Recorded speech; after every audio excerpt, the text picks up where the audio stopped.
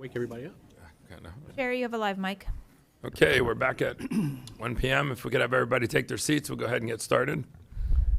So we have a time certain 1 p.m. It's 10B, County sir. Manager. Item 10B is advertisement for a 12-month moratorium on privately initiated growth management plan amendment applications for properties located adjacent to 1. Immokalee Road from I-75 East to Oil Well Road, and 2. Vanderbilt Beach Road from I-75 East to its end, while growth management plan amendments are vetted with the public and advisory boards. This item is brought to the agenda by Commissioner Saunders.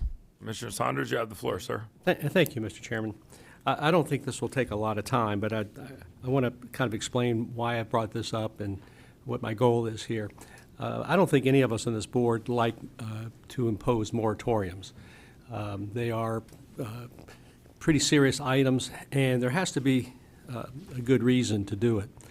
And so what I've decided to ask the board is to advertise for a public hearing an ordinance to impose a very narrow moratorium on comprehensive plan changes and zoning changes on the 2 roadway segments that was just described. And let me talk about Immokalee Road for a second. When I first ran for the county commission, one of my goals was to protect neighborhoods. And this morning, we had a project, the golf course at the Golden Gate Golf Course. And one of my commitments to that community was to try to make improvements in that area to improve the quality of life of all of those residents. And this commission has done an awful lot in that community, buying the water and sewer system, going forward with this golf course. Those types of things are incredibly important to the people living in that 4 square mile area. Well, now we're talking about two roadways, and if you take a look at Immokalee Road, that road, we are absolutely killing that road. And some folks on that roadway will tell you it's already to a point where it's just almost impossible to get in and out of communities. The number one problem that I hear from constituents is traffic, and the number one and number 2 hotspots for that traffic, those 2 hotspots are Immokalee Road in particular and Vanderbilt Beach Road.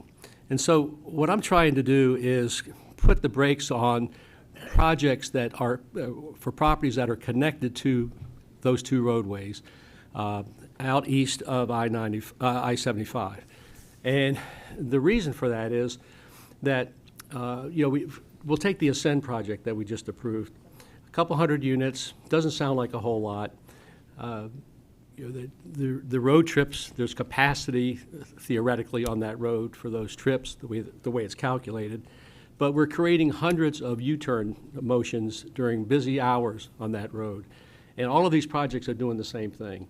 And, we've all witnessed what happens when you get the U-turn movements and there's not enough time for cars to make those U-turn motions. They back up and they create traffic problems. And what I'd like to see us do is simply say to the developer world and to the investors that on these 2 roadways, we're going to take a break. We're going to spend a year trying to determine how best to handle transportation and new development on those roadways. But there's another reason for this.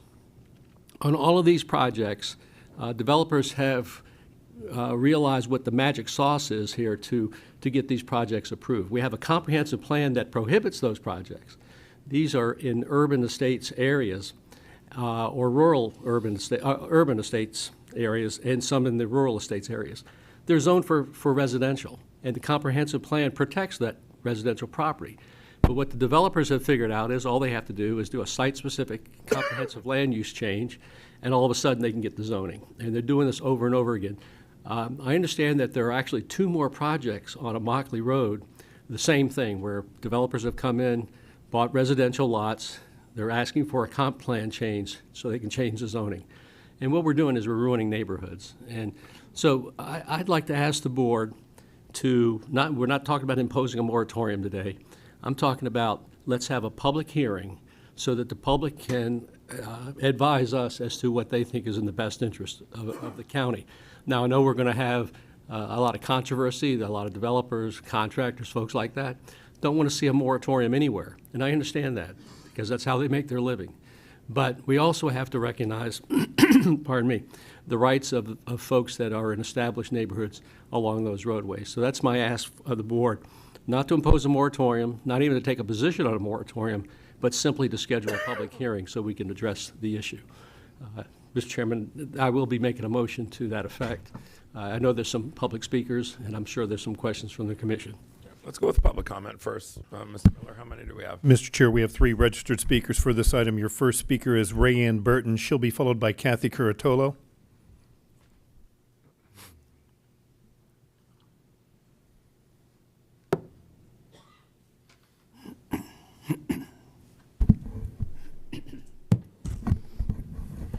Good afternoon, Commissioners. It's me again.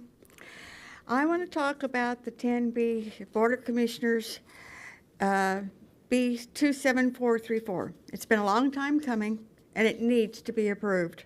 Development needs to be done with concerns and respect for the existing wildlife and the impacted homeowners. There's been much disagreement from the impacted homeowners that have long been ignored for the greed of the developers. The developers have promised affordable housing, wildlife corridors after they build out, to get approval to decrease boundaries and increase housing density. All promises, or was just one of the options. Unless it is cut in stone at the first BCC meeting, it may not be in the final meeting for approval. Result is traffic congestion up to an hour on Immokalee from Collier to Oil Well, even both directions, and severe accidents as well. It seems that every increase in a road is followed by developers pouncing to build more dense communities, and now it's commercial areas with storage units. Both are not compatible with rural area and will increase traffic.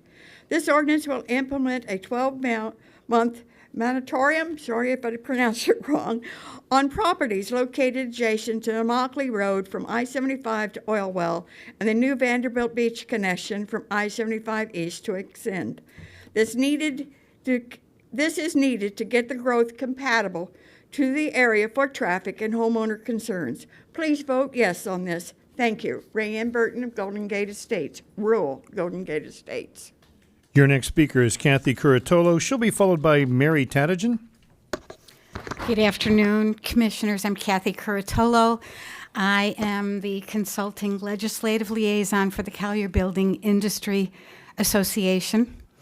I represent folks, builders, architects, plumbers, electricians, all people who live and work in this great community of ours here in Collier County. A moratorium, absolutely not. It is not the answer. I do appreciate Commissioner Saunders to take a look at the pros and cons, the data-driven information, perhaps get creative about how we can, in fact, accept building and construction and be creative, particularly in the residential arena where we need affordable housing in this community. The only way to do that is really to consider creatively how effectively we can provide opportunities for the workers within our community. I would also request that you take a look at SB 250, because I'm not so sure that any kind of a moratorium could be imposed because of this state law. Again, we are members of this community. We appreciate that there are issues in traffic, but if we all work together effectively through facilitation, I think possibly we can support the working people in the construction industry and the needs of our community as a whole. I appreciate your leadership and your service to our community, and thank you for the opportunity for allowing me to speak today. Your final speaker on this item is Mary Tadigan. Good afternoon, Commissioners. I didn't prepare anything, so I'll speak from the heart. My name is Mary Tadigan, President and founder of Quiet Florida, so we all know each other. And thank you, Commissioner Saunders, for bringing the idea of the moratorium forward.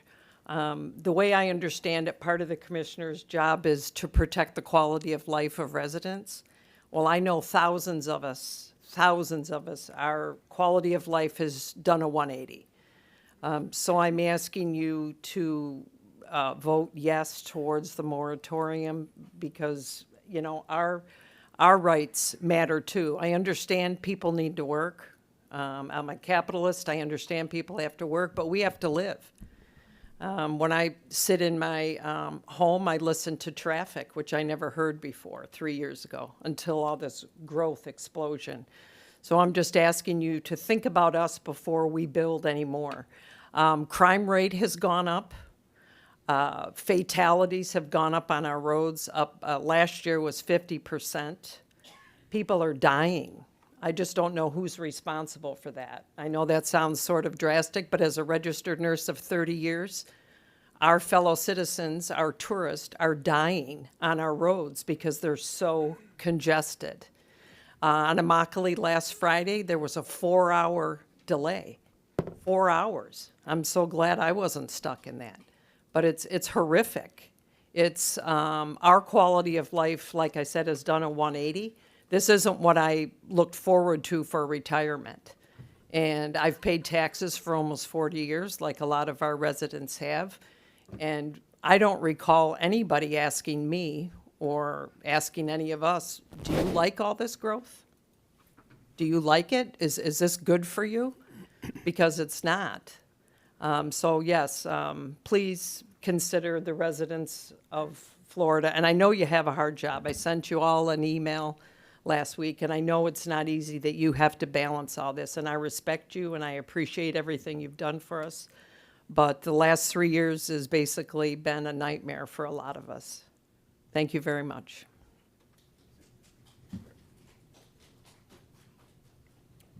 Any comment from any of the commissioners? I don't have anybody lit up. I don't know if it's Mr. French or I don't see Mr. Boza here. You know, I had in my notes.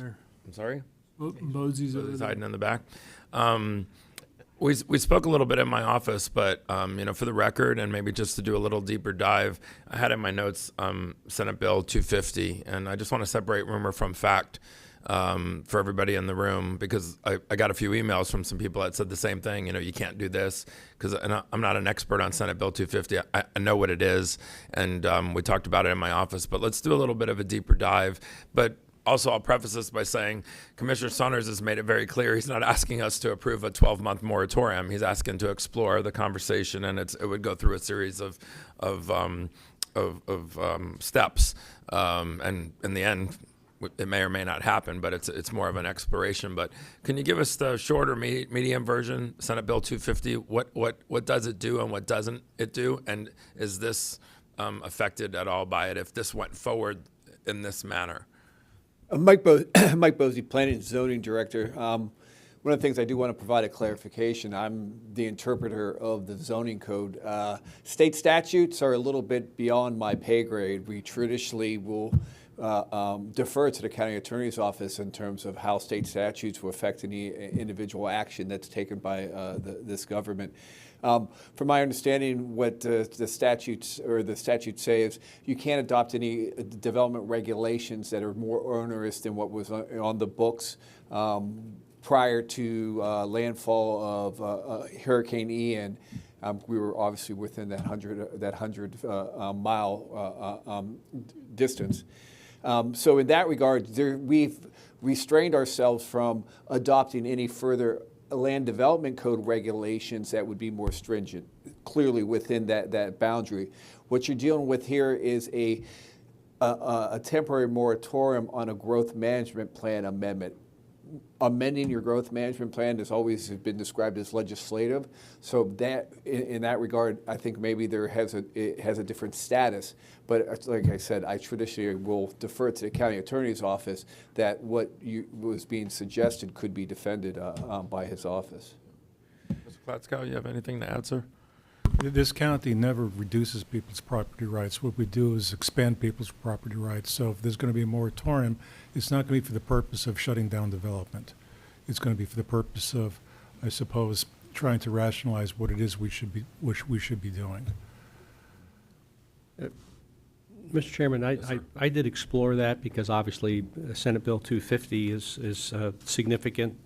And as the county attorney has indicated, this is not restricting anyone's use of their property.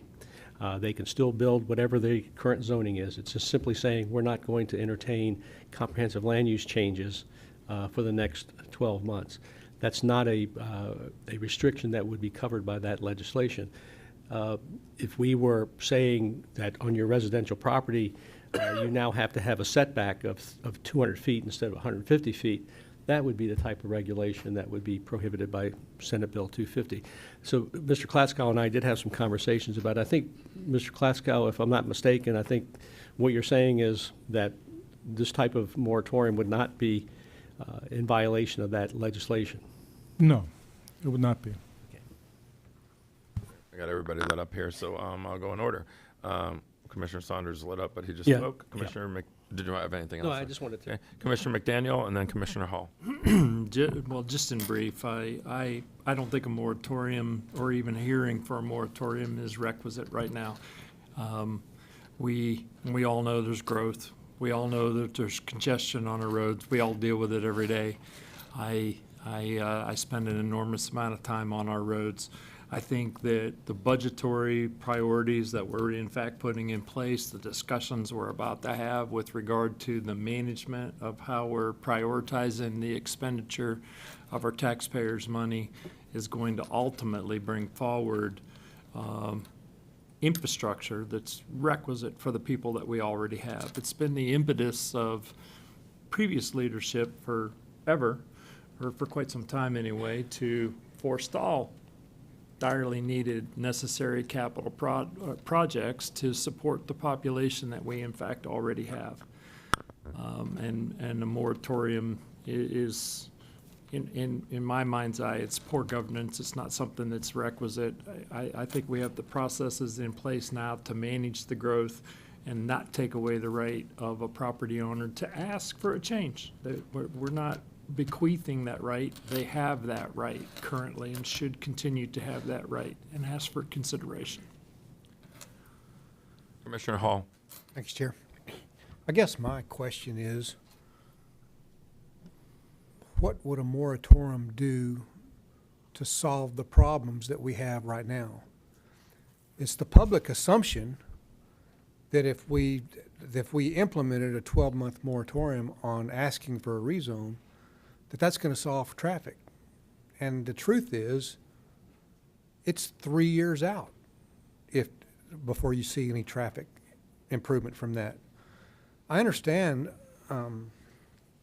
the rationale for, putting on a 12-month hold just to ask.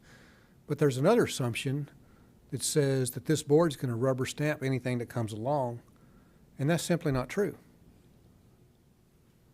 There's a project coming up that I'm not going to support because the density's too high, just like I didn't support Orange Blossom on that affordable housing project. The density was too high. So, it's those assumptions, whether I say I'm agreeing with it or whether I don't agree with it, those are the questions that come up in my mind. The moratorium doesn't change anything. It doesn't solve any problems. It's just a mere feel-good policy in my mind to make the public think that we're changing traffic right now, which is not true at all. And the traffic is the traffic, and the traffic will be the traffic. If we approved everything, it would still be 3 years out before you'd see any change in any additional traffic, because it takes a year to plan, it takes 2 years to build. So it doesn't change anything. I'm not saying that I want to protect rights or take away rights. I'm just bringing these questions up publicly because those assumptions are huge and they're simply not true. I read all the emails that I get and the assumptions, and I'm saying that because of the assumptions in those emails from probably 250 people so far. You hear developers. We're not here to support developers. We're here to support public good. And if a project doesn't present public good, I'm not going to be a part of it. That's part of the balancing act that was mentioned by Mary. And so it's not that there's, we got HB 250, We got the Affordable Housing Act that says that by right, people can do what they want to do in commercial zoned areas. We have the 4 initiatives that we passed earlier this year that says in the traffic, that we can increase density here and increase density there and along traffic routes and along transit routes. So those things are already in place. They don't need our approval. And I just want you to know if this passes, I'm fine. I don't have any problem with it.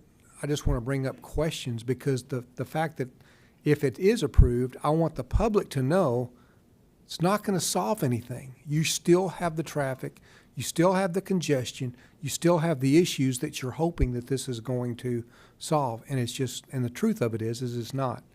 So if it passes, great. We're all heroes in your mind.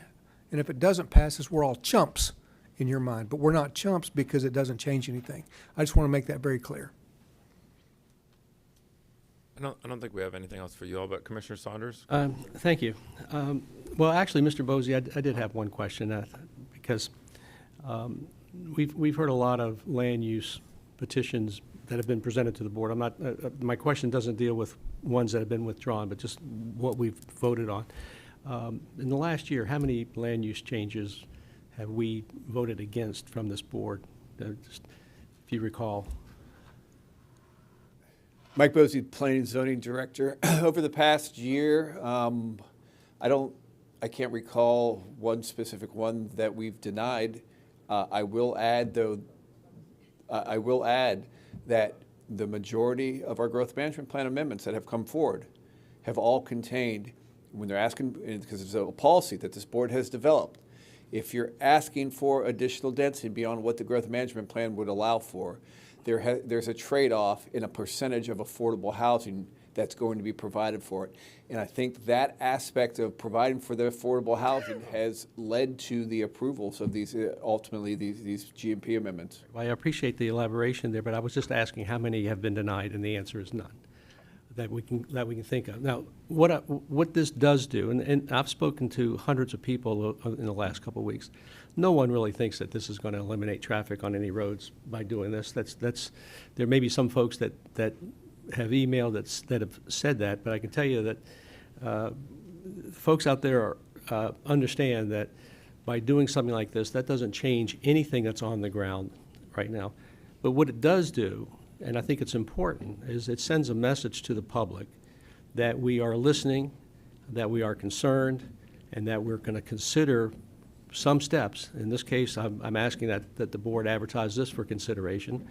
Doesn't mean it's going to pass, but I think it sends a message that we're willing to listen and try some things to get a handle on not existing traffic, but adding more traffic to the problem. And so, Mr. Chairman, I'm going to make a motion to move this forward, ask the county attorney to advertise it for a public hearing, and let's hear from the public. Oh, we still have some more questions here. Commissioner Cole. Thank you, Chair. I mean, most people know me. I believe in people's rights, and I'm not a big fan of denying anybody the opportunity to ask. You know, that's our job up here to, weed it out, our staff, and make sure it fits or doesn't fit our community or our needs of our community.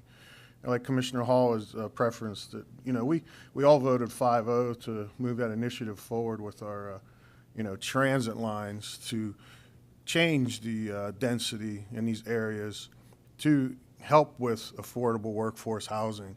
Because I think we've had a problem here for 15, 16 years and we weren't addressing it.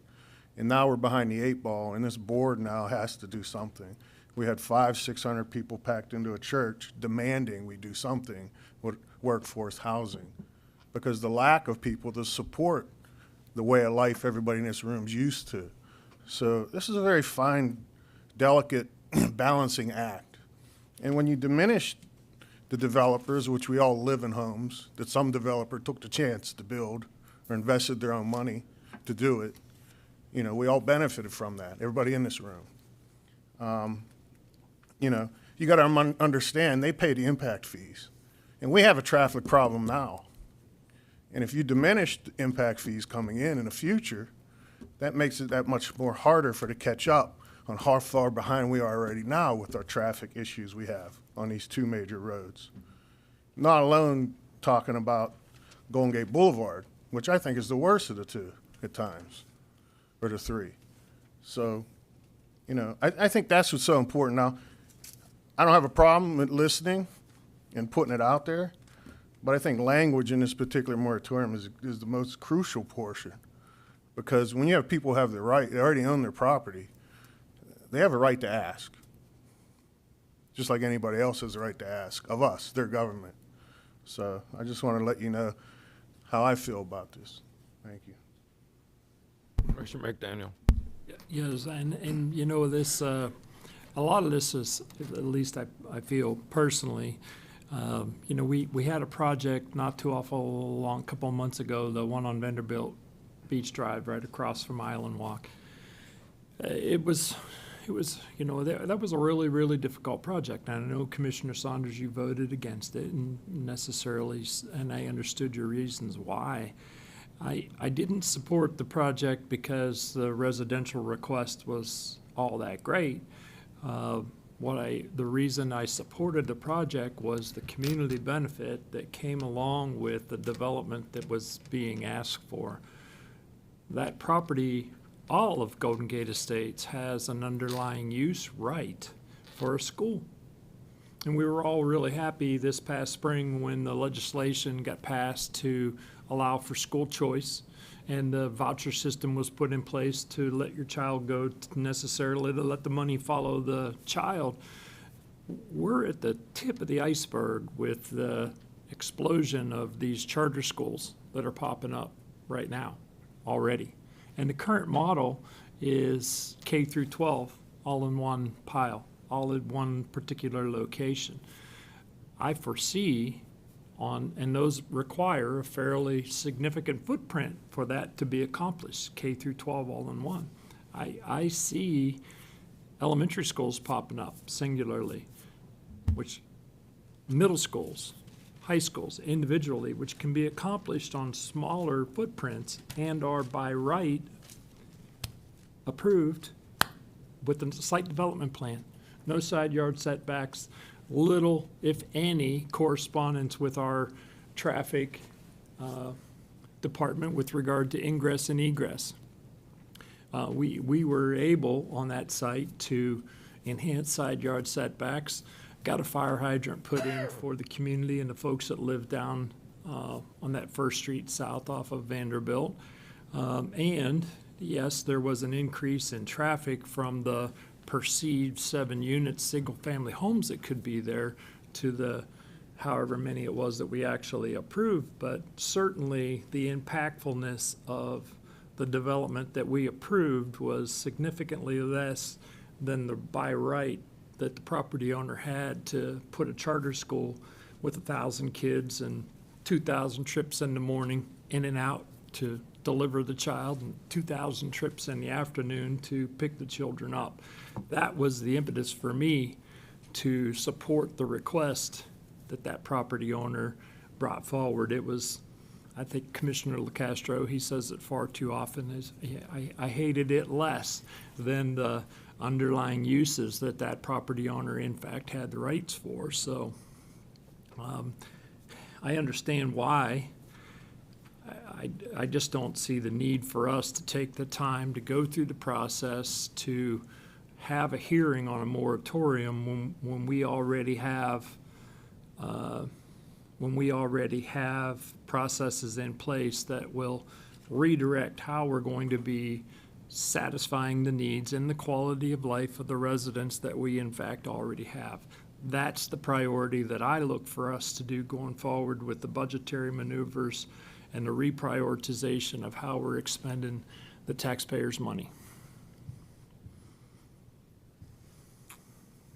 Did you want to comment? I have some questions, but. Oh, no, go ahead. I'll wait until you're finished. Okay, so I wrote down a few things here. So I just want to do a little deeper dive into what you're asking.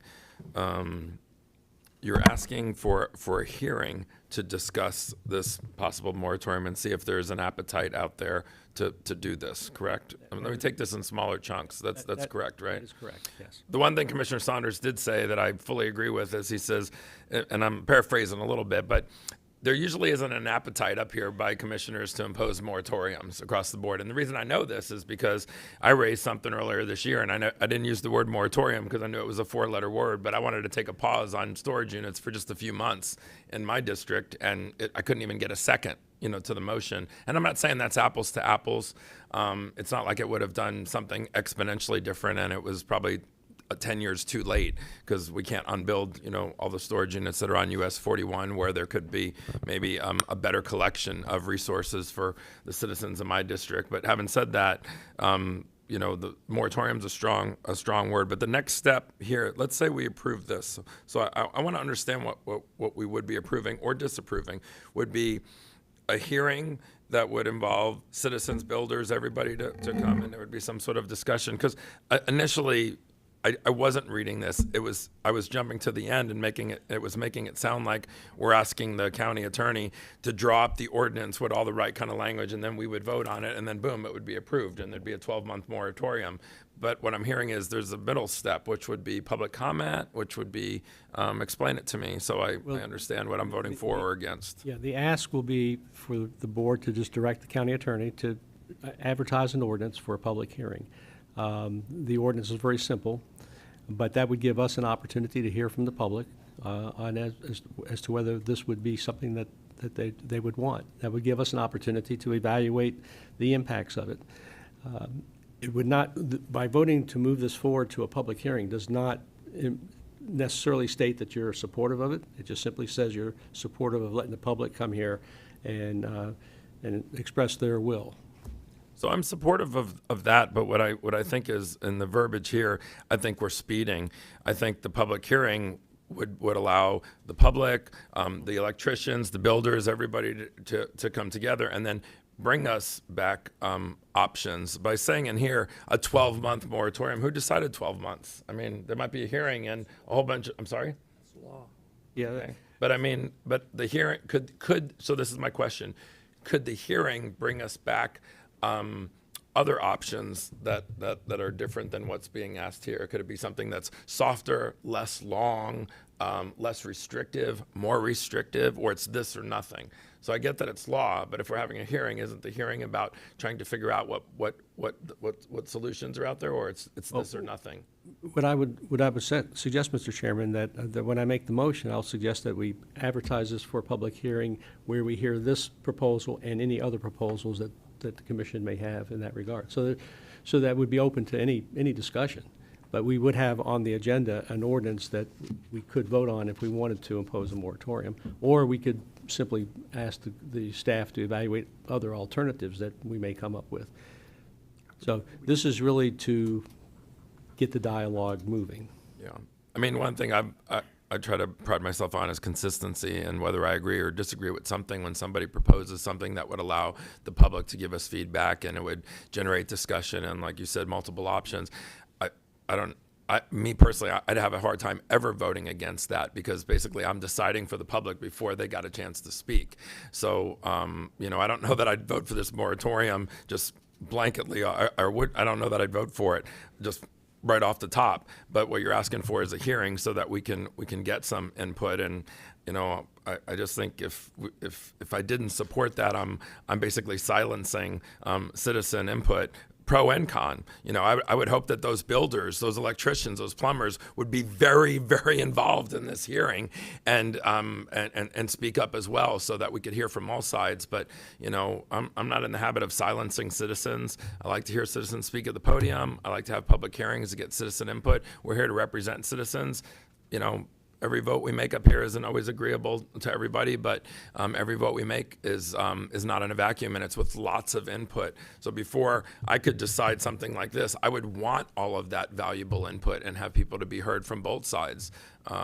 So you've answered my question. I understand it a little bit better, because I really wanted to know what the ask was. The language, I think, has to be very specific. If we were going to allow the county manager or the county attorney to go forward with a public hearing, and I don't want to say the less specificity, the better, but I don't want to be steering the hearing towards a particular solution. You know, we'd like to do this, okay? It should, but like you said, I don't know legally what we're allowed to do. But this just seemed like it had such specificity that it was like, we want you to say yes or no to this. And like you said, if you put in there that or bring other options, I think that would be very valuable to us if we did want to move forward on advertising a public hearing and seeing what comes back. Commissioner Hall and then Commissioner McDaniel. Everybody's lit up. So Commissioner Hall, you're first, sir. Well, I disagree a little bit, Chair, with the fact that we're choking off the public. We are not. The fact that we're all sitting up here, we represent huge numbers of the public, huge numbers in each district. So we're not choking off anybody's voice. I welcome any input. I'll answer any emails that I get regarding public input. But the fact of sitting here, we got county business to handle, and to go through a 4-hour session and hearing 70 or 80 people say, we want you to fix traffic right now, I'm not interested in hearing that. But I want you to know, if you're out there listening to this meeting, or you're here and you want to convince me otherwise, I'm all ears. But I do represent people, and that's the only thing I do. These aren't my ideas. They're constituents. We represent people. That's the way our government works. But we also have government business to attend to, and I would not be in support of a moratorium just because it's not solving any problems. But I can be convinced otherwise. Commissioner McDaniel. I agree with Commissioner Hall. I certainly have no intent of stifling the public whatsoever. We also have to be aware and remember that our meetings are from 9 to 5 during the week, when a large population of the folks that would be impacted by this, the electricians, the carpenters, the people that build the things that are being built around here, are actually doing their job.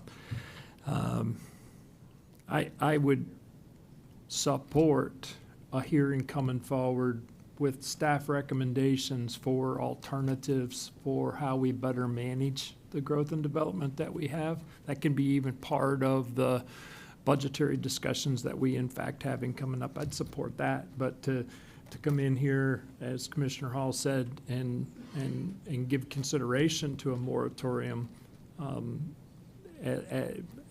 I can't support doing that. I would rather give direction to staff today to set up a hearing, come back with alternatives, suggestions. There has to be pluses and minuses. We have to hear from transportation with regard to Department of Transportation regulations as to how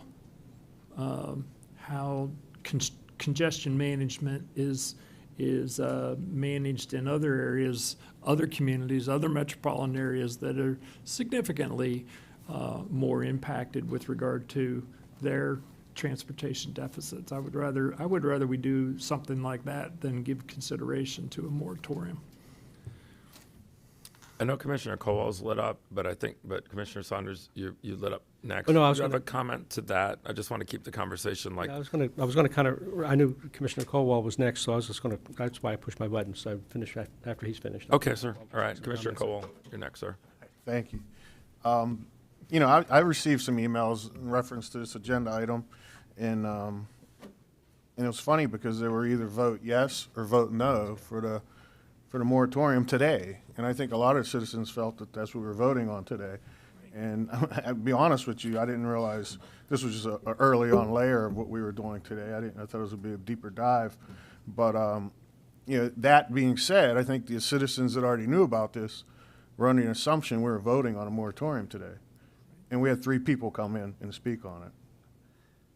And 1 was in favor of not doing it, and 2 were in favor of doing it. And I believe the 1 probably represented about 1,000 people in our trade industry. Or more. But, you know, like I said, from my looking at it, I'm thinking that more people would have showed up even today to speak on it. But, you know, I don't have a crystal ball or, you know, to really tell you what would happen in the future. But I think a lot of people are in assumption that we're actually voting on this today. And I didn't think it was a very big public showing in reference to it. So I'm just taking that consideration. Commissioner Saunders. Well, let me kind of wrap up. the public really didn't have a whole lot of notice on this.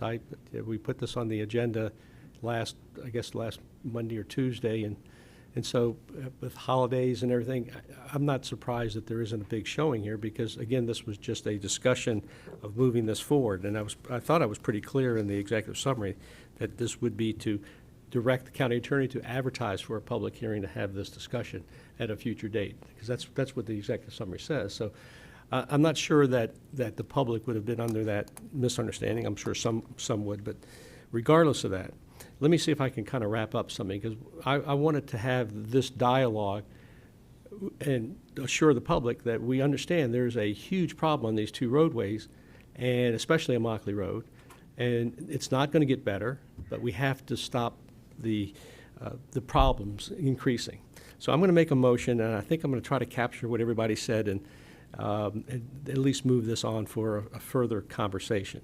The motion would be for the county to schedule a public hearing on one of our Tuesday board meetings, but to schedule it for 5 p.m. so that we're here that day. We're going to be here a few hours later, but that answers the question of people that aren't able to get here.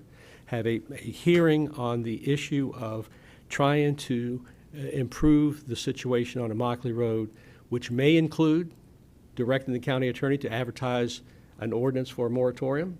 It may include other things presented to us by staff, but at least we're having the conversation. Because I can tell you, I've traveled, all of us have traveled down Immokalee Road during rush hours, and I know that the people in these large developments have a heck of a time getting in and out of their properties, and it is by far the number one reason that people complain. So I think if we schedule this for a 5 p.m. hearing, that will probably go a couple hours to hear the issue of a potential moratorium or other alternatives to deal with increased traffic on these two roadways. That's my motion, Mr. Chairman. Let me ask you a question. I liked what Commissioner McDaniel had to say, where he said, maybe taking a smaller bite of the apple is tasking the staff first. And this is just me thinking out loud, but I want to feel confident in my vote and fully understand the different options that we have. But if we task the staff to maybe do a much broad. I know you've got this focused on two roads, but I sit here and think of my district, and I think I've sat in traffic on US 41 for hours. I've sat in traffic on Collier Boulevard. So are we?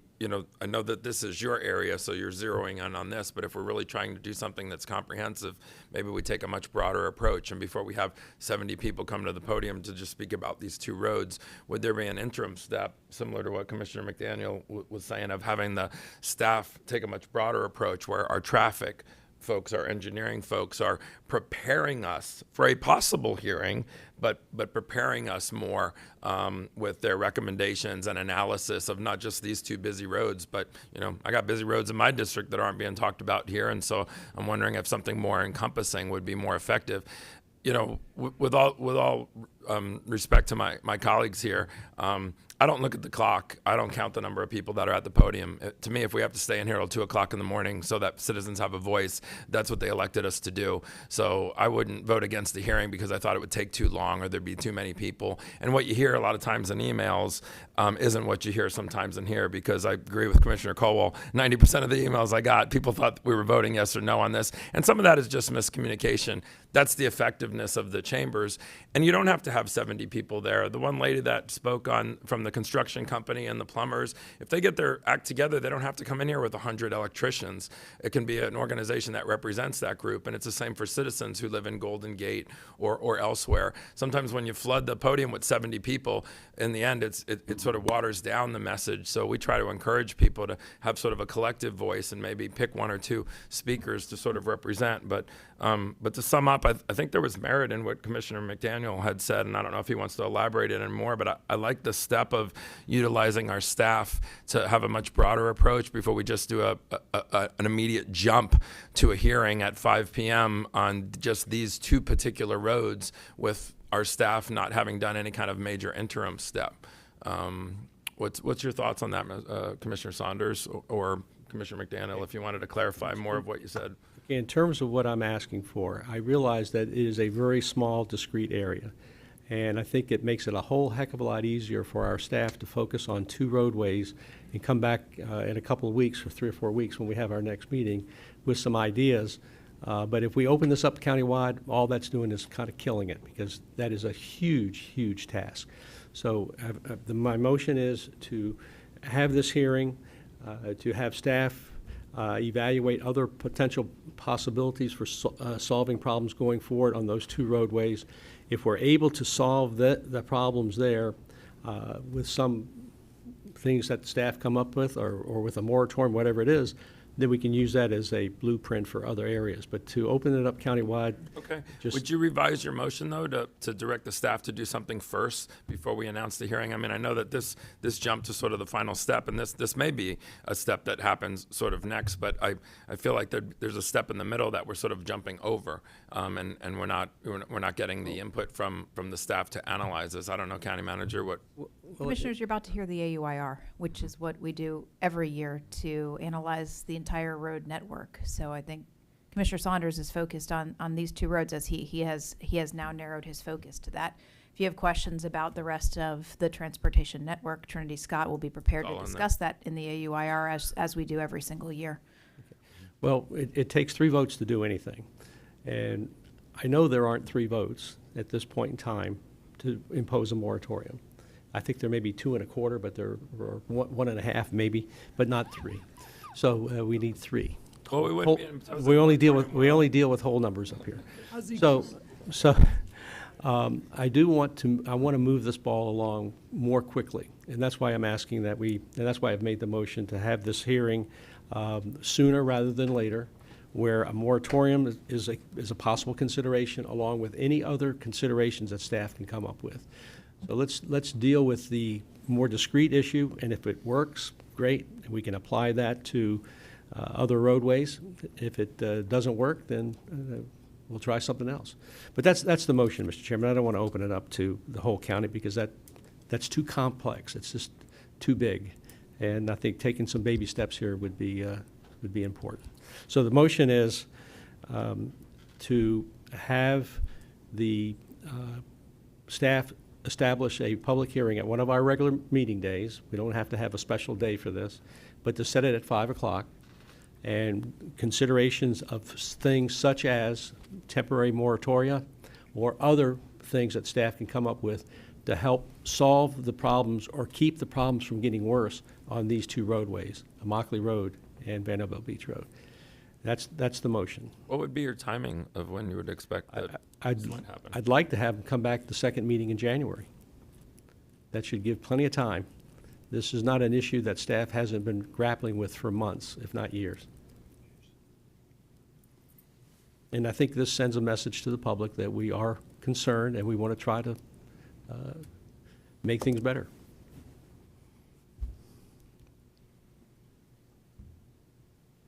Is there a second to that motion? I'll second it. I have a motion by Commissioner Saunders and a second by Commissioner Colwell. And I just want to be clear, because we're using terminology saying, that we're going forward with a moratorium. If I voted for this, for your motion and your second, I'm voting for a public hearing, not for a moratorium. I'm voting for the public hearing to like you said, maybe that's the suggestion, but many things could come out of that public hearing, Right, correct? That's why I said in the motion, Yes. consideration of things such as Yes, a sir. moratorium or other things that staff can Right. come up with. Okay, so we have a motion from Commissioner Saunders and a second from Commissioner Colwell. All in favor of this motion? Aye. Opposed? Aye. It passes 3-2. Okay.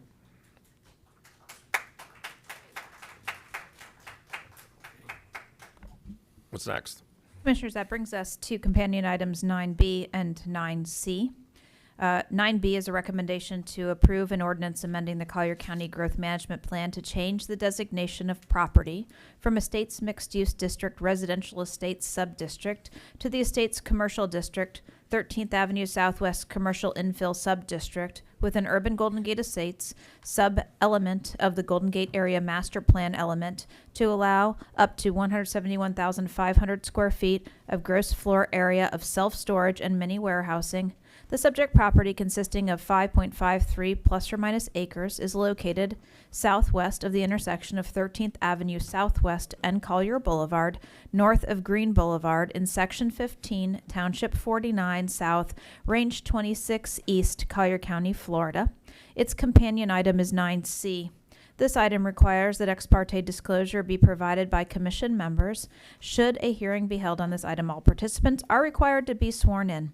This is a recommendation to approve an ordinance to rezone 5.53 plus or minus acres of property from the Estates zoning district to a commercial planned unit development zoning district for a project to be known as 4050 13th Avenue Commercial Planned Unit Development to allow the development of up to 171,500 square feet of gross floor area of self-storage and mini warehouse. The property is located southwest of the intersection of 13th Avenue Southwest and Collier Boulevard, north of Green Boulevard, in Section 15, Township 49 South, Range 26 East, Collier County, Florida. Let's first start with the commission disclosures. Okay. So we're doing disclosure on 9C, B and C, or just C? 9C, but 9B is 9C. its companion, so Yeah. everything you got. Okay. Commissioner Cole, what do you have for 9B and C? Yes, I have meetings, emails, and calls. Okay. Commissioner Saunders? Same. Every means of communication known to man. Okay. Commissioner McDaniel? Was that like carrier pigeon, Pony Express, right? Commissioner McDaniel? Meetings and emails. Okay. Commissioner Hall? Meetings and emails. Okay, and I have meetings, emails, and calls. Okay. We need all participants to stand up and be sworn in by the court reporter, including anybody giving public comment.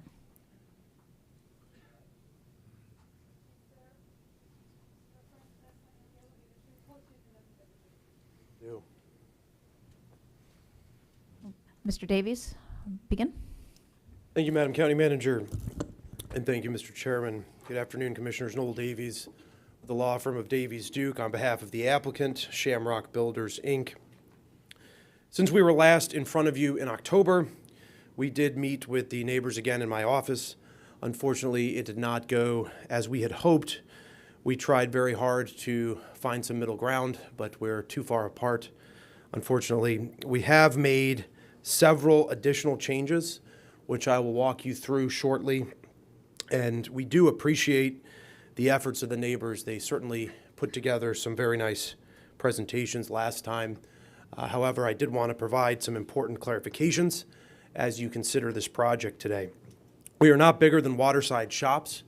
That facility is 668,000 square feet if you count the parking garages. It's 468,000 square feet if you don't count the parking garages. We're also not bigger than NCH. That was mentioned last time.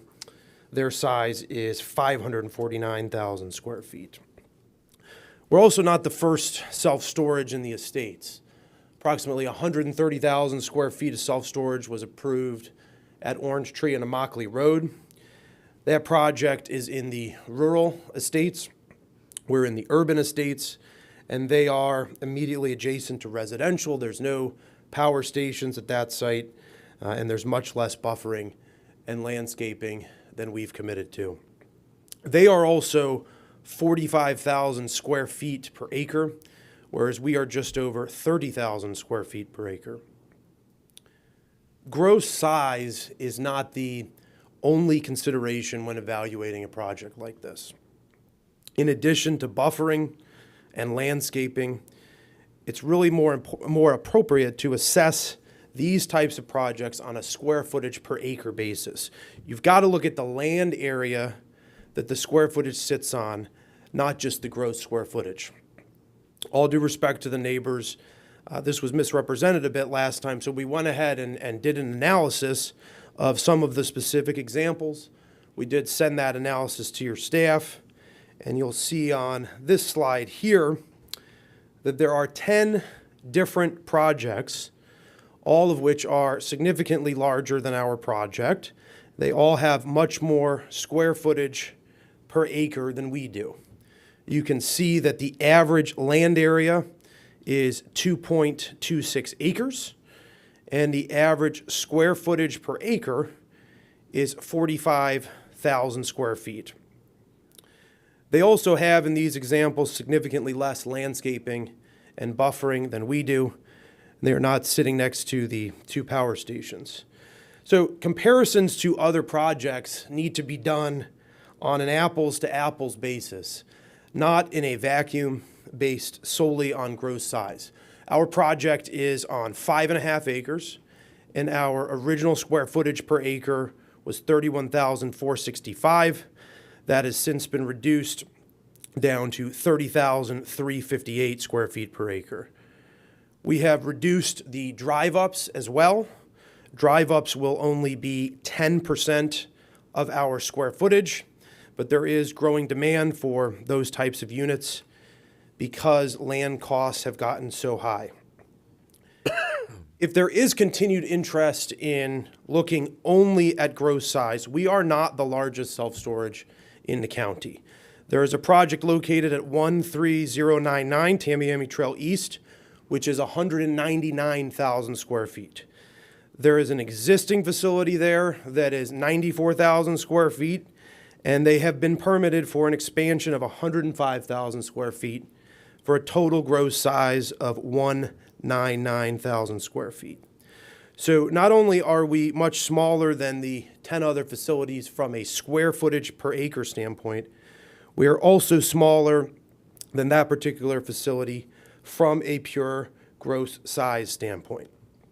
Mr. O'Haron, my client representative, and his partner, who are here today, do take the concerns of the neighbors very seriously. We believe we've met what they've shared as their most important concerns.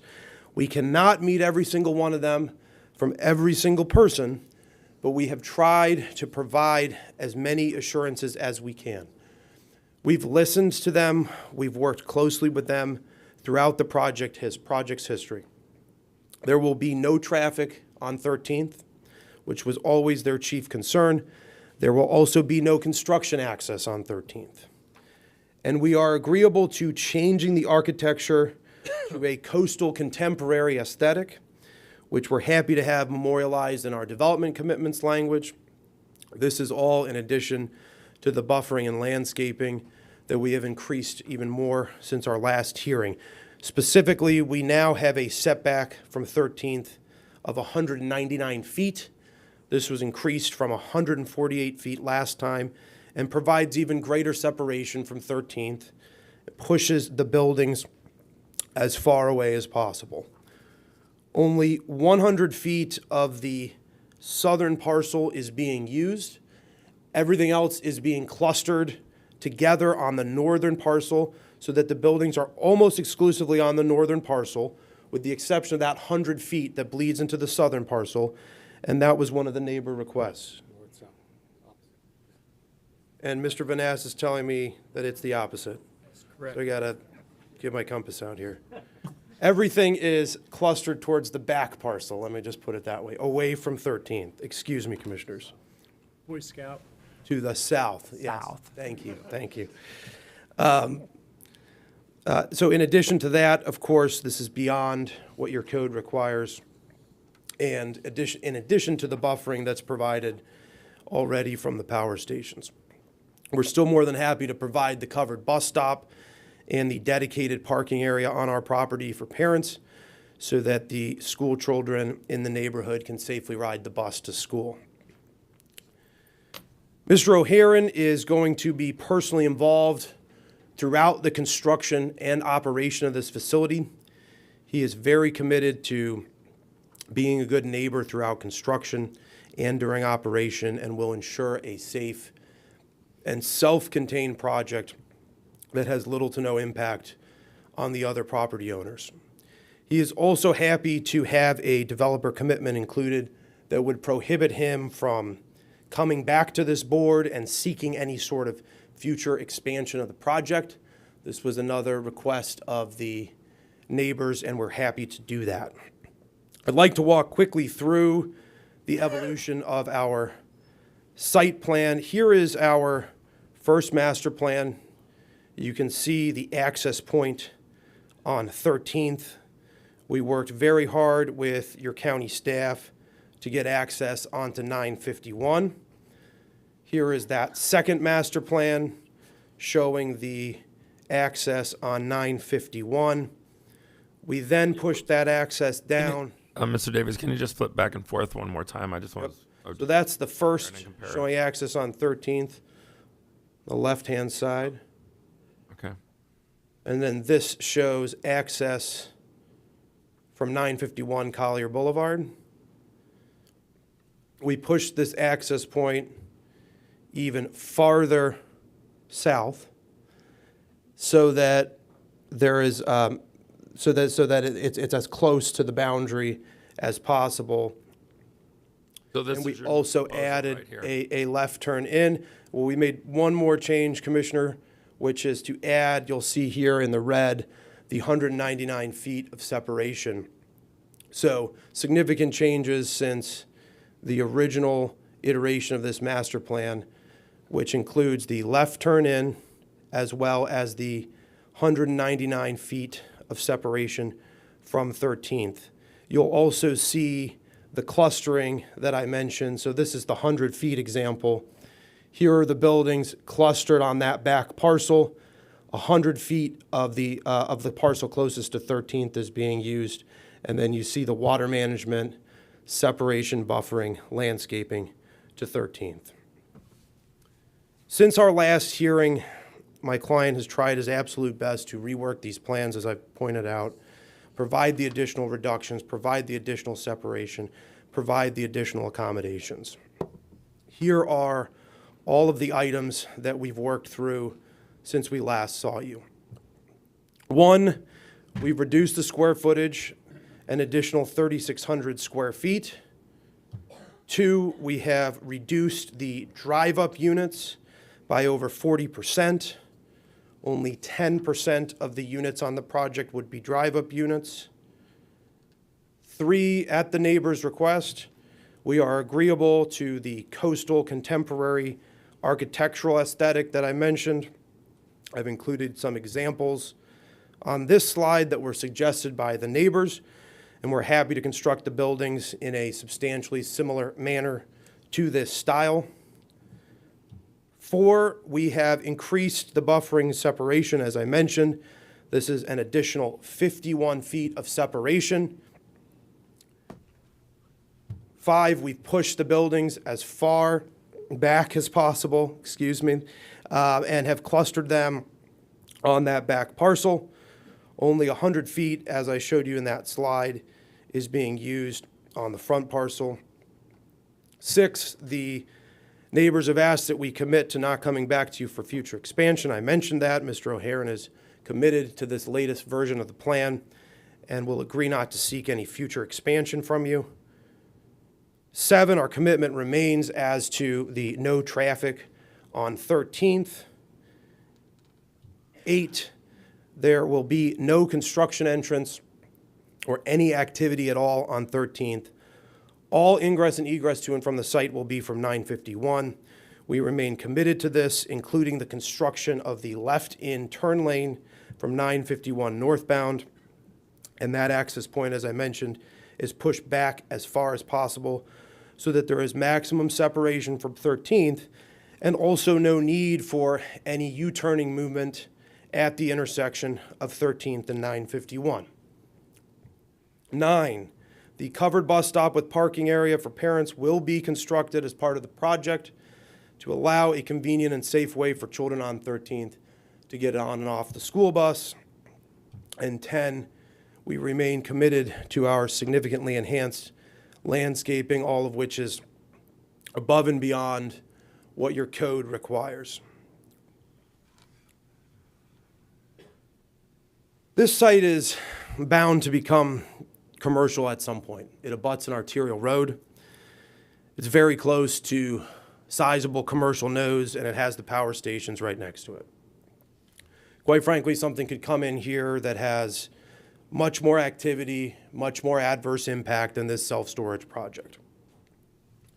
This really is an appropriate reuse of this site. It is one of the least intense commercial uses, and you've got a caring, family-run development company led by Mr. O'Haron that has shifted all the activity away from the neighborhood, in addition to the 10 changes that I mentioned. None of that is guaranteed on a future project from a different developer, and Mr. O'Haron is committed to not only constructing, but to operating this project in a way that is neighborly and in a way that is consistent with the legal obligations that he is agreeing to. We have met your legal criteria for these applications. Your staff agrees with that, and we've taken significant measures to meet the needs of this neighborhood, including what I walked you through this afternoon. I do have Mr. O'Haron with me today, as I mentioned, and if I may, Mr. Chairman, he would like to address you and the board briefly. Thank you very much, Commissioners. Thank you. Thank you for hearing me, everyone. I've been referred to as the developer, the owner, the investor, the builder, and other names, and I just wanted to come up here and say, here's who I am. Sir, you're only talking to us, not the Okay. And so we're a family-run business, owned property in Collier County for 35 years, small business. My partner here is George Geiger. He's my cousin. And I just want to say we have a very good reputation of standing behind what we say we're going to do. This means a lot to us. We've talked to the neighbors and met with the neighbors. I understand people don't want anything. They don't want change. And self-storage seems scary, but it is the least obtrusive use that's going to be there. And if I go away, there's going to be somebody else who's going to come up with something more, in my opinion, it's going to be more intense, a restaurant, a bar, or something there, and that's going to be more of a problem. I was the one who came up with the idea to say, hey, the neighbors don't want us to be on 13th Street. Let's spend the money. Let's get it out on Collier. Then they said, well, there's going to be a U-turn problem. So I said, okay, let's move it further south, put in a median cut. Then it was, well, we have a concern about parking. You know, we have to park on the street there. I said, hey, you can park on our property. I'm not sure very many people have volunteered to say, neighbors, you can come park on our property and we'll put a bus stop for the kids. So it was all about safety. And that was from the very beginning the issue. And then it became, well, it's too big. Well, the reality is we have 5.5 acres there, just as Noel just pointed out there. And we are the least dense of any of the other properties up there. We're 30,000 square feet per acre. The brand new one, there's a 200,000 square foot one that's under construction right now at Collier and 41. Public storage is expanding, and it's going to be 35 or 40,000 feet bigger than this. Our property is going to have some single-story buildings, yes, and that's a good thing because it creates kind of a buffer to the bigger building in the back. And those buildings are only 10 feet tall. You won't see those you will see the backside of a building, but you won't see it because we've agreed to do so much landscaping. But I understand that. But those single-story buildings, that's for people who have a car they want to store somewhere. They can't store them in these 3-story buildings. You know, there's a definite need for that. So that's why we push for that. But we've agreed to reduce those. So we've listened to people. We've addressed the question about fire safety. We have sprinklers and everything. That's required by code. All these different issues. I think we've really tried hard to do that. And we're going to be honorable, and we're going to do what we say we're going to do. And we're going to be a good neighbor. And believe it or not, some of these people in the neighborhood will be our customer because self-storage is a 3 to 5 mile business. And believe it or not, I know everybody thinks there's self-storage everywhere. And west of I-75, there is a lot. There's about 21 square feet per person over there. But believe it or not, those are 90-95% full, so there's still demand. On this particular location, we only have 3.5 square feet per person. So it's very underserved. We are an amenity for the community. I know we're not sexy, but we are some place where people, you guys don't have basements, you don't have big garages necessarily, you don't have attic space. We are an asset to the community. So we will be a good neighbor. We will do what we said what we have said all along. And we appreciate the neighbor's position. Our position is we think we're going to be an asset. So thank you very much for hearing me.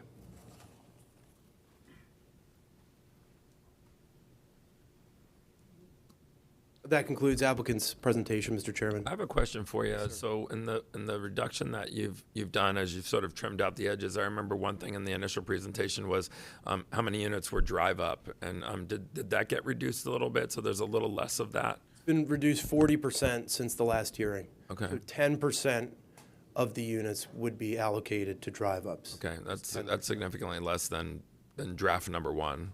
You know. So do we have public comment? I'm have a sure we do. question. Oh, I'm sorry, Commissioner McDaniel. I didn't see you lit up there, sir. And maybe this might be for Mr. Vaness, I don't know. Could you just repeat a little bit about the additional buffering and the setbacks that you've agreed to do? We've looked at a lot of iterations of this site plan. Good afternoon. For the record, Patrick Vaness, certified planner. If we look at this slide, the subject property is identified in yellow. And what we have here is the separation from adjacent residential uses. With the increased setback and the clustering to the southern part of the property, we now have 360 feet from the closest residence across 13th Avenue.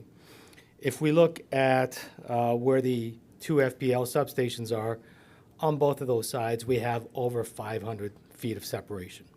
Where we abut 13th Avenue and Collier Boulevard, we have enhanced buffers. Those buffers are 30-foot wide, and they're enhanced, and they have probably twice as much vegetation as required by code. Can you put up that on the site plan, please? And we have an exhibit Right there. depicting that. And we've also submitted that planting plan, again, that would be reviewed at SDP, but the planting plan has been submitted to staff, and we are happy to have that be a commitment of approval. Thank you. Who's the vice chair? Any other questions? Should we go to public speakers now, sir? It's fine with me. All right. We have a total of 8 speakers. They're grouped into 3 groups that have ceded time. Your first speaker is Richard Lagarde. He has been ceded time from John R. Dryden. Could you raise your hand if you're... Oh, I see him. And Mary Lagarde. Oh, she's over there. And so you have a total of 9 minutes, and you're going to need to give me just a second to get his PowerPoint ready. And then he will be followed by Pat Lurch.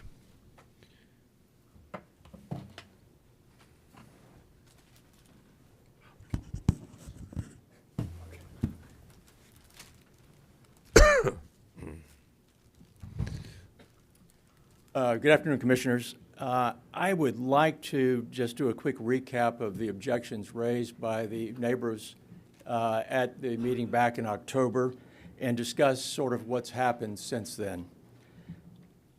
First, the legitimate concerns of the neighbors included increased crime and fire risk of exterior drive-up garage-style storage units. You heard testimony back 2 months ago from Mr. Butch, who was a police officer, that a majority of the calls he made to storage units was for these drive-up units because they're so easily broken into, and criminals can drive right up to them and break into them and drive away. The other problem we have with them is exactly what was just mentioned: vehicle storage, gas-powered lawnmowers, fireworks, chemicals. There's really no control over what people can store in these things. It's not a hypothetical fear on the part of the residents, because just last Wednesday night, there was a vehicle fire in an exterior garage-style storage unit on Progress Avenue in East Naples, and it took firefighters from the Greater Naples Fire Department, the North Collier Fire Department, the Naples Fire and Rescue to put out that fire. So storing vehicles, storing lawnmowers with gasoline, storing equipment and scooters with lithium-ion batteries in these drive-up units creates a greater fire risk for the residents. And here are some of the concerns we have. If you look at the map here, if the wind's blowing from the south, there's a good chance that you're going to have embers blowing up into the neighborhood. And as we mentioned last time, There was a fire on 13th Avenue some years back, and because there are no fire hydrants in the area and there was limited water, the firefighters had to stand and watch as several of the neighbors' outbuildings, their backyard garages, backyard pump sheds, just went up in flames. So when the residents say we have a fear of fire hazard, that's certainly a valid one. If the wind is blowing from the east, there's a danger embers can hit that FP&L substation just to the west of the property. And I don't know if you're familiar with how they cool these giant transformers. They use transformer oil, which is flammable. So we have flammable transformer oil located just to the west of this area. And the concern, of course, is if you knock out a major substation, who knows how long it'll be before we get electricity back to the residents of Golden Gate, the Golden Gate area. And then the same thing with wind from the north. You've got an FP&L substation just to the south. You have FP&L emergency cherry picker trucks, which are used for disaster relief, that are parked right there, a large number of them side by side. Again, with a major fire and a storage unit, especially one that has drive-up exterior garage-style units, you may find yourself losing a bunch of FP&L emergency cherry picker trucks that we use for hurricane relief. So this fire risk is not a minor one. Now, the other legitimate concern of the neighbors is a lot of people assume that just because there's an FP&L substation behind these units, that they are not marketable as residential properties. And Commissioner Saunders indicated that he walked the property and he's not convinced that they can't be sold as residential units.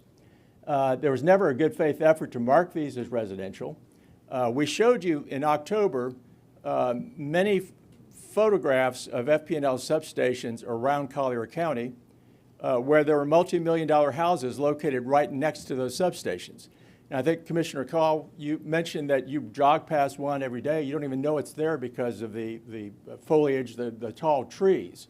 And that is indeed the case with this property. If you look here at the property, the north lot, there are two lots here that we're talking about. A north lot, which is 2.77 acres, and a south lot, which is 2.77 acres. If you notice, my pointer doesn't work very well, but if you notice just on the north lot to the far west, nearest the FP&L substation, there are tall trees, old growth trees that completely block the view of the FP&L substation. If you're driving by on Collier Drive, you can't even see that thing. And there are trees on the south side of that north lot. Sir, yes. You can gesture with this. You get a big yellow Thank arrow. you. Perfect. If you look, here are the trees that block the view of the FP&L substation from Collier Drive, and here are the trees that block the view of the south lot. So we think that this, and of course this is the house that is currently on the lot. And this lot faces 13th Avenue Southwest, which is a residential street. So we think, and that house was in fact occupied until the renter died right before FPL bought this entire plot. So we think there is a residential use for that particular property. The south lot is there's more argument there to be made that it's bound on two sides by FPL substations and by Collier Boulevard. So if there's a determination that there has to be something going in there that's commercial, we think it should be limited to the south lot, not the north lot, which immediately abuts residential neighbors. We talked about the massive size of this development.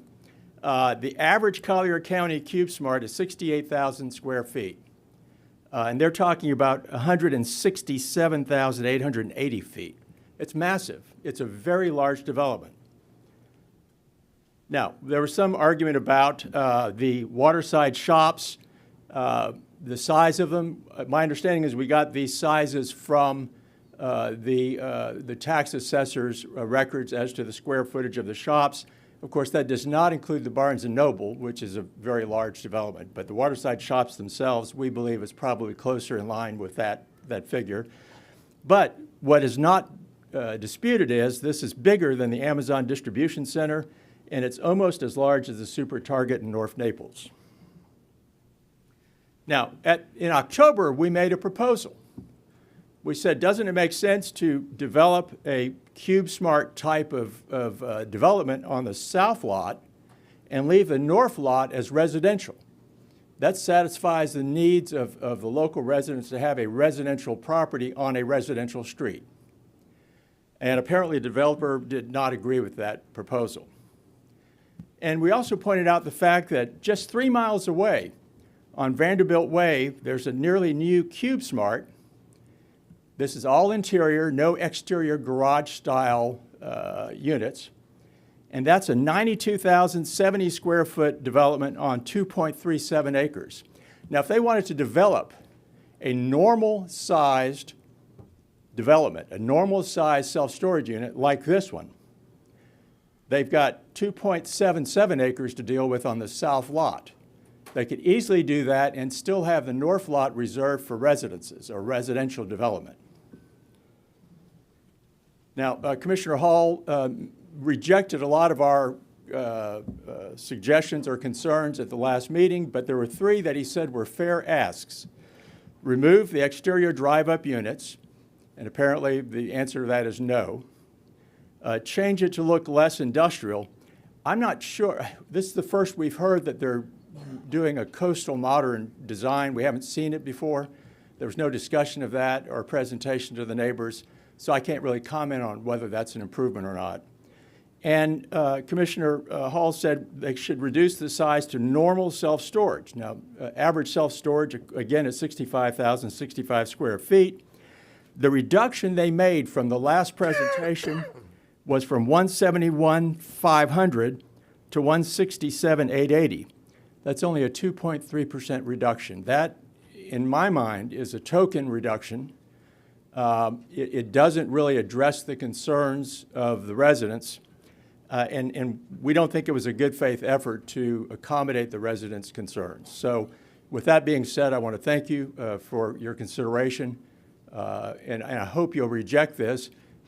This developer apparently may not be the right developer for this particular project. Maybe there's another one out there who would see the need to preserve the north lot as residential and develop the south lot, which is plenty large enough. Thank you very much. Your next speaker is Pat Lurch. She has been seated 3 additional minutes from Joe Lurch, who is sitting right there.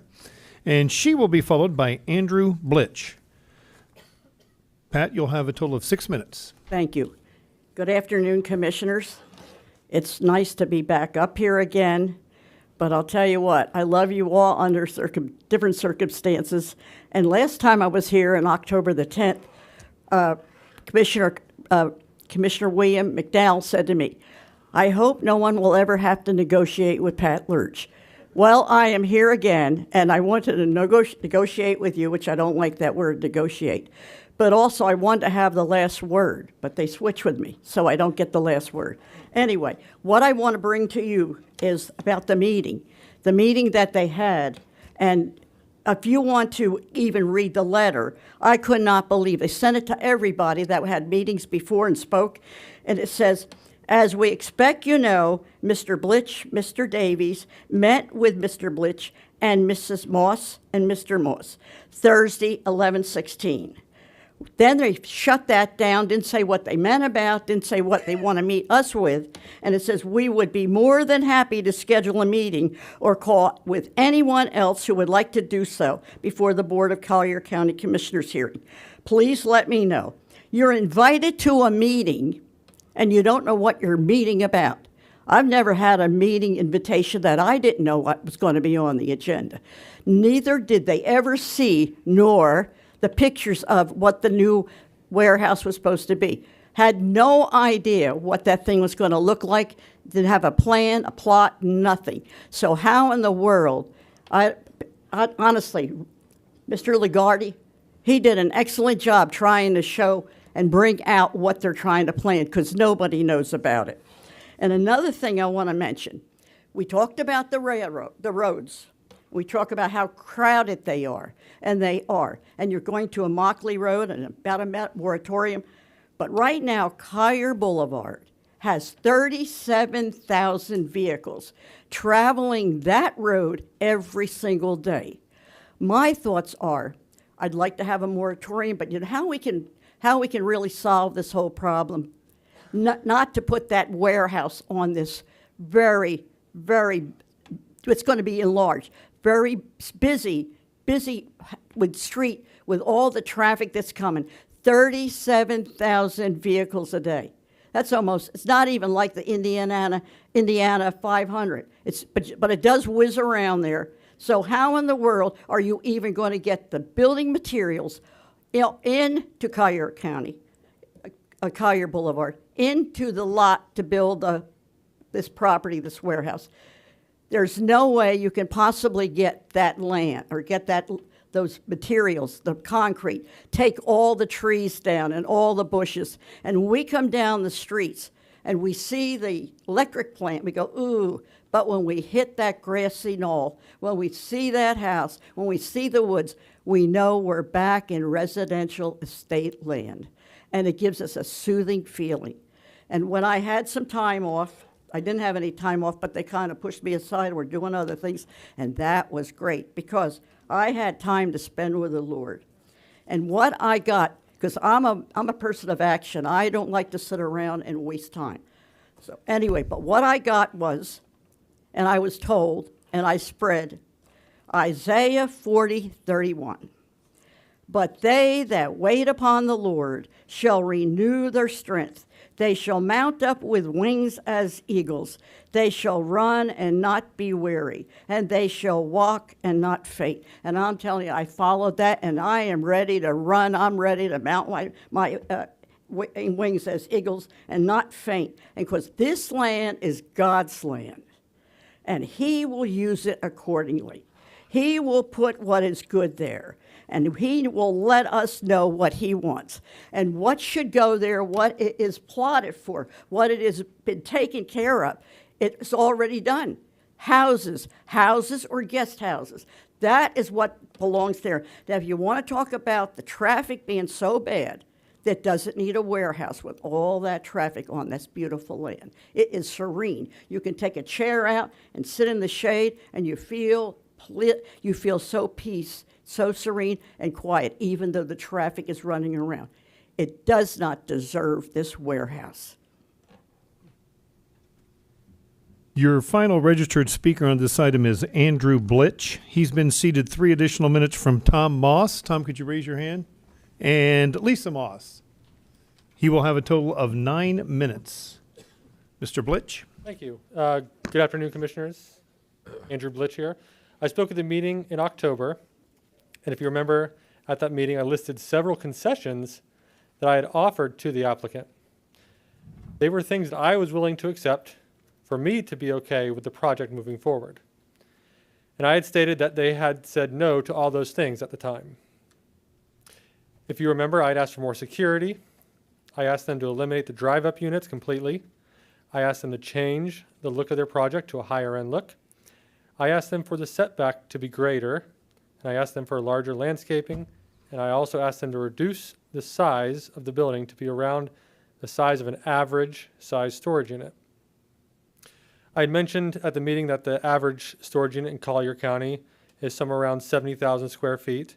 I was willing to go up to 90,000 square feet. I'd also mentioned that the largest one, and the largest one that's currently in operation, not the proposed ones that have been that are under construction right now. I'm not privy to that information. I just know what's currently in operation, which is correct. The largest one currently operating in Collier County is 130,000 square feet. There might be bigger ones in the future that Mr. Davies mentioned. I don't know about those.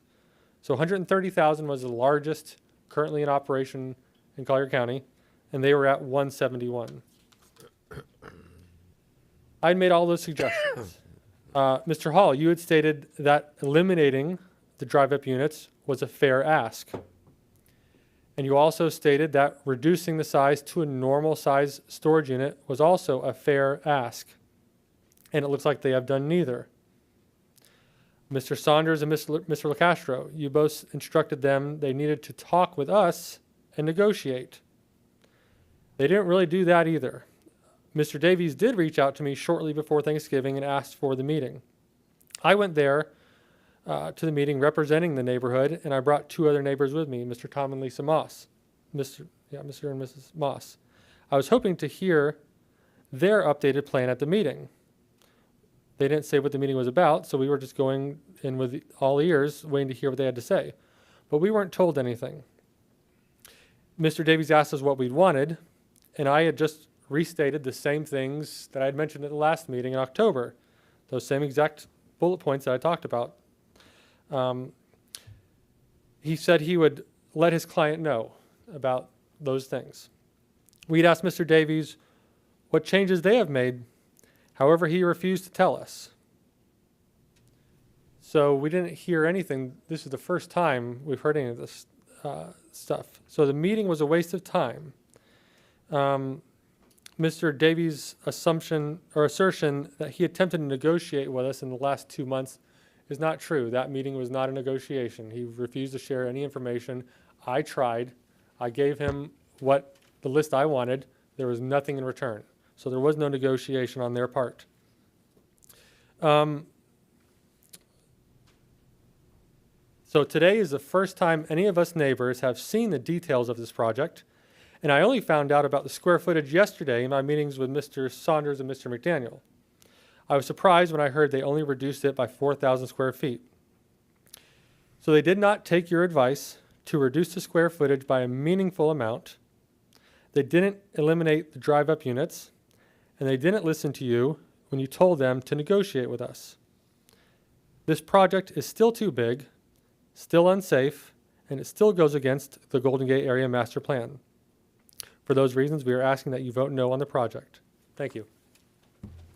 That is all of our public comment on this item, Mr. Chair.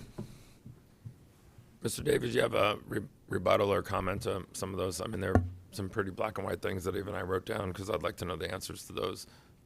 Reducing the drive up versus eliminating, I mean, don't start there because you've reduced it by a lot. We can have an argument here and go, it's got to be 0, it's got to be 40% less or whatever. But there was, the reduction in size just being a handful of 1,000 square feet and a few of the other things that you heard. What's your comment to that? Or just take the podium and say whatever your rebuttal is. If I may, Mr. Chairman, I'll try to be brief. Yeah. The fire risk was mentioned. Addressed this last time. All the buildings have to be fully sprinklered. That's a requirement of your code, and we are adding a fire hydrant to service that. There was mention about the preference for the back lot, the south lot, excuse me. We've clustered that. To say that we haven't negotiated or made reductions in good faith, we absolutely have. We cannot accommodate every single request from every single neighbor, as I mentioned, and there's been no unity, quite frankly, as to what reduction would satisfy them. Any reduction, any compromise that we made since the beginning, all due respect to them, has been minimized in this forum as, well, they had to do that, they had to do this. We've made a number of good faith reductions. I'm not going to go through those again. You're all aware of them.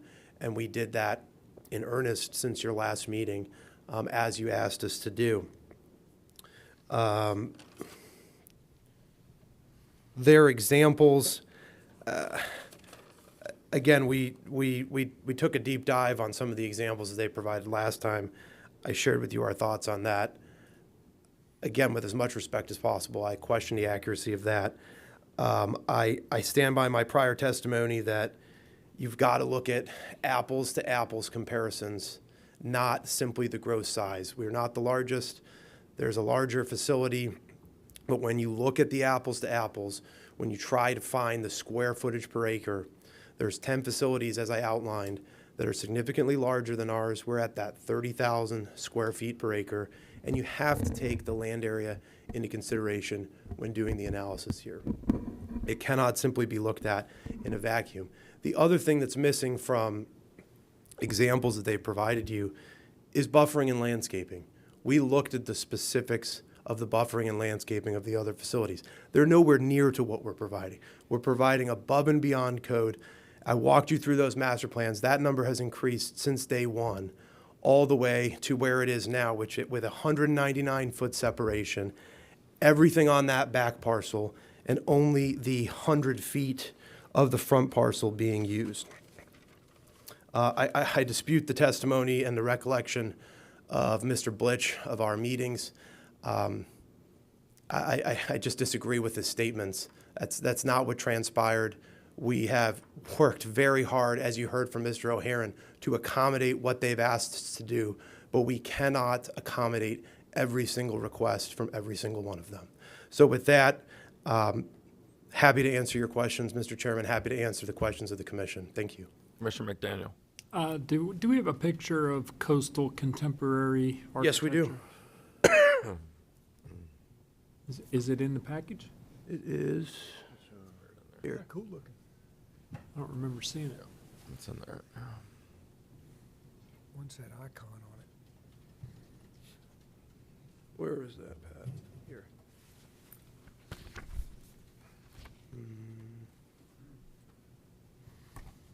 These are examples, Commissioner McDaniel, that the neighborhood sent us. Big black screen. There we go. Thank you, Troy.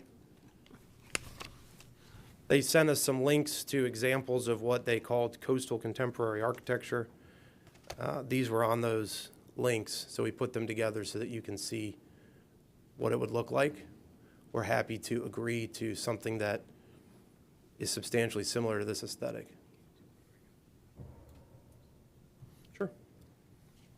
Mr. Vanass has another example. Also, if I may, some of the neighbors brought up other examples of other storage facilities. One of the ones that they brought up was the Carl's Wine Storage Facility. So I've got a slide here, and this is Carl's Wine Storage. It's a life storage. That's what it's branded. Those storage facilities are throughout Southwest Florida. This one happens to be life storage, Carl's Wine Storage. That's a facility. That's the architecture that they've offered up. We can do this all day long. We just need to be told what the preference is. This is very consistent with what our client builds, and he can emulate that architecture, or we can do something a little different if it's preferred. Also, what's important to look at is, again, comparing apples to apples. If we look at this, this is a 98,000 square foot facility with minimal landscaping, minimal buffering, 100 feet from residential neighborhoods. So again, very important to look at compare apples to apples, not cherry pick different projects to make different points.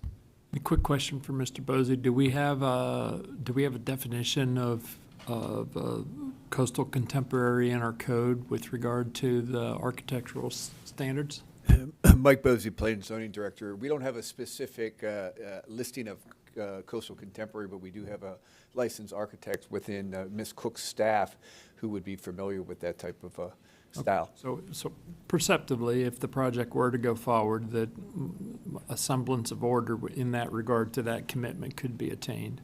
Yes, sir. And from staff's perspective, we are recommending approval, but we would say if the board was to suggest approval of this, we would ask the applicants provide for the additional commitments that they've made today so we can incorporate those into the documentation. Okay, thank you. That's all. Commissioner Hall. It was referenced that I made several comments. When I recall a meeting, I recalled that Mr. Blitch had some things that they were requesting, and my assumption was that the applicant wasn't listening. And I said in that list there was some fair ask.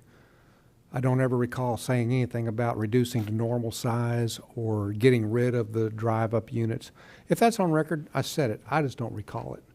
What I do recall was saying that there was some things that was some fair ask, and some of those things, whether they were negotiated with you or whether they were talked about, they've been made. The coastal contemporary look, the buffering and the setbacks have been done. I do recall asking what the size of the footprint was, and then we postponed the meeting to today. So I still don't know that figure. What the actual footprint is, not counting the second and third floors, just the actual ground footprint. 45,000 for the Okay. for the 3-story. Right. Thanks. he qualified that with just a 3-story. There are 1-story units there, correct? I think you were asking for total. I was just asking what the footprint was. For everything. Just the footprint would be 45 plus about 35, 50, what is that? 45 and 30 would be 75, 80 maybe the footprint. Okay. Because most of our square footage is in that 3-story building. We've only got about 30,000 square feet that's single story. So the vast majority, that's how we squished everything down. Good. And I'm hoping my wife's not listening with that new term, coastal contemporary. And that's all. Commissioner Saunders. Yeah, I was hoping for a little bit greater reduction in square footage from the 172,000, and I'm still looking for that. I think the facility, I think that was a reasonable compromise would have been somewhere around 100,000 square feet of storage. I am a little concerned about the drive-up facilities, but more concerned about the overall square footage, Mr. Chairman. The questions that I have been mostly asked and answered. You know, the issue with the fire hazard and garages or in the storage units, all those things that have caused fires in storage units are located in all of our garages. So, you know, you're either going to have a house fire or you're going to have, you know, a storage unit fire. And like you said, you take the proper precautions with fire suppression. The drive-ups, I don't know that they needed to be to 0, but I wanted to see that they were reduced, and so it may not be to the satisfaction of the neighbors, but at least I've seen that. I don't think it has an industrial look, and so obviously that's still to be determined. But I don't, everybody keeps saying warehouse, and we have some storage units in my district that definitely are warehouse-like, the old Cube Smart style and all that, but those days are gone. That Carl's Wine Vault is in my district. I think it might have been approved before I was elected, but it's not the ugliest thing in the district area. I would have liked to seen a lot more landscape and all those other things, and that probably could have been negotiated, but I hate it a lot less than other things. Yeah. As far as the building materials and things being delivered, and said by the ma'am, what's your first name again? Pat. So as Pat said, and she's talked to all of us, and the one thing I will say is that can all be negotiated. A lot of times materials are delivered in the middle of the night, and they're pre-positioned. So I won't say never, but there's ways around that. So I mean, I don't look at that as being something that kills this project, because that is a very busy road. But I would hope that your companies would be smart enough to not be waiting out there in the middle of 5 o'clock traffic with a semi full of building materials. I would hope. I agree with Commissioner Saunders, though. I was hoping that the size reduction would be a little bit more substantial, and I think if maybe you would have met a little longer with the citizens, maybe that, there would have been, maybe they would have hated it less if it was somewhere in the middle. And so, not to continue to bring this back, but you've got all the parties there. Is what you're presenting to us the rock bottom? 100,000 is a big jump. I guess I was looking for something sort of more in the middle. Is there something in your hip pocket that would make it a little bit smaller? And I know when you run the algorithm, sometimes people say, oh, it's all about money. Okay, well, the people that built your homes were all about money as well. Nobody's going to build something, they're not a charity. You're not a church. So you're trying to make the best use of the footprint, and I definitely understand that. And even though people have suggested other things that could go there, houses and things, it's your property. So if, I think houses could fit there, but if that's not what you want to do, then this is the proposal that you're making. But is there some other designs that maybe you considered that didn't make it to this meeting that would have made the footprint or the square footage a bit smaller? And I will say, some of the comparisons weren't apples to apples when people talk about square footage of Waterside and whatnot. I think, for the sake of just brevity, that's not an apples to apples thing. It depends on height and lots of other things. So just sort of looking at the numbers isn't, just looking at this, I don't know that it's larger than the Amazon plant. The math might work out that way, but when you look at the actual footprint and the height and everything, it is quite a bit different. But is there anything you can show us that maybe you did kick around as being sort of the thing that you could live with the least? I mean, sometimes getting something a lot less than what you want is better than getting nothing. And so I think you realize that, and that's why Mr. Davies was astute enough that when the last time we met, I don't think he didn't feel like he had the support of the majority of us. He quickly left here, and then we were with our suggestion, and I was hoping that I would see something quite a bit different. Although there are flashes of differences in here by quite a bit, landscape and setbacks and things like that. But what can you tell us? Do you have any hidden slides in your presentation here that might have some of us hate it less? Mr. Chairman, Mr. O'Haron would like to respond. Thank you. Yes, sir. Here's what I'd like to show. This is what the neighbors suggested. Have a CubeSmart on the southern half of the property and 3 houses. Well, we're pretty doggone close to that. What we're proposing is only going 100 feet past this line right here. We've squished all this down. We made this building bigger. I would ask you, what's the difference if it's 130 or if it's 150 or 160,000? It makes a difference to us. It's math. But I would tell you that new one that's on 41 in Collier. 41 in Collier, it's 199,000.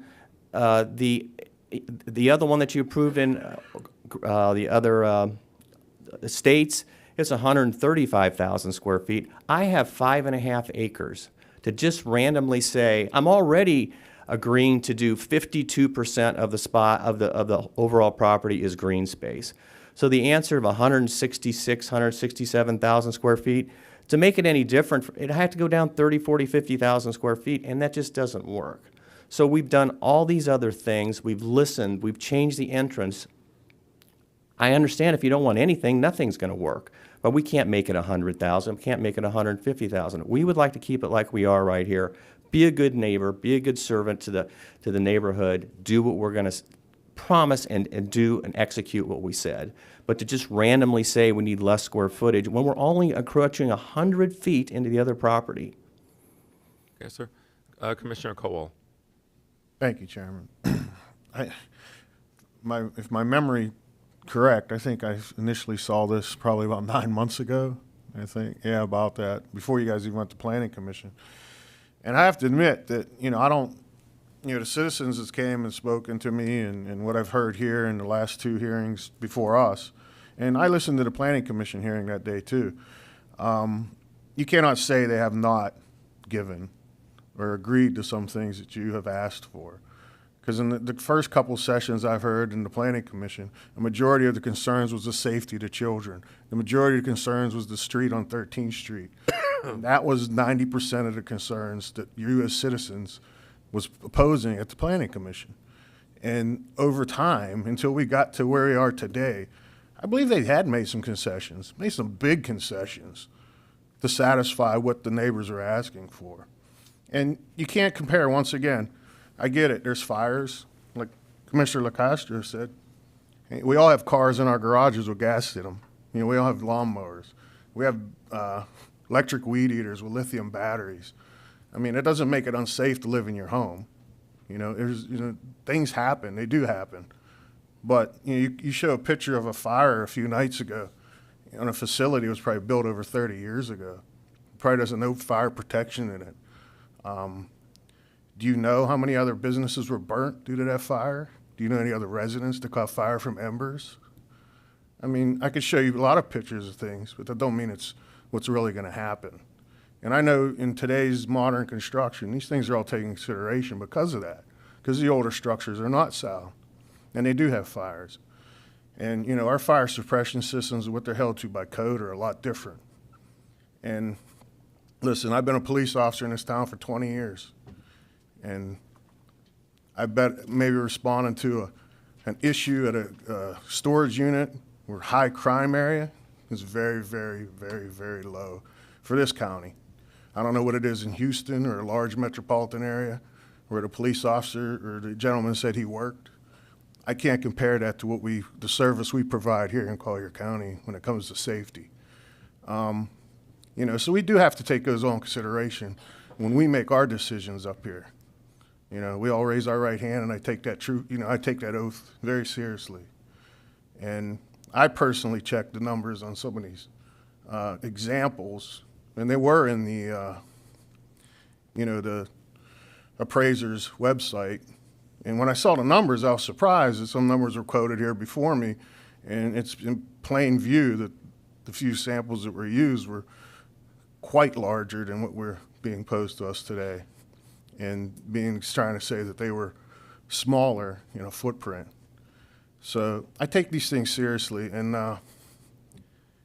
when I first saw that lot, I was surprised it wasn't a commercial lot, just by where it sat and what it's adjacent to, and the 4 miles of commercial lots on that same side of the street, starting at 13th Street as you go south. So I'm going to tell you up here, I support this project, and I think you have made a lot of concessions from where it was 9 months ago. And like you said, you can't please everybody's request. You can try as best as you can to please some of the requests, and I think you've done that. So that's my opinion on this project. I would support it moving forward. Commissioner McDaniel. Yeah, okay. I'll go from, I had one quick question, and did I hear that the buildings on the north lot, Mr. Boy Scout, are 1 story high? Correct. Okay.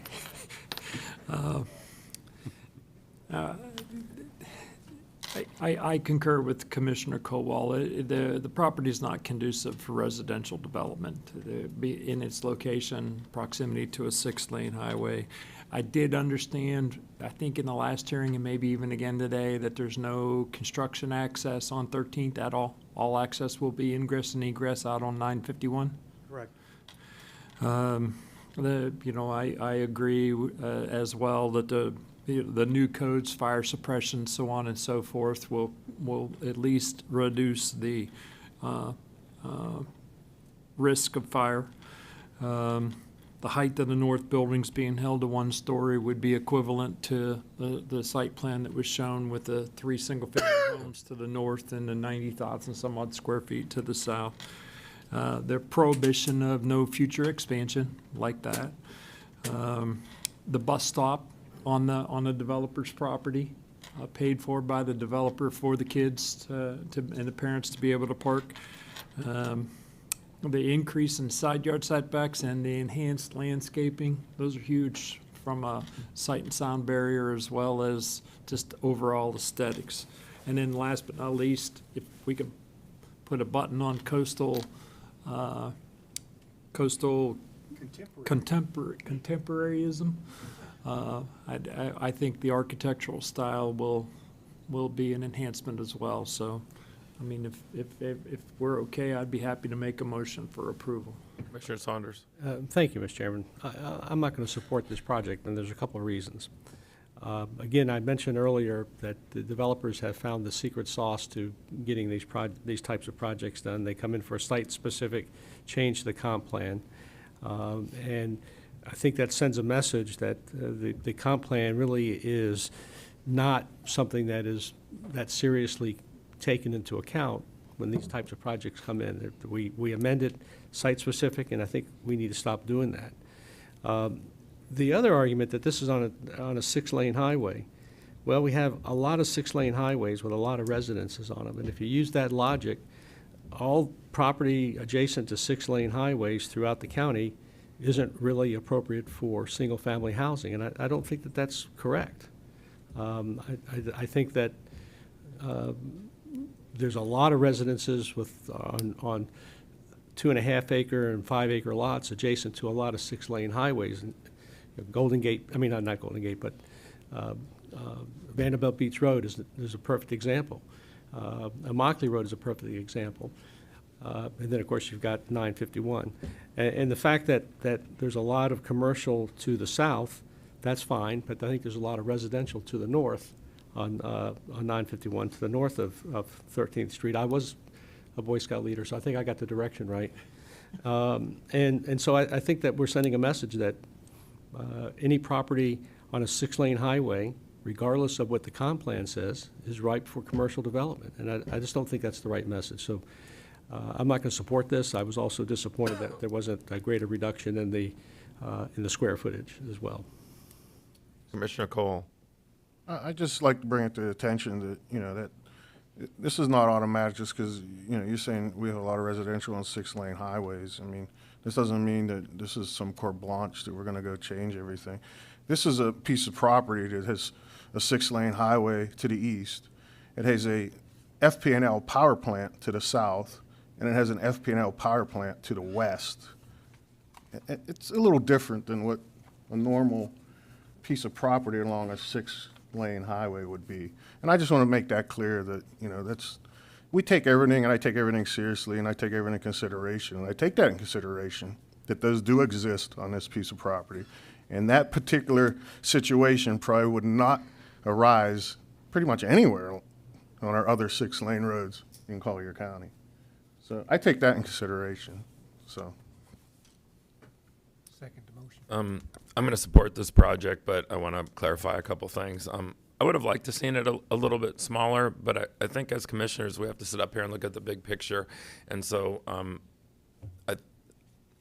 I strongly feel that the improvements that have been made, I mean, I can tell you, I got a lot of storage units in my district, quite a few of them that were built well before I took office, and seeing this setbacks and the landscape and everything, this would be a dream in some of the areas of my district. I'm not saying it would be perfect. I'm not saying it's perfect, but I think we have to be astute enough up here to sort of to weigh all of the things, and you don't always get every single perfect thing you want, but there's quite a bit of things here. And we've said before up here, when we have something in front of us that's a good project by a good developer, be careful what you turn down, because something comes up to us 6 months later and you don't have somebody that is willing to do all these things, and we're still in the same boat.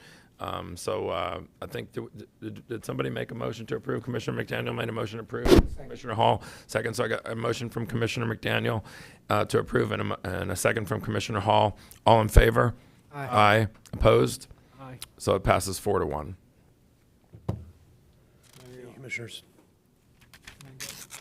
Chairman, can I make a? The only thing I'll say to the developer, and we've said this before to others that walk out here, continue to stay plugged in with the citizens. They might not all like you, but just because we approved it today doesn't mean it's over and done. We're going to follow this project closely, and so really look forward to you setting the standard. And if there's little tweaks along the way and conversations or whatnot, I feel confident that we've got the right team there. So. Thank you very much. We appreciate it, and we'll do a good job for you guys. Chairman, can I make a recommendation? Yes, sir. Go ahead, Commissioner Hall. Sorry. We have AUIR and CERTAC still to go, but we have the FC Naples guys here waiting to present, so I'd like to hear them if that's possible. Or how long will that take? Because we're sort of past the court reporter break, but. So we should take the court reporter break. We do have, besides the sports complex folks, we do also have one more public hearing related to the Marco Shores that has several speakers. So we'll try to order these up, and we'll take the AUIR Can we last. come back here at 3:10? Just minimal break. 3:10. Yes, sir. Okay. Thank you.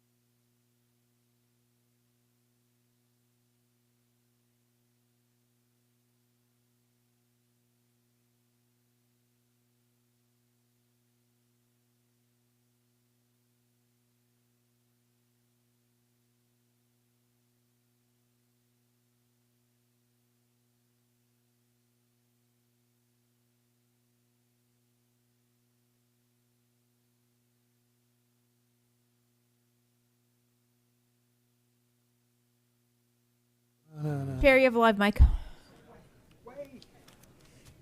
Okay, we're going to move to 9E. Oh, Yes, sir. Item 9E requires that all participants be sworn in and commissioners provide ex parte disclosure.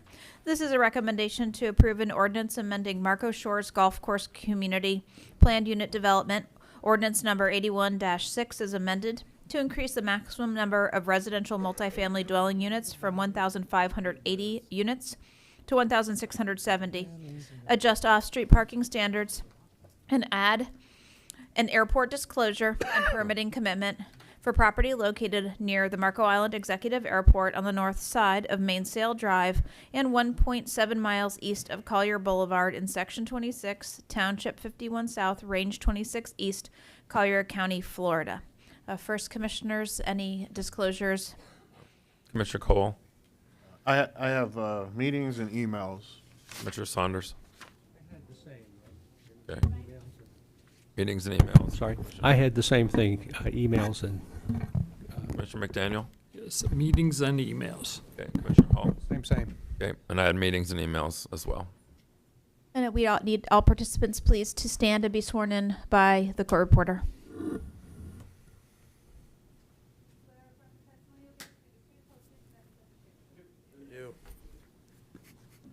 Thank you. Mr. Davies? Thank you, Madam County Manager. Well, good afternoon again. For the record, Noel Davies with the law firm of Davies Duke. I promise I will try to get my directions correct this time. North. This matter is on behalf of SK Holdings Real Estate LLC. Some introductions first. I have with me this afternoon Jonathan Casolis, my client representative. Mr. Casolis and his family are local legacy developers based here in Naples. They've been here for a long, long time. They've built a number of high-quality projects, and they are accustomed to managing their projects after construction as long-term holds. Chris Scott is here. He is our certified planner with Peninsula Engineering. John English is our civil engineer, and Norman Trebilcock is our transportation engineer. Subject property is located at the end of Mainsail Drive, immediately adjacent to the west of the Marco Airport. Our request today is an amendment to the existing PUD called Marco Shores. PUD covers approximately 314 acres. My client is seeking to add 90 market rate apartment units, which results in a density of 5.3 units per acre across the PUD. PUD is currently approved for 1,580 dwelling units, which is 5 units per acre, and our request would increase that to 1,670, which again is 5.3 units per acre. The subject project would be Phase 2 of what's known as the Mainsail Apartments. Phase 1 completed construction in July of 2022, and it has leased up quite quickly. There is, however, still significant demand for market rate apartments, particularly in this part of the county. Subject property was previously owned by the city of Marco Island and was used as a utilities wastewater treatment plant and related uses. The utility use and corresponding improvements were discontinued and removed from the property between 2018 and 2020, which time the city of Marco put the property up for sale, and it was recently purchased by my client. Your staff has reviewed our petition and is recommending approval. We received a unanimous recommendation of approval from the Planning Commission, and they did ask that we meet with the neighbors as well as representatives from the county and the airport. We did that. In fact, we have had numerous discussions, meetings, phone calls with the neighbors since the Planning Commission. We've also had the meeting with the neighbors and the representatives from the county and airport. In the discussions with the neighbors, the primary concern, really their ask, was that my client landscape the median for the lion's share of Mainsail Drive. It's approximately a 1.3 mile stretch. My client's not willing to landscape the entirety of that. However, they are certainly willing to participate in a petition to the board to create a municipal service taxing unit, MSTU, for Mainsail Drive. We also discussed with the neighbors a potential monetary contribution to help offset some of the installation costs of the landscaping. We were hopeful to work out an agreement with them in advance of today. I know that they're here today, so I'll let them share with you their thoughts.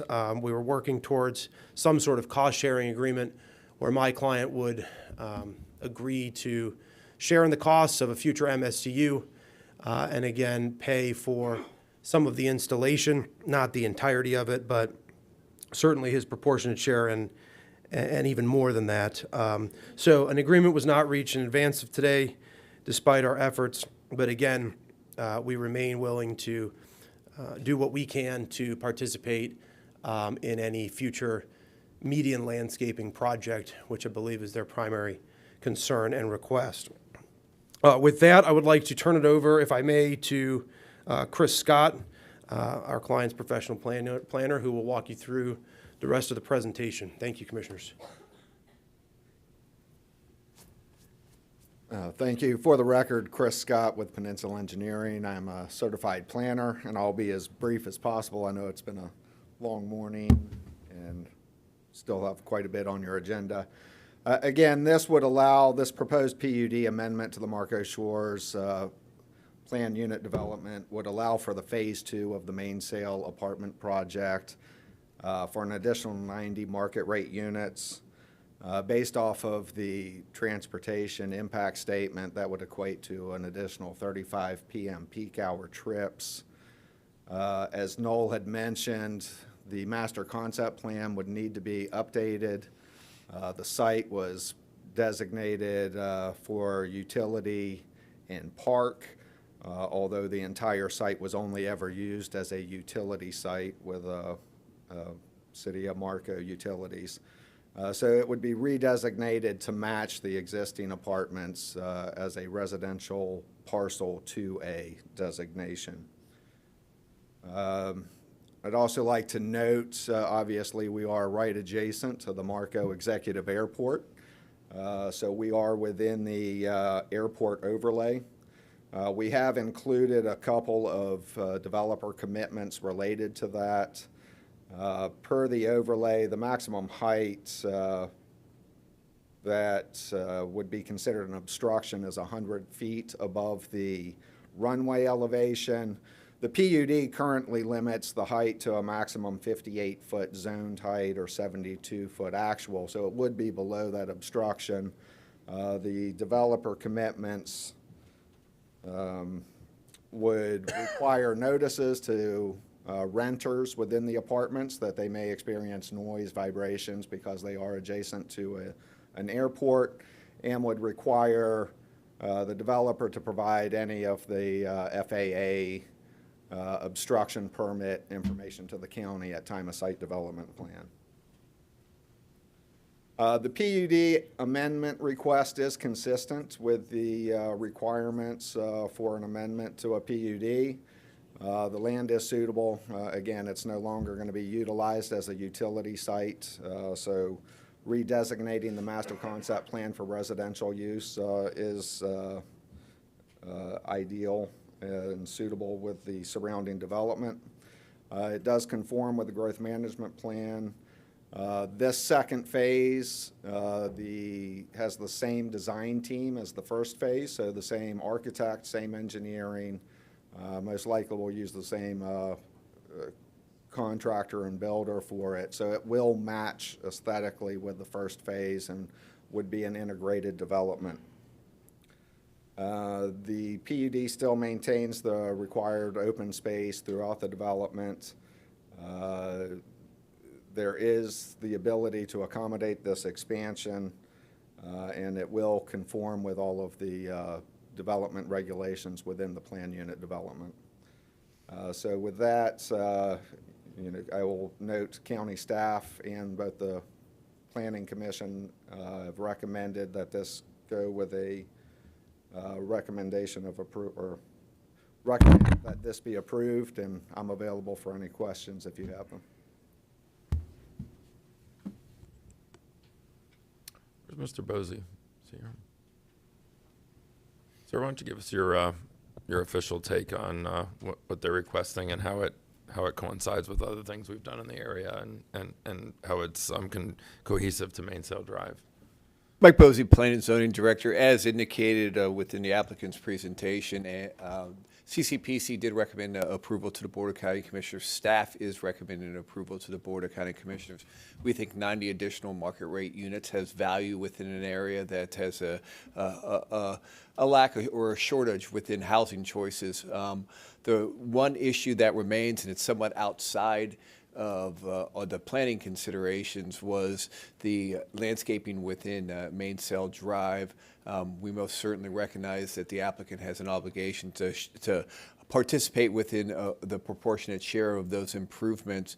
One of the things I think that has left the residents somewhat dissatisfied was the original approval of this PUD did not require the developer to install the landscaping. It was a suggestion that the landscaping could be installed. It was never completed by the original developer, and that's where I think the issue has been. I know there's been conversations between the applicant, our transportation staff, and the neighbors in terms of what that arrangement could be, but what the final resolution of those negotiations, we haven't had a final resolve on it. But we're about to.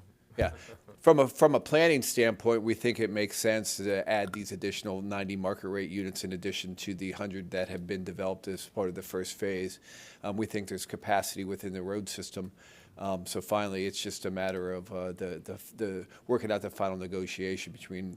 When I hear market rate, to me that just means full price. Was there any ever discussion about affordable units or first responders or? There was some discussion with the applicant early on, but it was pointed out to this based upon a settlement agreement. Over 1,900 units were vested to this property, so they're not asking for an additional density above what they're provided for within the growth management plan. So, following the existing policy, there's no leverage towards where we say, let's have an affordable component of it. So with that, like I said, it's vested for more than what they're asking for. They're asking for 90. We think that fits within the profile of the parcel. So from that standpoint, we are recommending approval. Although I know the units that are already there, we have a lot of, I guess like blue collar workers and a lot of people that live down there, That's who we would hope that would occupy these next 90 units, because we know that, workforce housing. The market rate of those units isn't $5,000 a month. They're more affordable range. Okay, we'll get to the landscape piece in a minute. Commissioner McDaniel. Just a quick question. Is there any other land available for development here because I know they've got a cap of 1,670 units? 1,670 is what their cap is. There's still probably an additional 200, 300 units that are just kind of left over. But that's not unfamiliar with a lot of your existing PUDs that do not maximize their Don't actually consume their vesture. Yes. No, and of course, the golf course conversion ordinance would come into play if somebody decided to swap that golf course out for something else. Correct, and this is a PUD, so there's a little bit more integration between that golf course and the overall the development that's acquired or happened since then. Thank you. Yep.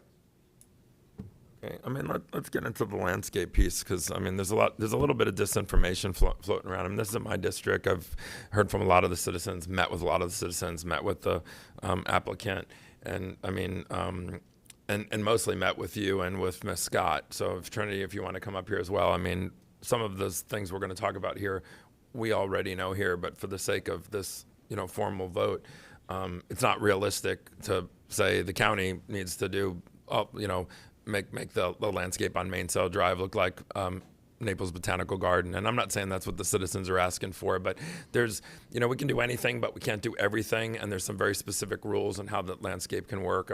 When I've met with the developer, it seems like they've been very amenable. I won't say super generous, but for their fair share. And that's how it should work.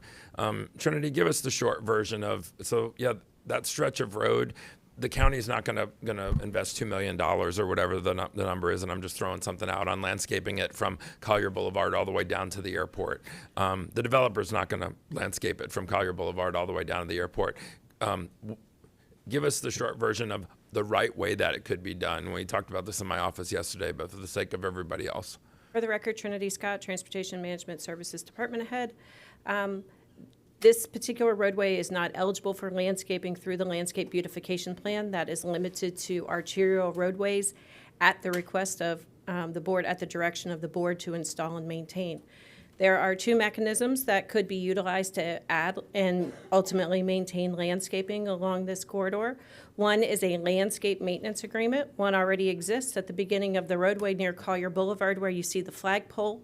There is a homeowners association in that area that has stepped up to the plate. They entered into an agreement with the county. They funded the landscaping. They maintain that landscaping. The other mechanism that has been used around the county is a municipal services taxing unit, which is developed typically through a petition process where 50% plus one of the impacted residents would come together. They would sign a petition. We would bring that in front of the board, and the board would invoke an MSTU where these folks would tax themselves above and beyond their traditional tax bill to install and ultimately can have the perpetual maintenance of that landscaping. Typically, when we have an MSTU, we develop an advisory committee that's made up of a section of those residents, and they would work with one of our project managers to develop what the project would look like. And then as the funding came in, we would let projects and get those designed and constructed. I mean, to the citizens that are here and everybody that's watching, I mean, I'd love nothing more than be able to just say, landscape it all and the county will pay for it. But realistically, the county doesn't pay for landscaping, taxpayers do. And I've got dozens of mainsail drives all over District 1, and so I'm really cognizant of precedent and doing something that would, and first of all, I wouldn't get the support of the commissioners because it wouldn't be the right thing to do. They have dozens of mainsail drives all over their districts as well. So the reality is the MSTU is really, in my opinion, the way to go, and it takes some steps, it takes some work. Sometimes, citizens just say, just bring out the plants, and it doesn't work that way either. When I met with the developer, they were more than willing to step up to the plate to sort of share the load, and so it's a combined team effort. But that's the way it really is supposed to work. And on a road like that, which is so similar to so many other ones in all of our districts, it has to work that way. That at least lays the groundwork. Troy, how many public speakers do we have? Sir, I have 3 registered speakers here in the room and 1 on Zoom. Okay, let's hear from the citizens. Mark Wagner. And he's been seated 3 additional minutes from Carolyn Stifler. Carolyn, could you raise your hand? He will have a total of 6 minutes, and he will be followed by David, I'm guessing this is Woolner? Woolner. Dave left sick. Can we have a replacement for Dave? I will just need to have him come up here, if you could do that right now, sir, and give me your actual name, so we can change that. You have 6 minutes, sir. Was the meeting that bad? He got severely ill? Because like three of the 5 of us are ill right now from. My notes said good afternoon, commissioners, yeah, but I maybe might say good evening. My name is Mark Wagner, and I'm the board president of Tropic Schooner. Mark, can I just say one thing? Thank you so much for your emails and how involved you are. You've sent me a lot of things, and we probably traded some notes, and you've inspired some other people to converse with me and the staff and whatnot. And that's what we look for is citizen engagement. I don't know if you're going to walk out here with everything that you want, but sometimes we get very little citizen engagement, and then they're upset with the decision. You've really been involved, and I really appreciate that. So hopefully, we're going to come to some sort of agreement here on the landscape because we want it to look beautiful. But we just can't throw free stuff out there. But I think you realize that by the professionalism of the notes that you sent me. So I really respect that. Thanks, Commissioner. Thank you. I'm a retired landscape contractor, so I okay. 40 years of my life working with. That makes sense because the terminology in here is very well written. Very well written. So, I used to tell customers that all you need to tell people are a picture and a price. And if I could pass these out, I mean this is the picture of the median strip I'd like to see. Well, you can put it on the visualizer there. Ms. Patterson will show you how to do it. Like I said, I'm the board president of Tropic Schooner, and was asked by our resident committee to be the liaison for communications with SK Holdings, represented by John Casolis. What the residents of Mainsail want is a fair and equitable agreement that includes the completion of a median strip streetscape from Hammock Bay to Marco Airport. We don't think it's unreasonable, and given the ask, the value the developer will gain once approved. Pardon me. I wanted to discuss 2 points. The offer from SK Holdings, and also, is this a viable project even with this request? I was asked by our committee to seek bids from local landscaping and irrigation contractors. As a starting point, I asked for quotes for 246 Royal Palms at 25-foot centers. Included in this planning would be a full irrigation and uplighting on each tree. The range in quotes was from $306,000 to $500,000. Offering price quotes is risky. We have no idea of what the county would require in terms of curbing, and it doesn't take into account any kind of mechanical work, of plumbing, electrical, or permitting costs. Our discussions with Collier County offices, FDOT would also be involved with approvals, as well as the county. The group did meet by recommendation of the Planning Commission on a Zoom call with airport and county representatives, John Casolis and his attorney Noel Davies. The county and airport authority said they had no money to contribute. The community then asked SK Holdings to pay for the entire project.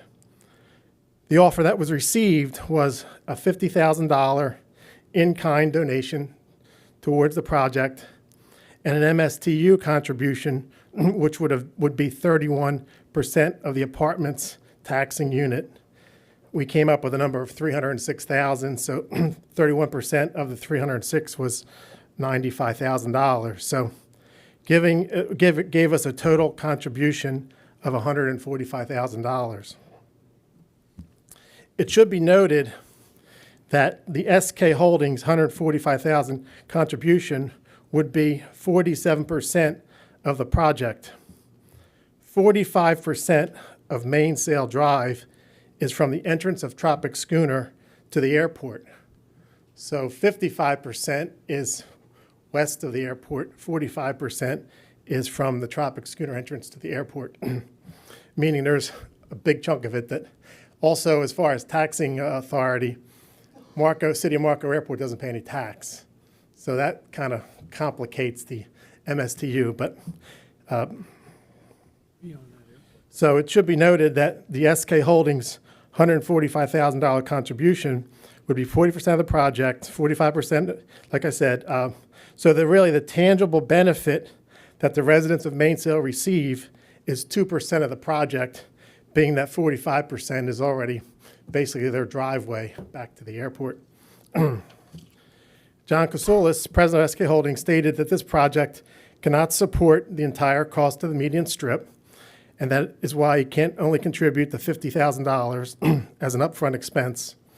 Our committee has done some research and believe that SK Holdings can afford our request. The developer is really asking for 90-unit dwelling credits. The appraisal of June 28th, 2021, requested by the City of Marco and completed by Integra Realty Resources, shows the two properties worth a total of $2.15 million for 72 building units. The contingency of this bid was a 12-month due diligence clause to have the project approved. This was the offer that was submitted to the City of Marco in 2021. On September 20th, 2021, Jeff Poteet sent a staff recommendation that the City Council accept the offer based on the input from Collier County. The PUD density is available. An amendment to change the zoning from utility to residential is possible through the county application and review process. The city will work with the buyer to apply for the PUD amendment and secure the approval for the desired development of 72 units at the buyer's expense. If the density credits have to be purchased from another developer, it will be the responsibility of the buyer to purchase the density credits. That was a quote from Jeff Poteet to the committee. On 12/6, John Casolas spoke at the City of Marco Council meeting and stated that $20,000 to $30,000 was his expectation for density credits based on conversations with the owners of the credits. At the council meeting on January 24th, 2022, the commissioners decided to reject the SK Holdings bid of $2.15 million and to repost the bid as is. Casey Lucius was the assistant city manager, and she recommended that the city not pursue offers from SK Holdings and rebid the project without contingencies. SK Holdings subsequently offered $200 above the appraised park value of parkland. On 3/7, council meeting accepted the bid of $748,200, and John spoke to the desire to pursue 71 building units. The present request is for 90 units. Our community request is very simple. Make the approval to require the land development plan to include the median strip from Hammock Bay to the airport. With density credits cost of close to $30,000 each, the community believes that a median strip is not too much to ask when we're talking about a $2.7 million value.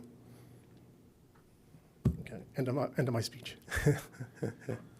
I mean, and I know where you're coming from, which is, wow, this developer is going to make money hand over fist. So why don't you just throw us a gift and landscape everything, because you're going to get your money back tenfold anyway. I mean, I will tell you, even as the commissioner of that district, I'm very sympathetic and trying to find the best possible solution, but asking them to landscape everything from Hammock Bay all the way to the airports, I mean, you can ask it, but I will just say, the precedent I mean, if they would like to do that, by all means, I would love it. But it's a little bit above and beyond what we would ask of any developer. And even though they might be investing in that area and they're going to make money, it's a little bit of apples and oranges or apples and chairs, that we don't sit here and say, well, because you're going to make a lot of money, we also want you to put in a park and a dog park and and a golf course and this, because you're going to get that money back anyway. And I'm overreaching, but we get that ask a lot.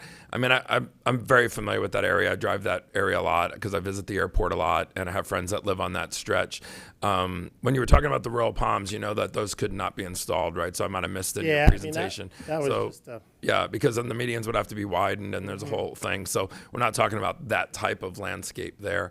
But I think we're going to have to find some common ground here. The MSTU is normally what all the other neighborhoods do, and it might not be what you want to do, and you would just like the developer to go from Hammock Bay all the way to the airport. But really, our authority and our jurisdiction doesn't allow us to require them to do that, and it would be above and beyond precedent to an area that's that far away from sort of their hunk of land. I mean, anybody can say yes to anything, and that's part of the negotiations that you all have, and obviously that wasn't something you could get them to come to the table and do. But I think y'all are pretty close on the landscape. So let me just ask you this: give me a summary of where you think you are.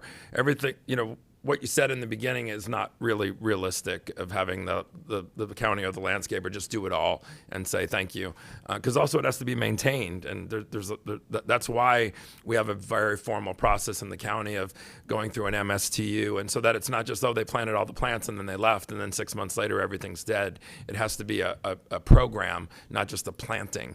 Mm-hmm. So where do you think you are from the negotiations that you've had? What do you think's realistic? What would be your proposal that would be realistic, and we'll sit here and start peeling it back and see if we can come to an agreement? Well, I know the rest of my committee probably wouldn't agree with me, but I feel that we should be landscaped to Schooner Way, and let the developer and the airport authority and even Marriott. I mean, they have a lot of frontage on that road, and they seem to be sort of absent to this whole process. So, I mean, City of Marco, the airport spent $6 million, on their renovation, and not a penny on their gateway, into the airport. I mean, I feel that the airport is really something that needs to pitch in. I mean, I feel that the developer can pay to our entrance, which is maybe $165,000. So your proposal is all those entities you just mentioned and nothing from the citizens.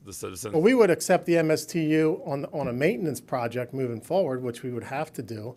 But once again, with MSTU, the airport doesn't pay any tax, so maybe if the airport even paid for the water, and the irrigation system, its reclaimed water comes down that road. I mean, Can we, I don't mean to interrupt, but there are other public speakers and he's not the primary negotiator with regard to this.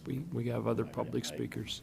Okay, I was liaison. I can still ask him something. Okay, so I hear you. Okay, we'll come back to you. I mean, I know you are one of the primary negotiators between the citizens. So who else do we have, Troy, as a public speaker? Your next speaker is Bruce Beatty, I'm not sure how to pronounce that, and he will be followed on Zoom by Gary Saramuga. They got somewhere to be tonight or something? Or what? No. I'm just kidding. Hello, my name is Bruce Beatty. Dave Wallner was supposed to make this presentation, but he came ill at noontime, so he asked me if I'd read some of the points that he was going to make.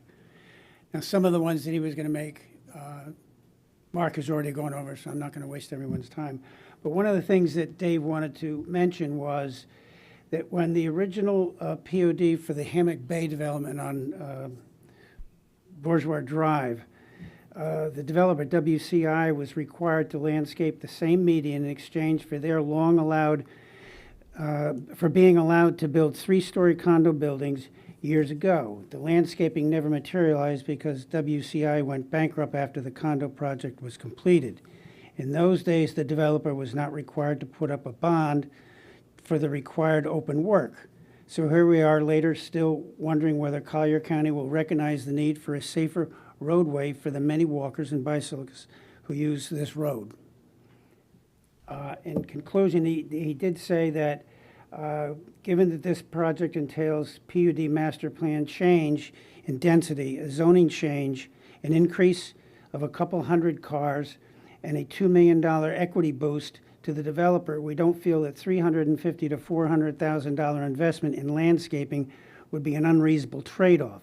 In fact, we believe that it will be a fair and equitable trade-off considering the impact that this development will have on our community. Thank you. Who's next, Troy? Mr. Chair, our final registered speaker is on Zoom, Gary Saramuga. I spoke to Mr. Saramuga yesterday. He intended to be here with a visual aid. He's had another gentleman come that's going to stand up and hold his visual aid in front of the podium over there. Mr. Saramuga, He's got a lot of power. Huh? He does, and Sitting at home on his couch, and he's got a visual aid holder. well, he's not local at the moment. He was concerned about his connection. Mr. Saramuga, I see you're unmuted. Let's try this out, sir. Yes, can you hear me? Yes, sir. Can you hear me? Yes, sir. Okay. So I am Gary Saramuga. I'm a 19-year owner and resident of Mainsail Drive. And over the years, and I'm sorry, some of this is probably going to be duplication, but over the years, our quiet dead-end street has been very inviting and popular for on-road walking, jogging, and bike riding. It's become our Marco Shores lifestyle. It's hard to ignore the significant increase in traffic from the new 100 apartment homes racing up and down our curvy, winding 1-mile roadway. Add another 90 homes and traffic from another 180 cars, and you can understand our safety concerns. Collier County's own studies have proven, and I quote Collier County, the benefits of median strip landscaping have been directly related to traffic calming. There are very good reasons people buy their homes on dead-end streets and in planned unit developments, not the least of which are safety and certainty. The petition to amend our PUD bylaws and rezone this property changes that. Amending the PUD request typically comes with consideration for the impact on the community. If approved, we respectfully request our commissioners have the developer landscape the median as a buffer to calm the traffic from the nearly 400 cars from this apartment complex, at least from the Hammock Bay entrance to the Tropic Schooner entrance. That's only about half of the roadway, Hammock Bay to the airport. So if we back off of going from Hammock Bay clean to the airport and just go to Tropic Schooner, which is what's being impacted, then I feel that's fair. The Planning Commission did vote to approve with an amendment that the petitioner, Marco Shores residents, the airport authority and the county come to an agreement for the mainsail median. We did not come to an agreement. But our Marco Shores neighborhood realizes the benefit to this beautification and the benefit to traffic calming. And we do offer to set up an MSTU, and hopefully the board would help us do that for future maintenance. But we don't have a way to initiate this project. We've had a couple of meetings that have generated a meager $50,000 offer from the developer. And that's from a project that could reach in the tens of millions of dollars with annual rental income of $2.5 million. We're not asking for much. Estimates that are in the $300,000 to $400,000 range. It could be almost half of that if we just back off and accept what's being impacted, our neighborhood, from Hammock Bay to the Tropic Schooner entrance. We feel this is fair, reasonable, and in proportion to the impact on our once quiet, tranquil neighborhood. We are appealing, and that's why my friend and neighbor, Larry Slater, is there. We're appealing to the Collier County Land Development Code on display. It's on the poster display. Sir, And please that code in sum up if you summary- can. Sir, please sum up if you can. Yep, that's in summary, to foster and preserve public health, safety, comfort, and welfare, and in consideration of the interests of the taxpaying citizens of Collier County. Thank you, commissioners, for your consideration for the Marco Shores taxpaying citizens. Good job. That was our last registered speaker. Thank you, sir. You may be seated. I mean, realistically, we're voting on the construction. The landscape is the sort of the loose end here. So, I mean, you know, the motion to approve the construction project is what we're voting on. Mr. Davies, can you just come back to the podium? What's your final proposal of what your applicant what your client is prepared to do on the landscape? It's, we're voting on the construction, but in the end, it's all, it is all part of the project. What is possible on your side? I mean, and we heard 2 or 3 different options: Hammock Bay to the airport, Hammock Bay to Schooner, Hammock Bay to, give us your final assessment of what investment your client's willing to make. Thank you, Mr. Chairman. Mr. Casolas wants to answer directly, Yeah. so I'll let him do that. Chairman, council members, my name is John Casolas, President and CEO of SK Holdings Development. My offer was the $50,000 initially, and then take that out for a second, plus whatever the fair market value of the 2 buildings was in comparison to the rest of the MSTU form. We calculated that to be an estimated 31% of the total value, taxable value in the MSTU. So it was 31% of what Mr. Wagner had suggested of $307,000 plus $50,000. 50, right? Yeah. So it's about half of the, I mean, I'm not saying I'm paying for half of it, but I'm saying that if that estimate turns out to be true, I would be paying for half of the development of that. And it would go from where to where? What's the? Well, I mean, it would go. I mean, in the end, it would be the whole thing. Yeah, I mean, we would want everybody to participate. I mean, we want to be a good neighbor, but we don't really want to pay just from Collier Boulevard to Tropic Schooner. If we're going to do this, we should do the whole thing. Right. But it needs to be a shared cost between Absolutely. all the folks that are there. I mean, And I'm totally willing to do that. And one of the things I'll tell the citizens is that's the way it works in all the other neighborhoods as well. So, we try to make sure when we vote on things here that it does have precedent and that we don't say, well, this is special and, we're going to penalize you and make you pay for the whole thing because you're going to make some profit on the apartments. Maybe some people would love us to do that, but that's not necessarily how it works. And the $50,000 was not a token gesture. It was seed money to this MSTU once formed that it could give it a little bit of boost. We could get something going up, right away. And then as the tax money trickled in, we could continue to, beautify the median. So to the county manager, let me just ask you this. Can we vote on the structure and then this landscape negotiation and setting up the MSTU? That could be something that continues to be discussed, because they're not really tied together. I mean, I know that we could tie them together, but they don't need to be. What's your recommendation? I'm looking at the county attorney, please. Or Jeff. If I understand, the applicant is offering 50,000 and will be part of the MSTU if and when formed. You could put a provision in these documents that if and when an MSTU is formed, then at that point in time, they'll contribute the 50,000. Well, it's 50,000 plus they would. Well, they're part of the MSTU, so whatever it is, because we go by taxable value. Right. Okay, and that would be part of the motion that we would make to approve this property. Commissioner McDaniel? Yeah, well, then it's unclear to me because, forgive me, I don't mean to interrupt, but you're offering 50,000 for a capital for some kind of a landscape median, correct? And then you would be, based upon your assessment of the taxable value of the entire area, you'd be about 30% of the taxable value of the area. And so is that additional 100,000 plus or minus, if we're talking about the estimates that have been thrown around, is that towards capital, or is that capital and maintenance? That's part, it's 50,000 up front is what he said, as a contribution towards this, and then he'll be part of the MSTU, if an MSTU is formed. We generally do that as a voluntary MSTU, asking the. So as clarity, what we could make it the $50,000 contribution in the event that an MSTU is in fact created, and he's just part of that no matter what. Absolutely. So they get the 50,000 happens on no matter what. Well, only if and when an MSTU is created. MSTU is formed. Correct. Okay, gotcha. Ms. Scott, were you going to say something here at the podium? Because I know you've been intimately involved in that. Did you want to say something? Okay.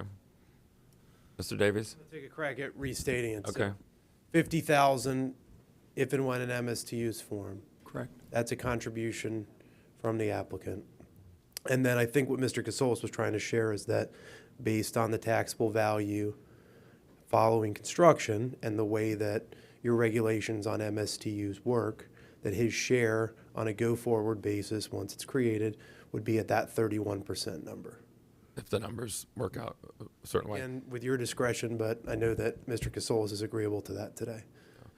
Ms. Scott, the airport, everybody was sort of throwing around Marco this, Marco that. Do we have any recourse to have Marco be part of the, it's not, it's us, right? So, yeah. The Marco Airport is the Collier County Airport Authority. But I mean, every time they were saying, this is what Marco said, and this is what Marco said, that's all dated stuff. So that has nothing to do with us, right? Well, Mr. Boteet, right? I mean, Right. that's their staff. Right, correct. The Marco Airport is a Collier County. It's ours, yeah. So, I mean, we're not going to get anything. I mean, it was kind of inferred by the citizens, and I just wanted them to understand Marco's not writing any checks for anything. It might be called the Marco Island Executive Airport, but it's ours. Correct. So, okay. Right. Well, I mean, unless, Commissioner Hall, go ahead, sir.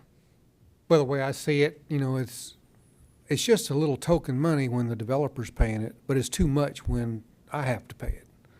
So I'm going to make a motion to approve this with the stipulation that if the MSTU is presented, the 50,000 is a bonus to it, and they go forward with the taxable value. I mean, and that was going to be my motion, so I'll second it. That's fair and equitable. That's what we would do in any neighborhood that has this exact same setup. So even though I know that there's been a lot of like unique things that are thrown around here, this is cohesive to what we would do in any neighborhood. So having said that, got a motion from Commissioner Hall, a second from me to approve the project, and then the 50,000 is contingent upon the MSTU getting set up, and then you would have to pay your fair share of what the MSTU was. So I have a motion and a second. All in favor? Aye. Opposed? Passes unanimously. Thank you, Mr. Chairman. Thank you, Commissioners. Okay, what's left? We're going to take item 11D next. This is a recommendation that the board accept staff's presentation on the attached proposed facility lease agreement and addendum between FC Naples USL LLC, USL Pro 2 LLC, and Para SFM LLC at the Paradise Coast Sports Complex. Mr. Rodriguez, your deputy county manager, is going to start the presentation. He'll also be joined by Jack Adams and Adrian Moses from the sports facilities. Thank you, County Manager. Good late afternoon, Commissioners. Dan Rodriguez, your Deputy County Manager. As stated by your County Manager, it is a recommendation for the board to accept a presentation by Sports Facility, the current contractor that manages the sports complex, with FC of Naples for a lease agreement. With that, as we saw this morning, Collier County is becoming a sports venue, and the sports complex continues to grow. The different entertainment, both sports and entertainment, continue to increase.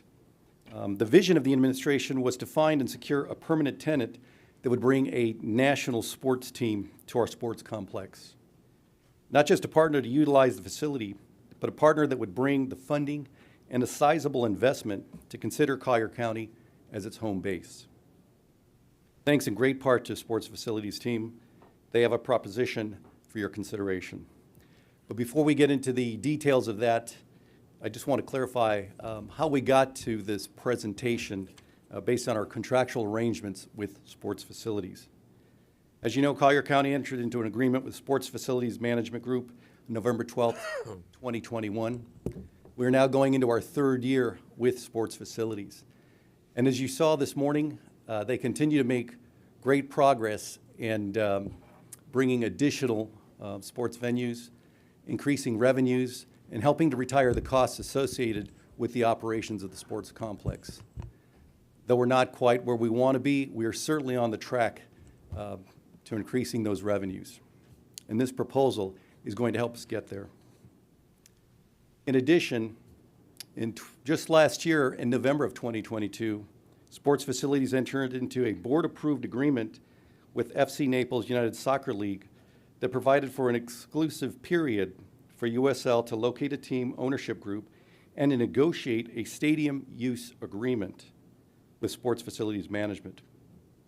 One of the primary goals was the intention that the soccer league team would rent and play its home sporting events here at the Collier County Sports Complex. As directed, Sports Facilities Management and United Soccer League were able to develop that agreement to potentially bring a team to Collier County. What's unique about this is not just any team, but actually a team that is created specifically for Naples, Florida, for your sports complex. For the record, this agreement does not require board approval, but to gain your acceptance of the presentation today from SFM. We hope to hear your guidance to staff and Sports Facility Management Group to ensure we are on the right course in securing a National Soccer League team, as well as to give you the opportunity to ask the potential new soccer league owners any questions or details about the agreement and their potential soccer team. Additionally, this agreement is still in draft form, with some work to do in clarifying questions that may be coming from you, from our clerk of courts, as well as the county attorney. Signature pages on the attachments will also be updated, removing staff approvals as those are not required. However, staff will acknowledge the agreement and its terms. So with that, here in attendance, we have Robert Moreno, CEO, David Mildenberg, COO, as well as Mark Middleberg, Head of Data, and of course, Vanessa Middleberg as well with the ownership group. With that, I'll turn this over to Jack Adams, your President of Sports Entertainment, and Adrian Moses, your General Manager, and recognize Marissa Baker, your County Site Manager as well. Mr. Chairman, can I ask a quick question? I was talking to Scott Teach this morning. Oh, Scott Teach is here. I didn't see you sitting over there, so I'll be quiet and listen. Commissioner, in my opinion, the board has to authorize approval of the agreement. The operations manual provides a guideline for how the process works, and it is signed off by the county manager's office. But only this board can award agreements in excess of $50,000. So in this instance, the very exclusivity agreement that Dan mentioned came to this board for approval. So this agreement would come for approval too. Now, if this board wants this project, wants this agreement, and wants to go forward, they would acknowledge that the agreement should go forward, and Ms. Patterson would sign off on it, acknowledging in writing to SFM. In fact, the executive summary that I provided back to staff had language in it that said that the board authorizes the county manager or her designee to express in writing to SFM that the agreements have been recommended by the board. And that language is not in this executive summary, but I would suggest this board has that authority because only this board, in any circumstances, even procurement related, can award agreements over $50,000. Now, notwithstanding that this language in the procedures outlined in the operations manual, I would suggest maybe that we consider in the agreement itself to remove all doubt going forward, that we put language in paragraph 9 of the underlying agreement that maybe any agreement that is of a duration of, let's say, 1 year or in excess of $50,000 has to come first to this board for approval.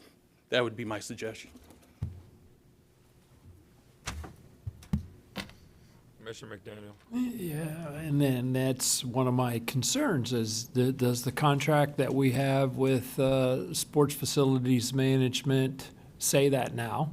Or, because I understood Mr. Rodriguez to say that this doesn't require board approval.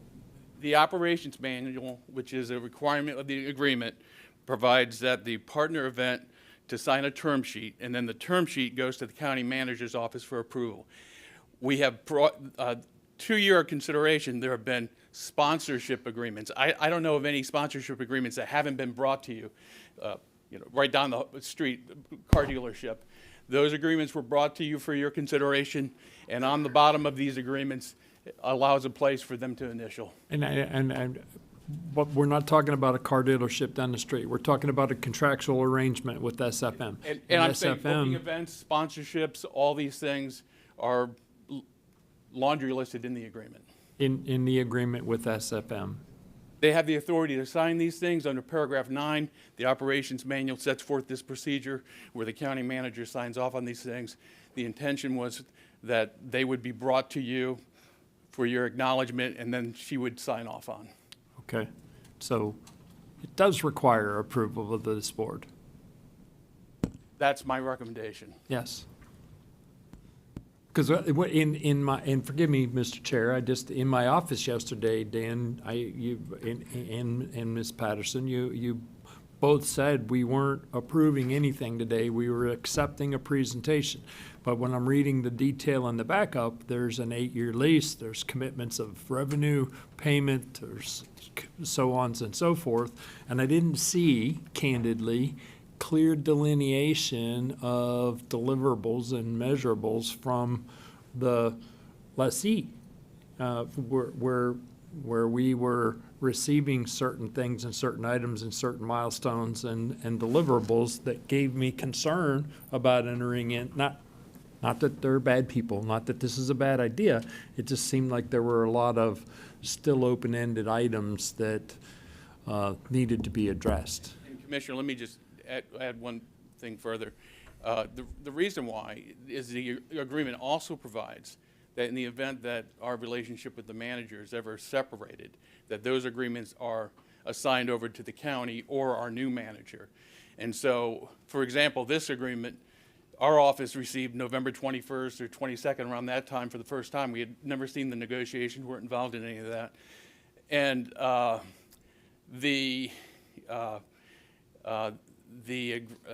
because these are ultimately assigned, I look at the agreements, I make sure public agency language, requirement language is in there. So I do provide, I track it, I send it back to them, and so that in the event that it's ultimately ever assigned to us, that those requirements are in there. And I can tell you one other thing, that there was a large private employer, the manager was working to try to develop a sponsorship relationship with them. They were very firm on their language, wouldn't include a lot of things that the county would require. I worked with their general counsel back and forth, probably starting 22 through 23, maybe 6 to 9 months. Ultimately, we were unable to resolve those contractual differences, it didn't come to you because, you know, it would have come to you had that been resolved, but those things couldn't be resolved, so.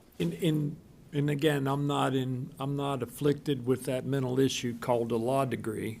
So if you, in my simple terms, the agreement that we enter into, the county manager has to enter into, has to be assumable by us. In the event that we were to terminate with SFM, then any agreements that they enter into enter to the benefit of the county. And so that language, am I interpreting that correctly? Yes, SFM manages your facility. If they go away, we take over. Correct. And so that language for public use has to be a part of the agreement that they enter into on our behalf. And again, only this board can award any agreement in excess of $50,000. Right. So certainly this agreement would require your recommendation to award, and then SFM, based on that recommendation, could go ahead and proceed with that.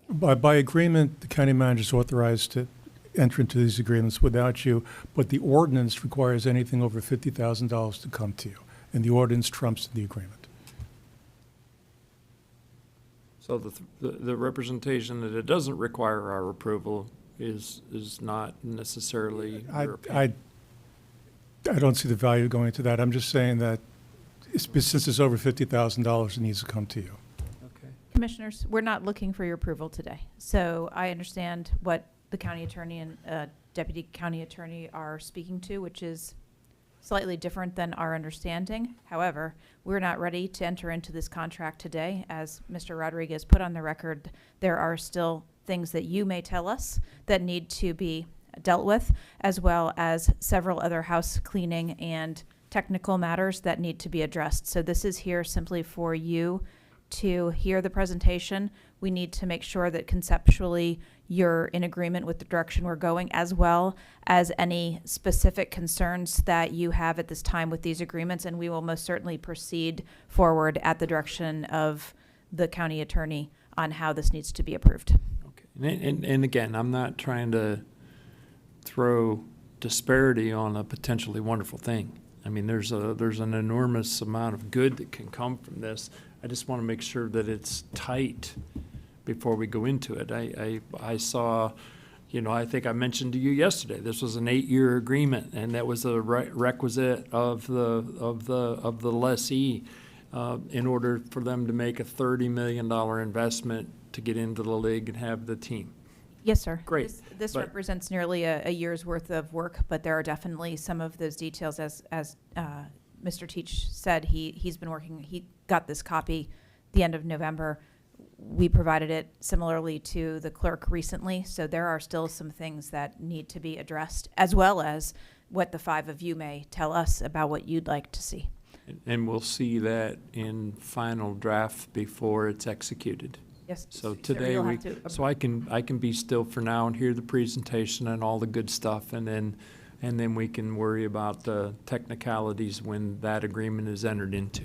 We'd like to get at least some of the things that you have on your mind today, so that we can work through those, because again, we need to work with our legal partners as well as our financial partners to be sure that the agreements check all those boxes. But the point of today is to make sure that when you're looking at these things, at least in the form that they're in, that we understand where your concerns may be, or anything that you think might be missing, et cetera. Okay. So for clarification, we're not approving anything today. We're receiving a presentation. They're going to tell us all of the good things that are going to come from this. You'll tighten up on the actual agreement itself with specificity, and then that will come back to us for final approval. That's my understanding as of the direction from the county attorney. Is that correct? Yes. Be quiet for a change. Somebody take the microphone, please, and proceed. Quit. Good afternoon. Adrian Moses, General Manager of the Paradise Coast Sports Complex, representing sports facilities companies. With me is Jack Adams, VP of Sports and Entertainment with Sports Facility Companies.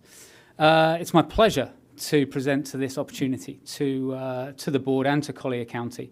It's a labour of over 18 months of identifying what we hear from the initial direction from this from our contract with this county, to find a way to make this sports complex perform in the way that it should do in terms of being a premium facility. Some of the objectives that we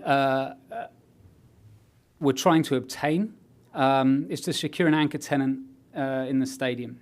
You saw this morning the results from the sports facility over the last fiscal year, and you saw in the summer months that's when we were not as successful as we were in the winter months, and I explained the reasons why. That being said, the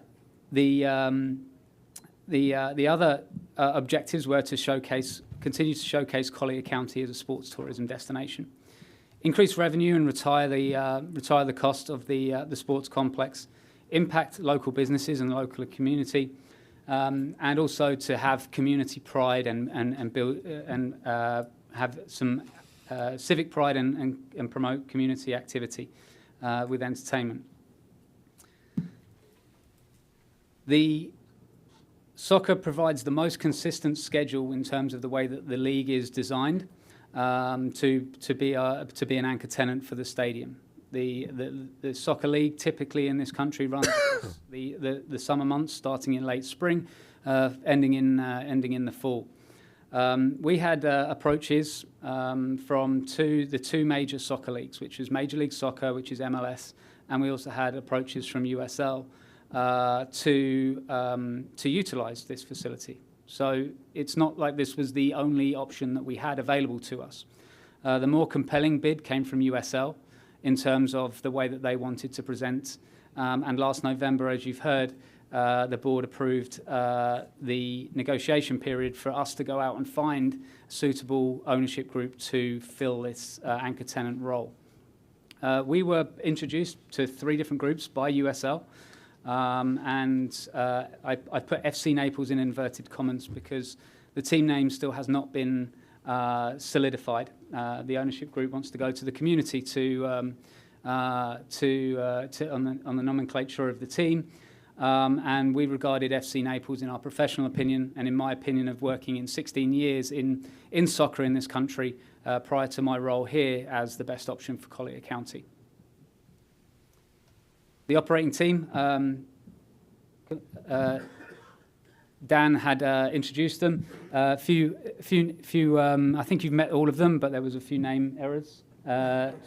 It's Daniel Mildenberg, Mark Mildenberg, Vanessa Dua, and Sasha, I might get this wrong, Pinocas, okay, as the group. So these are the guys that are in front of you. These are the guys that have already moved to Naples to make the commitment to this community. And these are the guys with the vision to see the beautiful complex that we've got and the beautiful stadium that we've got, and they want to present it on a national scale. A little bit about the actual league that they're playing in. I understand many of you may not be as educated in soccer as I might be, so there is a pyramid to soccer in this country. And the pyramid is basically, at the top of the pyramid would be Major League Soccer and the NWSL in the Women's League. Typically, those teams are in the biggest markets in the country. So you look at the major cities, and that's where those teams reside. Underneath that is Tier 2, which is the USL Championship, and that's the small to medium to large size cities have those teams in them. There's specific things that teams in that league need, and that would be one of those prerequisites would be a stadium with fixed seating of over 10,000. So unfortunately, at the moment, we're not quite there. Also, the markets that are in Tier 3, where USL 1, where this team is proposed to play, is all similarly sized markets that this team would play against in national competition. The national competition, which would be broadcast on national television, on domestic cable, the only soccer league that is broadcast on domestic cable after a recent deal was done with CBS Sports, means that this team will be nationally broadcast into the homes of people all across the country. playing against teams of similar sized markets. So Spokane, Washington, Madison, Wisconsin, Lexington, Kentucky. Those would be the rival teams. Those would be our new rivals. Our rival would be in South Georgia. So it's every one of those teams would need to be traveling to Naples, bringing visiting fans and driving economic impact through that way as well. The increased revenue to the sports complex. I hear that there's some questions on the duration of the contract. This is a team that wants to get involved in the very fabric of our community. You don't build that with a sports franchise without the opportunity of time. The initial term of the agreement is not with something that we've negotiated with the ownership group. This is a league mandate. They don't want teams and ownership groups to jump into a market and then move to another market as soon as they get a better deal. So the reason why there's an 8-year anchor tenant is firstly to build the equity with the local community, to build a fan base, and for the team to be successful. But it's also making sure that the league is saying to an ownership group, you can't get a better deal from Sarasota or from someone and then just take your team and move it immediately. You can't do that. So there's commitments through this 8-year term that shows that this ownership group is committed to this community. There's guaranteed rental revenue in this. As I mentioned, this is a summer league mainly for us.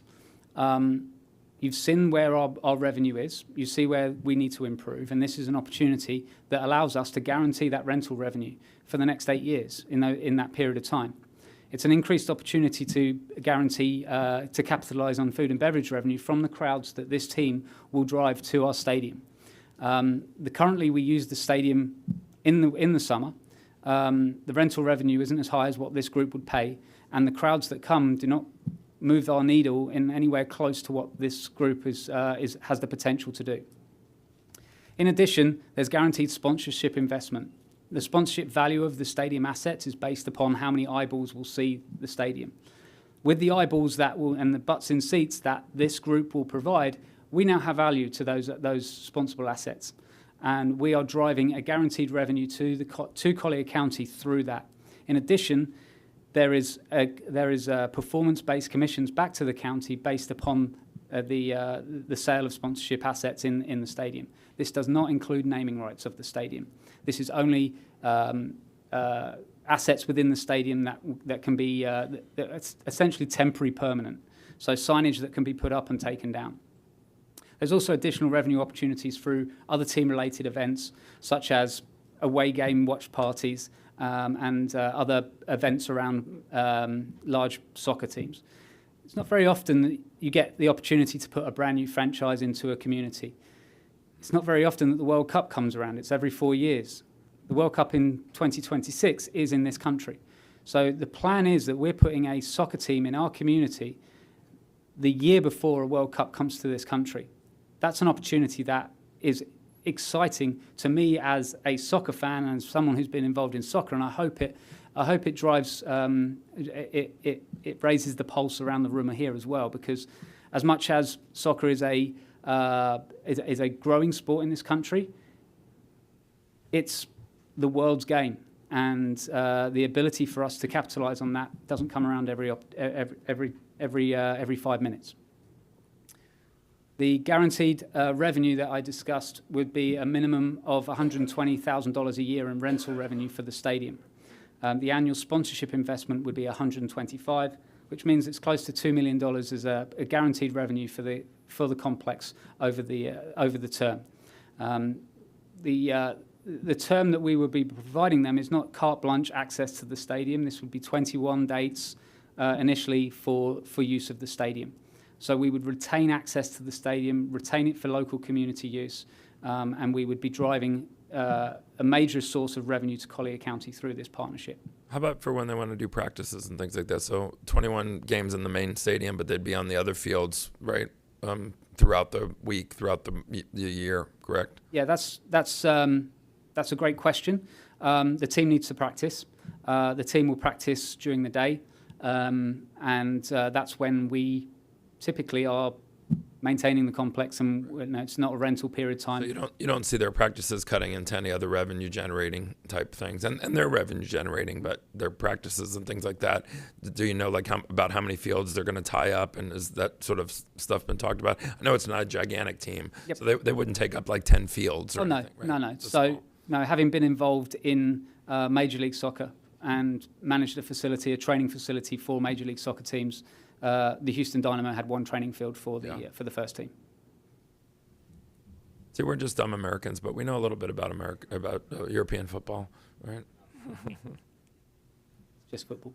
But additional revenue opportunities are there from parking and concessions. So one of the things that we've looked at is the concession revenue based upon some per caps for the games.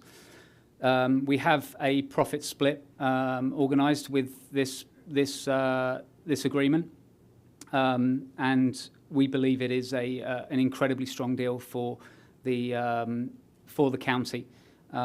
We're taking the rental revenue and we're taking the higher percentage of the food and beverage revenue.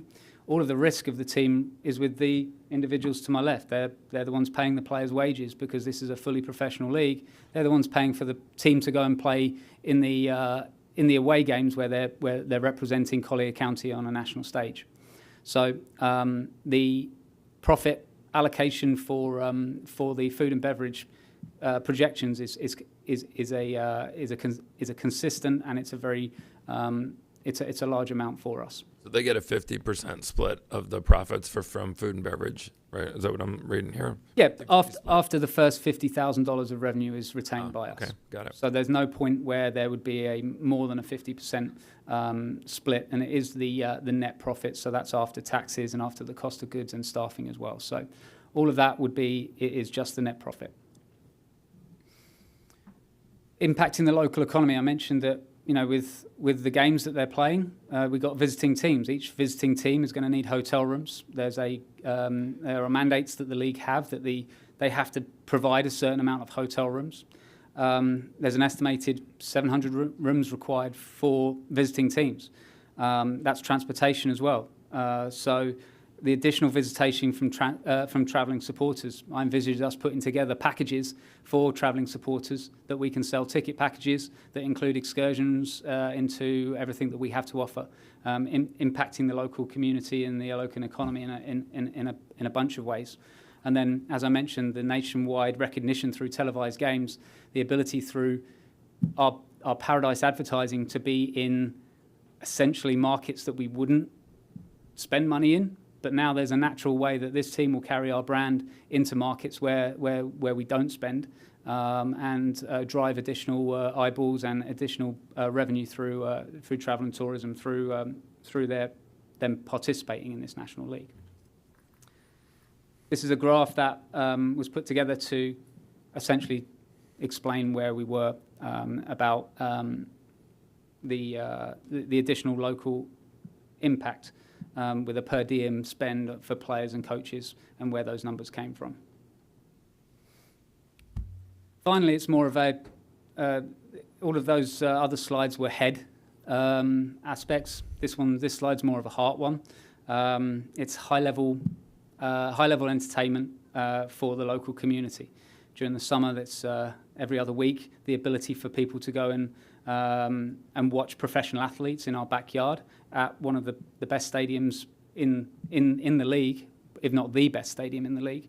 I've already mentioned that these guys are going to take community committee on the team identity. They want to learn about the area. You can kind of tell that they are used to living in Florida because it's less than 60 degrees today, and they're wearing coats inside. So they're used to where we're at here. The additional team-related activities and their commitment to provide affordable access for clubs and families, so that people can access this entertainment with in an affordable way. So it's our recommendation. It's been an absolute pleasure and honour to work with these guys to be able to put something like this together. It doesn't come around every 5 minutes, and as much as there is concern, the league and this group have to plan. This team will play in 2025. So there is a deadline for getting this deal done. It's not necessarily meant to put people under pressure, but they've got to select a head coach. They've got to go to a draft and select players. And every minute that we lose is putting the team at a disadvantage to be competitive. So Say that date again. 2025 would be when this team would play their first competitive game. Okay. But they need the chance to put together a team and select a head coach. And Commissioner LaCastro, they are accepting applications. We had a long talk yesterday. I might have another gig in my future. Yeah. Side hustle. In the interest of time, I'm open to any questions that you may have, and I know Bob would probably like to address if requested. Did you get a chance to talk to all the commissioners or most? Okay. I mean, I'll just open up and say I was really impressed speaking with you guys. I mean, this is an expansion team, so it's going to take time. The team isn't even formed, but the league that they'll be part of has expanded to a handful of more teams, and so they grabbed one basically and then figured out that this would be a really good location. The other thing I like that we talked about is you travel in circles where you could even pull other things, to this area. I mean, when you're going to your away games and playing somewhere else, they're like, oh, what's your facility look like? And I mean, you guys are going to be really good ambassadors of the Paradise Coast Sports Complex. As long as this comes to fruition, we've had other sports people in front of us, golf course enthusiasts and some others, and their deals sort of fell apart at the end. Don't disappoint us. This is a really great opportunity, and I think we've got a really good team approach, and so it's a good deal for you. It's a good deal for us. It's something that brings business here in the off season where we already saw our numbers are not so great. So you're coming at a really good time, and then it adds so much more to the community. And then with your contacts elsewhere, we were talking about sponsors and whatnot. You could drive some things that maybe even Adrian's team is. You travel in different circles, but similar likenesses. So I think the combined efforts of you all are going to bring even more revenue, business, notoriety, everything, to the sports complexes as long as it all happens. So, I know you're at step one right now and you got a long journey, but I was really encouraged talking with you. Commissioner Cowell and then Commissioner Hall. Thank you, Chairman. I know just from hearing the presentation, I talked to these gentlemen here, and I think it's a great idea. I mean, it's just, especially in our down months, to bring something like this in. And I know there was some talk about certain things have to be tweaked about size of lockers, things of that nature. But, my question I'm leading up to is we talked about TV and broadcasting. Is there certain requirements, like someone like ESPN2 or whoever's going to carry these games? Is there certain requirements of the stadium and our facility of them to broadcast from there, like certain particular link ups or certain things we might be responsible for to add to what we already have there with the audio-visual equipment that we have access to? Or is there certain things they require that may be above and beyond what we have on the stadium now? And who would be responsible for that? The stadium has been on national TV already. So we've had nationally televised events, and the stadium has had everything that's been required of those broadcasts. There would be a main camera point would be from the east side, so power over there, which could be from a generator for the games, and some kind of camera scaffold, but nothing to the extent that we require too much more than in the stadium. So. Okay. Because I just know with our pickleball events, they have to bring in a lot of extra equipment. They broadcast that, and sometimes our staff are involved with trunk lining some of these things because it has to be over satellite. Yeah. And for the streaming games, we already have had streaming games. Okay. For anything that's nationally broadcast, typically whoever's broadcasting it would bring a production truck, and that's how they move those trucks around from stadium to stadium to manage those. Thank you, Mose. You're welcome. Commissioner Hall. Thank you, Chairman. I want to, County Manager, you asked, for some of our input as well. And I know that the subject of termination language has come up. And, in normal leases, yes, that's a pretty common thing. But I want to explain some things of the uniqueness of FC Naples. Without the security of being an owner, they're subject to leasing a facility as classy as ours. And they're not here just to try us out. They're going to put their heart and their soul into it.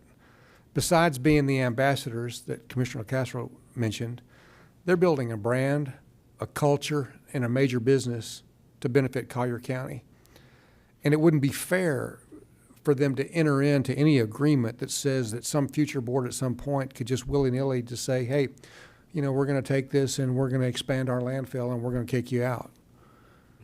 I wouldn't want to enter into any kind of an agreement like that. Besides just being considerate and being correct, the league won't allow it. The league will not allow them to enter into any agreement that has such termination language. So I wanted to bring that out publicly because it's been a concern by some, but it's just common sense to say we're going to go forward.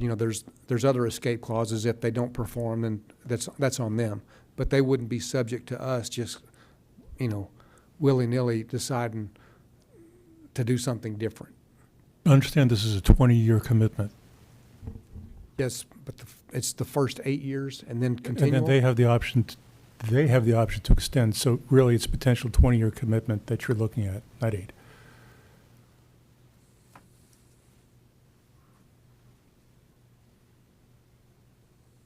I'm sorry, Commissioner Saunders. Okay. A couple questions.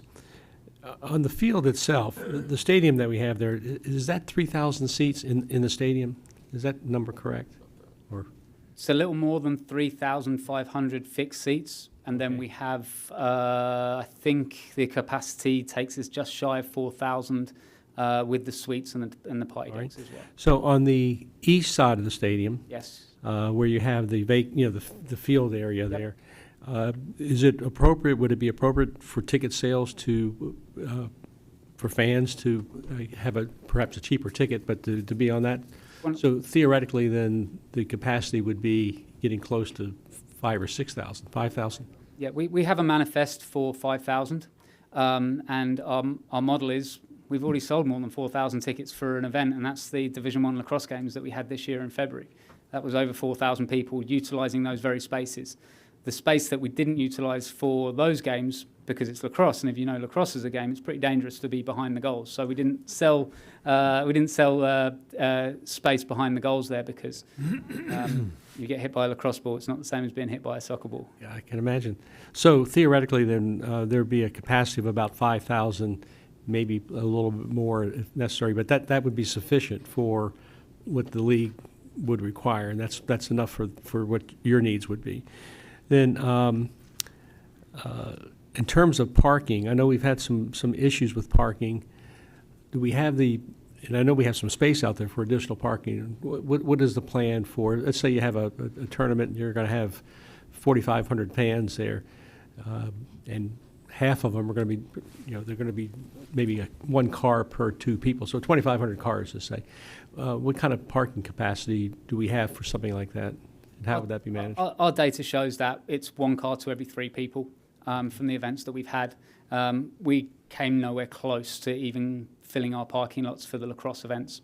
You have the opportunity for us to run some kind of bus service from areas around so people can come to the games on a bus and be taken back to communities. That's something that's typical within other markets as well. When we did the fireworks, I think we had to turn people away because we ran out of parking, but that was I think there were about 6,000 people there for that. We estimated over 7,500, and with the fireworks, that was a very specific event where. Okay, so capacity for parking, capacity for visitors, spectators, no issues with any of that, no issues with the technology in terms of streaming everything.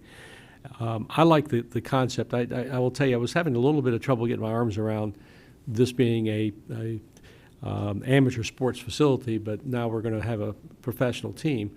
But it sounds like that this will not take away at all from the community use and for the amateur use of this, but actually will, I like the idea of you sourcing suggestions from the community for a name for your team.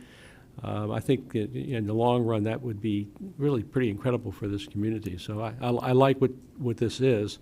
I want to make sure that the county attorney has ample time to review the agreement and make sure that there aren't any things in there that are going to be really problematic. I wouldn't expect that there would be, but just as a matter of course, it's important for us, I think, to have the assurance from the county attorney that they've had time to review the agreement. And I know they really haven't had time because, as they said, they got it around Thanksgiving, and that's just not enough.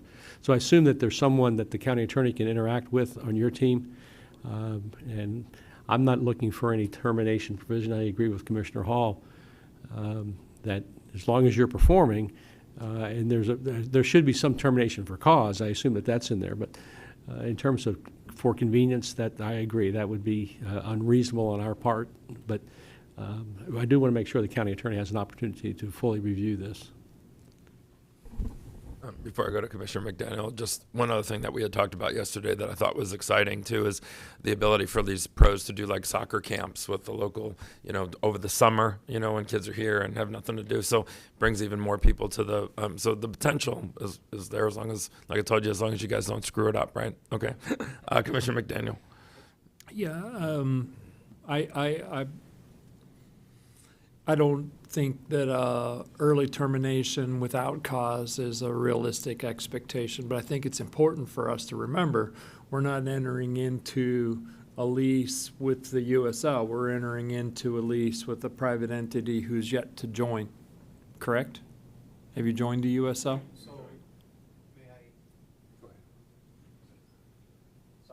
Roberto Moreno, thank you for having us here, or Bob. I just want to address that comment and the timing comment from Commissioner LoCastro. And what Adrian said is we do need to start building the team early next year, hire a coach, start selling sponsorships and tickets, and then creating the brand with the community. So creating the brand takes approximately 3 to 4 months based on what other teams have done. So that puts us at April or May of next year to come out with the brand.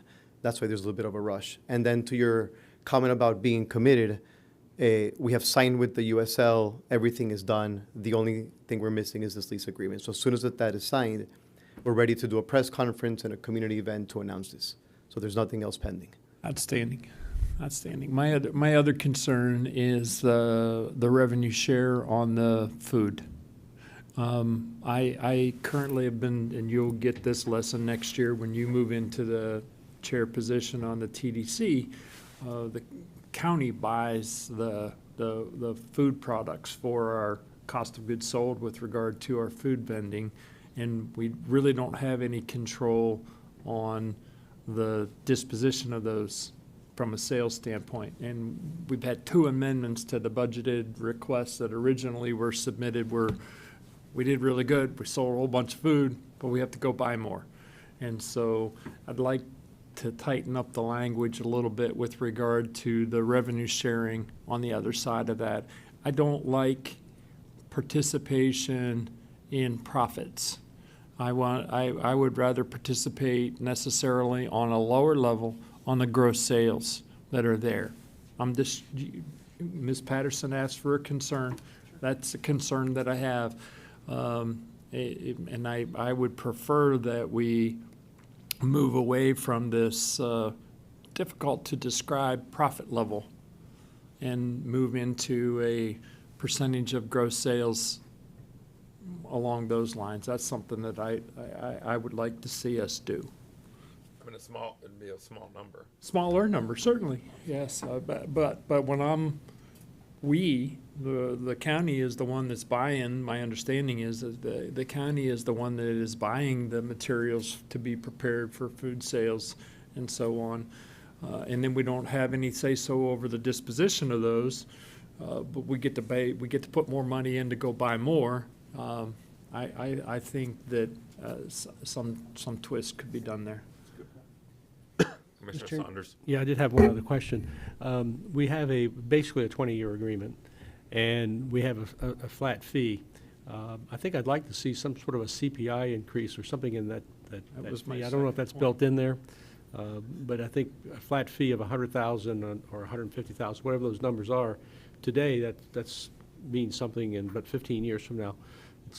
It gets to be a little light. So I don't know if that's something that you would consider, but I'd like to see some CPI type of increase in those fees.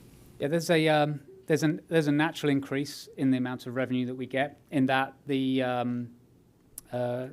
original agreement that was presented between USL and us was that we were going to accept a rental of a minimum of $100,000 a year.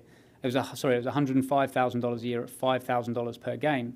At a similarly late kind of period in the negotiation, USL came back and said to me, we want to be credited back that $75,000 over the first 5 years of any agreement, which I said, that's fine, but we're going to increase the rent by $15,000 a year. So we were at where we were going to be. So after the first 5 years, there will be an increase equivalent for the final 3 years of $15,000 net to the county. What about the next 12? That would be up to, it's an option period from there. So my understanding is that we would be able to renegotiate. If I may, I think that's Commissioner Son, a very good request and a very fair request. That's something we'd be okay with. Because I thought that on the renewals, that it was simply a renewal of the agreement at the option of the team. You're correct. And so that would not put us in a position to renegotiate a fee. And so I think that needs to be in this agreement. I apologize for not mentioning that first. I had a note to say that, but I forgot to. But that's The CPI comment, right? Yeah. There's no sorries. That was my second point before he grabbed onto you, so I like it. If I can address the food and beverage that Commissioner McDaniel brought up, we agree with you. We think it's a lot cleaner to do it based on revenue. The 50% of net revenues was done really because we're working so good as partners that we thought that was a nice thing to do, a good way to split it up. But I do agree, it's a much cleaner thing to do off the top. Long term, yes. That makes the auditing, post and pre-auditing, a whole lot simpler. I see the clerk is back there, so he's kind of smiling. Maybe that's a good thing. Yes, it does save time wasted, definitely. Okay, what else? Anything else? Just want to speak to the qualitative, Commissioner Castro, Jack Adams, SFM, that you spoke to when you were talking about what it does for the community. And I think Commissioner Saunders, you as well, talking about the amateur versus professional. Having this as an inspiration for our community is going to drive amateur participation. This is going to drive excitement. Civic pride doesn't begin to explain when you have a top to the pyramid, the amount of participation you get below it. Every sports program wants an elite program for somebody to reach towards. This is just qualitatively, it's a big deal. This is going to be really good for Collier. Okay. Anything to vote on, or it's just the presentation? Yes, sir. So if we could get a motion to accept the report, and then also we'll direct the county attorney and county manager to work on the agreement to bring back, including the incorporation of the board's comments. I'll make that motion if. Okay. Got a motion from Commissioner Saunders, a second from Commissioner McDaniel. All in favor? Aye. Aye. Opposed? Passes unanimously. This would be a good time to take a break. What do we got left? Yes, sir. We're right on time for a break, and then we have the two companion items left for the AUIR and Surtex. Okay. Let's. I want to come back here right at 5. All right. Then we'll finish up. Thank you. Yeah. Actually, was my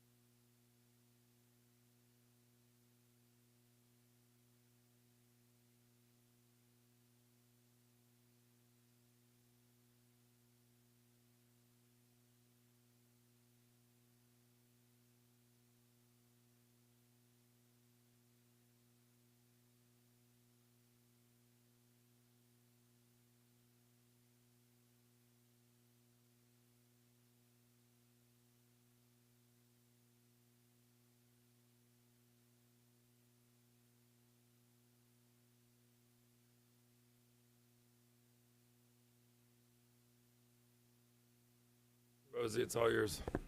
Oh, hold on, Mike. All right. Mr. Posey.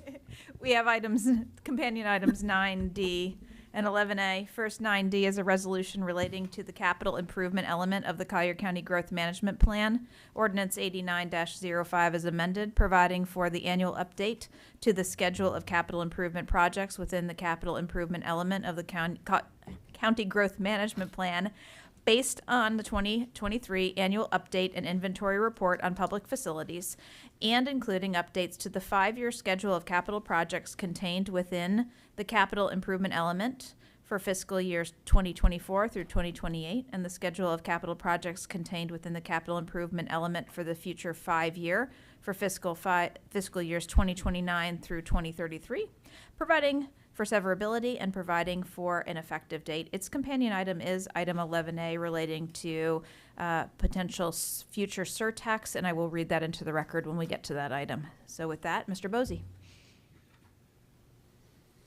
Thank you, Mike Bosey, Planning and Zoning Director. Today I have the presentation of the 2023 AUIR. It's the annual update and inventory report. As indicated by the title, it's something we do every year. We do this right around December of every year, and it's a precursor to your budgetary discussions that are going to be coming up in the next couple months. And what is an AUIR? It's the one-year annual snapshot in time of projected needs and required capital improvements over the next 5 years based upon projected population increases against the BCC adopted levels of service. It should be noted this snapshot changes as changes in the demand equation evolve. That's a lot of words. What was I saying? Basically, this is our one-year snapshot. We look at what are the projects that we need to be able to accommodate the growth that we expect to have over the next 5 years in a 10-year period. We put forward projects that are going to maintain the adopted levels of service. And I'll get into it. Every component of our AUIR will have an adopted level of service for it. There's 3 different levels within our AUIR. The first is your Category A, and those are concurrency facilities. Those are roads, drainage, potable water, wastewater, solid waste, parks and recreation, schools. Those are all tied to your capital improvement element. And those are all tied to your concurrency management system. We were talking about growth management earlier and the components of growth management. Our concurrency management system requires that we have the necessary infrastructure to be able to handle the demands that are projects that are being approved. So at the zoning stage, we do a conception, we do a concurrency. Is there enough trips in the roadway system for this project to move forward? And we'll get there'll be a courtesy analysis. When it goes to DO, when it goes to plat or SDP, that's when we actually apply the concurrency management system, and they can move forward unless there is a deficiency. And if there's a deficiency, they can still move forward. It's just they have to pay their proportionate share of whatever that improvement's going to be. We have our Category B facilities. These are our non-concurrency facilities, jails, law enforcement, libraries, EMS, and government buildings. And then we have our Category C, which are also non-concurrency facilities, but they're also non-impact fee related. Those are our beaches and our inlets. And what I was talking about concurrency, facilities and services necessary to maintain the adopted levels of service that are available when the impacts of development occur. Those are contained within our CIE policies as well as our land development. And how do we make an estimate as to how much demand we're going to be expecting over a 5-year period? We're required by statutes to utilize the University of Florida's Bureau of Economic and Business Research. We refer to it as BEBR. We use the medium range populations. And we also have as everyone knows in this room, we have a very seasonal population. We add 20% to our permanent population to account for the demands that happen within our February, or our January, February, and our March months, which are our main seasonal months. And we've confirmed this 20% based upon trip counts, based upon wastewater usage, potable water usage, and it has been a consistent number that I think we've served well over time. So how much do we build? And I always pick the easiest, it's libraries. We've got it's new population versus your level of service standard, and that's what your capital improvement's going to be. And in this 5-year period, we're expecting 28,338 people over this 5-year period. Our level of service, your adopted level of service, you said 0.33 square feet per person. That's what we require from our library system. So we take the population that we expect, multiply it versus your level of service, and it says we need to, over the 5-year period, to maintain that level of service, we need to add 9,352 additional square feet to our libraries.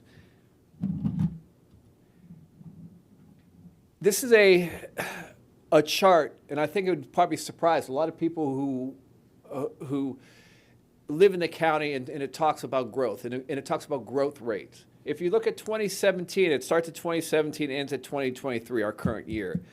And if you look at your 5-year growth percentage, 2017, 2018, 2019, we were over at 9.5% on a 5-year basis. But as you've seen, as 2020 hit, as 2021 hit, as 2022 and 2023, you see a continuing decline within our population numbers. So we as a county, the rate of growth is slowing down. And I think most people would be somewhat surprised about that. But I think housing affordability has something to do with it, but also where the location of some of our new growth is going, meaning to the eastern portion, the RLSA. And as you know, our AVE provides a good example. It's a very successful SRA, but it's a long-term build-out when you get to some of these eastern properties. But overall, our percentage of growth has started to decline as we've matured. And as I said, I think we're hitting a point within our urban area where we're starting to hit build out. And if you remember the growth management plan amendments that were recently approved, the last of the four from the ULI study, the one that talked about strategic opportunity sites, we identified the number of 10-acre parcels or larger within the urbanized area, and we had 12. We had 12 undeveloped large parcels of land. So the urbanized area is fast running out of developable areas.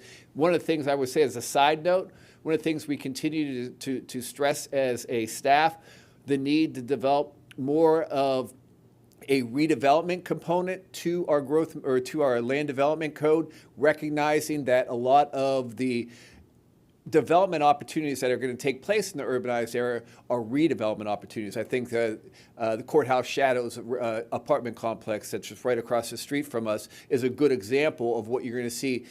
Adaptive reuse of commercial properties for different type of uses. And our code needs to be catered to be able to understand when you have these type of uses, when you have these type of arrangements, you have to have a little bit more flexibility within your regulatory code. But it's not only population that is the key metric within the level of service. The exceptions are roads and bridges. Not only for population drives what our plans are, but with trip counts. And they're collected multiple times a year, as well as trip bank, meaning the reserved capacity that we have to set aside for the approvals of all the different projects that have come out over the years.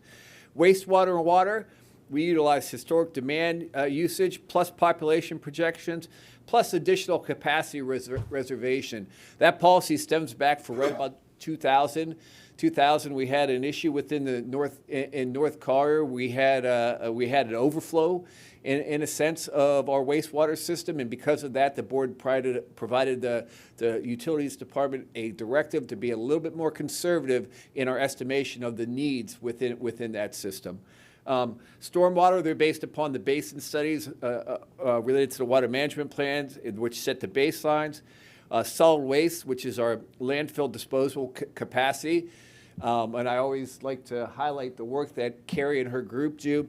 This is the success of when people ask, what does local government do for you? I always say the landfills are a great example. When I first started doing this as the AUIR coordinator, 2006, 2007. We were looking at 2017 as the useful end of our landfill. And we were talking to the large property owners in the eastern portion of the county, and they were concerned about where that next landfill is going to be sat, because sitting in a landfill is not an easy job. It's a tough land use. But since that time, and since improvements within technologies in a partnership with Waste Management, they've extended the useful life of the landfill out to 2063, 2064. Which is a significant benefit to the county. And it has a lot, I think it has a lot to do with the success of our recycling program as well, but also the technologies and some of the actions, related to waste management in that partnership we have. And then we have our coastal zone, which is adopted master plans and sustainability standards that help set those levels of service. This is a snapshot of your capital improvement element. Your capital improvement element is what's required by your growth management plan for a 5-year period. We've got just over $2 billion worth of improvements. One of the issues is, though, we're about $500 million short, meaning that in years 4 and 5, we still have projects identified that we haven't been able to link up revenue sources. One of the things that came from the recommendation of the Planning Commission was to ask the Board of County Commissioners to try to identify additional revenue sources, recognizing that there is some funding gaps contained in our capital improvement element. And that's, like I said, those are for the Category A, the concurrency management portion of your AUR. You also have some funding gaps within your EMS as well as your law enforcement proposals. To be able to close the gap, so to speak. What we're looking for the Board of County Commissioners is basically to adopt the attached document as the 2023 annual update and inventory report on public facilities, to accept the Category A, B, and C facilities relative to projects and revenue sources, with the Category A facilities set forth in inclusion of the scheduled annual update to the CIE. Find there's no inconsistencies contained within the school district capital plan compared to other capital improvements within the AUR or CIA, and to adopt the CIE schedule of improvements. The way we normally do this, sometimes we've had full presentations from each division and department.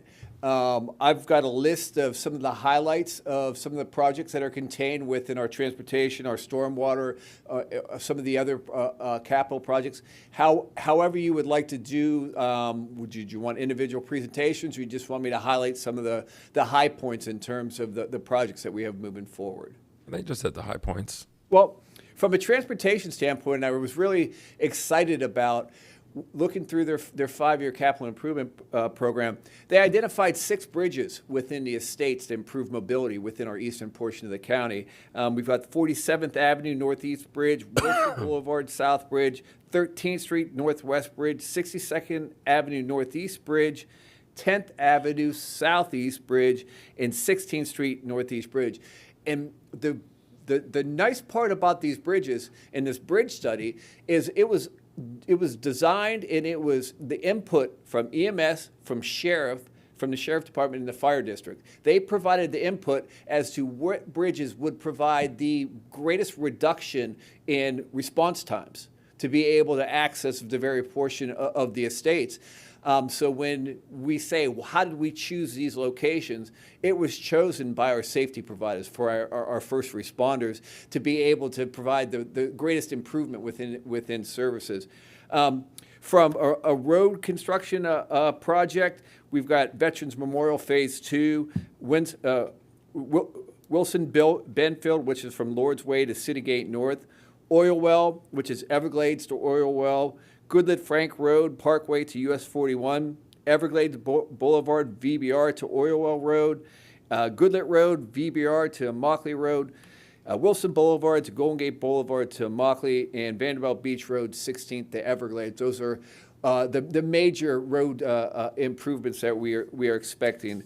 From a stormwater component, we're looking at your stormwater rehabilitation and restoration program, your stormwater outfall replacements, and your stormwater pipe replacements. That's all for the rehabilitation and restoration.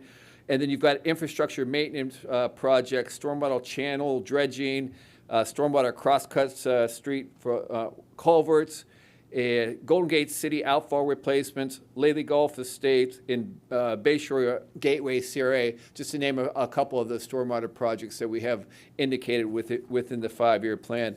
Interesting, before 2020, the school district, in the 15 or 16 years that I was doing the AUR, we hadn't proposed one new school. Now, we know that the new high school off of Veterans Memorial just recently opened up. 2 new schools are also being proposed, Site L, which is an elementary school, and Site Q, an elementary school. Site L is on Mulder Drive, which is just off of Immokalee Road heading to the east.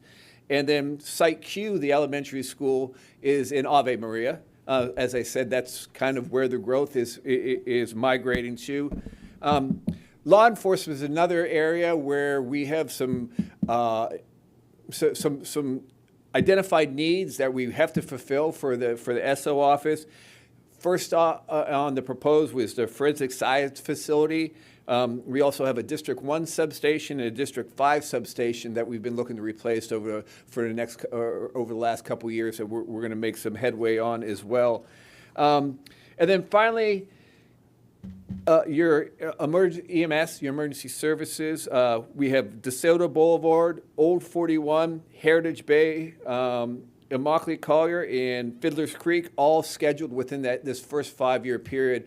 All these are designed to maintain, like I said, the level of service. And the way we do this and how we advertise this is when you came to Naples and whenever you got here, there was something about the county, the area that you found attractive. And we wanted to maintain those levels of service people over time. So that's what this is designed to do. So people don't feel like there's an erosion within the overall quality of the infrastructure.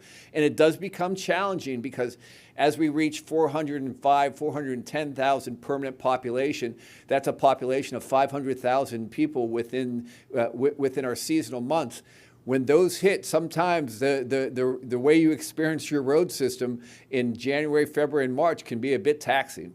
So we understand it is a challenge, but we've identified at least the programs and the projects that we needed to maintain the levels of service over this next 5 years. And with that, any questions that you may have related to the AUR? Thank you, Mr. Chairman. I'll have some other questions later on, but the first thing that popped in my mind is obviously the most important thing we do is law enforcement, and EMS I think fits into that category as well.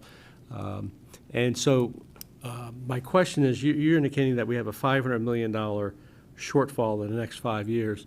My question is, how much of that shortfall is in the needs for law enforcement?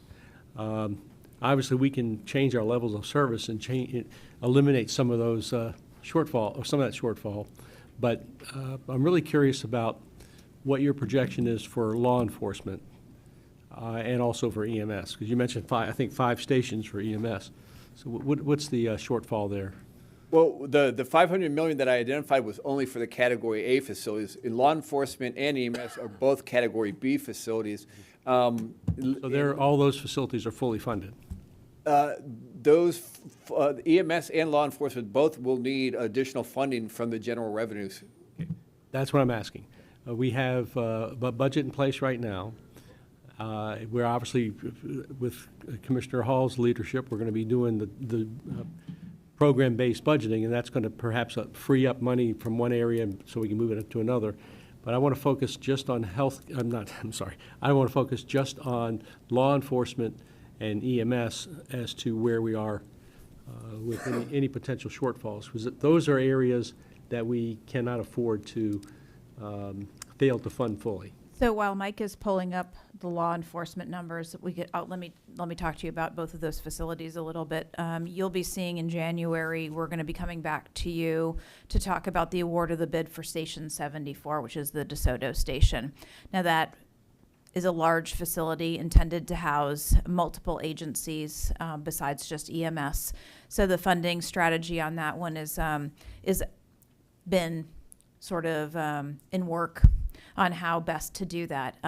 So a couple of positive things. 74 being the next station to go. We're looking at a funding strategy where the county may end up and build 74, but then enter into agreements with both North Collier and Greater Naples, because they have facilities on the books that are following shortly after. Station 14 in DeSoto, which will serve a large portion of the villages for North Collier.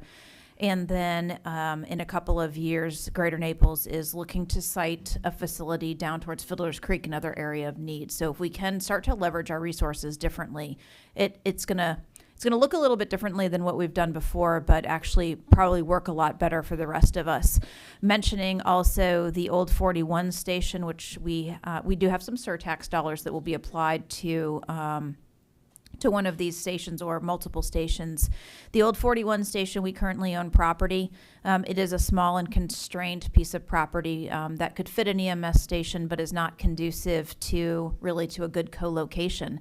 Recently, through some land use actions, North Collier is now the recipient of a piece of property that is in the general vicinity, allowing for a co-location there, which may allow us to dispose of the property that isn't as good and put the money towards potentially the construction of that station.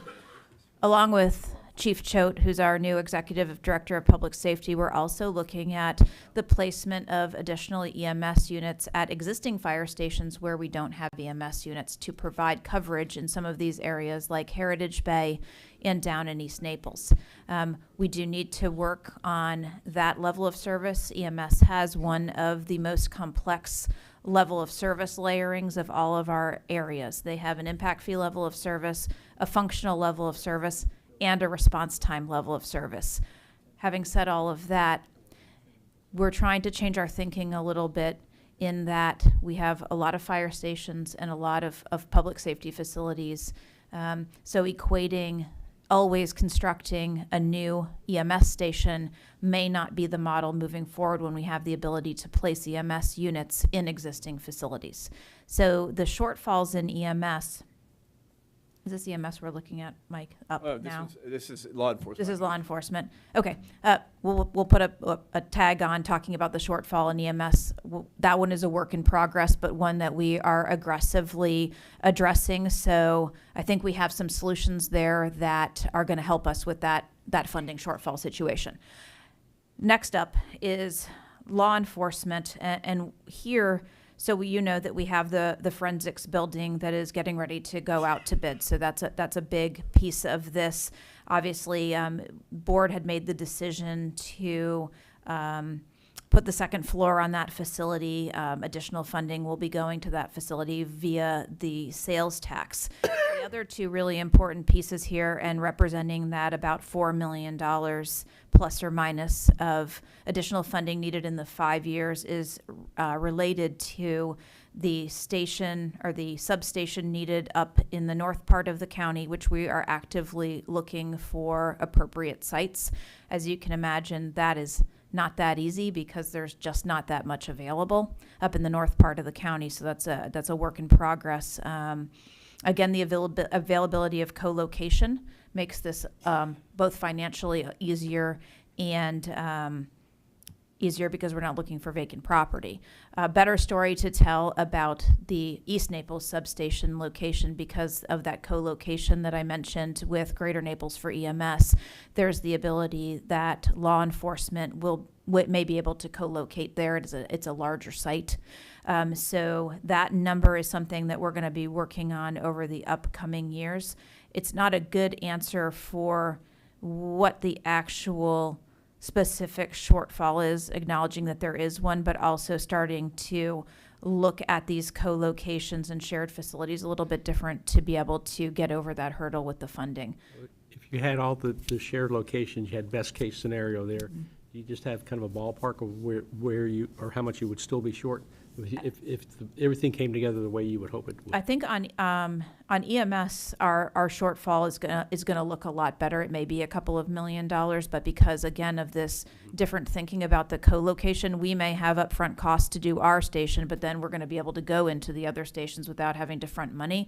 I think for working right now, a good number on the sheriff's is gonna be that $4 million, except if we end up needing to acquire a piece of property somewhere in the northern part of this county, that may look completely different. But again, we may be able to then find other emergency responder partners that would help with that. But I would say that on this one, that we really need to keep working on those options, as well as trying to right-size these levels of service. And when I say that, it's not an intent to reduce them, but both of these have complicated levels of service that are hard to equate to the actual need. They're driven largely by the levels of service that were originally started by the impact fee studies, and we've been, for the last several years, trying to find ways to articulate those levels of service that don't overinflate the need and allow us to properly articulate it. It's safe to say that there are shortfalls in both of them. However, it's also important to note that we're looking at all of these partnership arrangements to be able to get there. Once we talk to you about Station 74 in January, it's going to give you a much better picture of what that horizon looks like, especially for EMS. Thank you. Commissioner Hall. 3 little quick questions. Are the bridges that you mentioned, are they new bridges? Or are they? These are new bridges. Okay, that's what I thought, because I was thinking faster response. If there's already a bridge there, just get over it quicker. So the second question I have is, do you think that 20% is an adequate adder for season? Because it sure feels like there's more than 20% going on. We've been asked to do a level service analysis. We've looked at the 20%. The numbers tend to bear themselves out. What I will say, I think there are probably weekends or weeks in March where we may exceed that a bit. March is just it's the heaviest month in terms of the demand upon our roadway system. And there are times, but what we've looked at from at least our trip counts and from our wastewater disposal rates and our potable water consumption rates, that 20% still is a number that fits within the program. And one of the other things I will say is, as we grow bigger and bigger, normally your percentage of seasonal population decreases because your population is a larger number. So from a staff perspective, we still think that 20% is something that works well and ensures that we have the capacity that we need. It just might not feel like it in the middle of March. Does that 20% follow over into non-season? That 20% is the additional capacity you feel mid-April when season has started to wind down, and you look at our road system. One of the things that I will say, you drive down Santa Barbara at 7:30, 7:45 in mid-April, mid-May, you have nothing but capacity. You have nothing but capacity within your road system. It's just during seasonal months, during our peak and our AM hours, peak traffic demands, it's taxing upon the system. Okay, and then lastly, is the property that you were referring to for joint in North Collier, is that the Suave? Has that been considered the Suave, or they're going to give us some property there for? The Collier Bay property? Yeah. That is it. Okay, Yes. good. Commissioner McDaniel. Let's talk about the bridges. Has consideration been given to take the bridges that are being proposed back to a restudy of any sort? I mean, I I was participatory in the original East and 951 Horizon study in the determination of these 15 some odd bridges. 10 or 12, however many there is in total. And the one that jumps out at me on this is the bridge on 47th, over from Immokalee Road over to Everglades Boulevard. And we don't have capacity on either of those two roads to increase the through traffic on either Everglades and or Immokalee Road. Even though, and I found when we reached out to the Sheriff's Department, a heavier weight was put on priority of that bridge based upon mobile access for, and I look at Commissioner Cowell because he's the sheriff right now, but I look at, you know, I wanted more priority being put on the fixed station emergency responders to be able to get from A to B, as opposed to our Sheriff's Department, because the Sheriff's Department predominantly, they don't sit in the substation and wait for the bell to ring like the other first responders do. So before we plunk a bridge in, I want to make sure that we've got capacity on either end of that to be able to handle the through traffic that's going to come that's not emergency responders. For the record, Trinity Scott, Transportation Management Services Department Head. Yes, sir, we restudied those bridges. As part of a continuation of the original agenda item was to send us back to look at that very issue that you talked about, which was the fixed station, not the Collier Sheriff, just Collier Sheriff, because they don't necessarily respond from a fixed station. They may be out and about, coming from another call. And still, that bridge filtered up higher. That specific bridge will be probably one of the last ones that we will build because, as you may be aware, and a few of our commissioners were probably not on the Metropolitan Planning Organization Board at the time, but we went through a federal process to make that bridge 8th and 16th federal aid eligible so that we are able to accept federal funding to be able to construct that bridge. So we are currently pursuing additional funding for that bridge through the MPO process, which those dollars will not be available until fiscal year 29-ish. So that bridge will probably be one of the latter ones that we do. Okay, very good. And just in case I'm not here in 29, just make sure that the capacity. We'll come find you. Yeah, you do know where I live, but just make sure that the capacity on either side is addressed in advance of the installation of the bridge. We learned a really difficult lesson on the first bridge that we plunked in on 8th, and addressed most of that for 16th. But I just want to make sure that capacity is addressed, please. And then my second question, Mr. Bosey, is, and it may be. We'll get into it in the next agenda item, and that's revenue sources, alternative revenue sources other than just a designation of a deficit.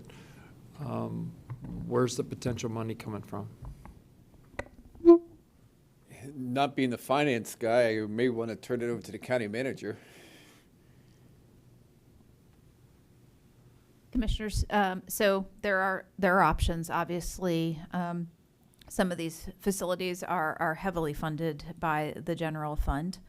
Each of them represented here, particularly the EMS and law enforcement, do have an impact fee.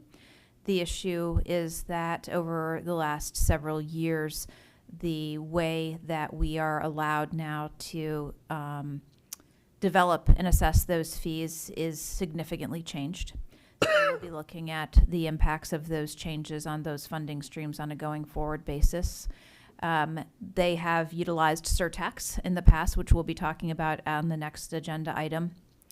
And then, of course, there are other options that we have that would be, which was utilized for stormwater as a good example. We're now completing work on the projects that were part of a $60 million bond issue. So now not being the best time to be borrowing due to interest rates, but when we return to a more favorable type of environment, there may be some ability to borrow for some of these projects, utilizing various funding sources to pay them back. And then just to make you twitch, we could talk about things like a franchise fee and some of the other available funding sources that are appropriate for infrastructure and are less restrictive than some of our choices, like impact fees, which can only be used for growth. So we have a suite of options, just depending on what the board's appetite is, but we will be going through an analysis with our consultants for the priority/zero-based budget to look at the capital program, because we know that the big dollars in our budget lie largely within the capital program, and looking at how we may reprioritize or look at some of these things differently. And they had on the list options for different revenue options. So we'll be looking forward to those conversations. But we have some options outside of the traditional two prongs we've used in the past, which is impact fees and then our ad valorem. And just so I say it out loud, and everybody needs to be hearing, including our new MPO director who's hiding back there in the corner. We're all talking about immediacy with regard to our impacts and capacities that we have on our road systems. There is an outlet now that needs to be pursued vigorously, and that is the partial interchange at Everglades and 75. That can be a huge relief valve for our eastern grid system that really wasn't existent. We really didn't have that opportunity. It's now in, we didn't have an opportunity to even ask. So I'm planning a trip to Washington in the spring. Really looking for some support to ratify the necessity for that as a relief valve for our existing system that we have. We don't have a lot of capacity on Immokalee Road now. I mean, it's pretty much over. We can't just throw another lane in there and turn it into an 8-lane system. Vanderbilt's extension out to Everglades Boulevard's going to be a huge benefit and a relief valve there. But if we could really prioritize that partial interchange. We all know that there was an IJR that was put in place for that vicinity at one time, but now it's time to start talking about what we can do on a relatively speaking short-term basis to offer up some capacity on our existing road systems by that relief valve.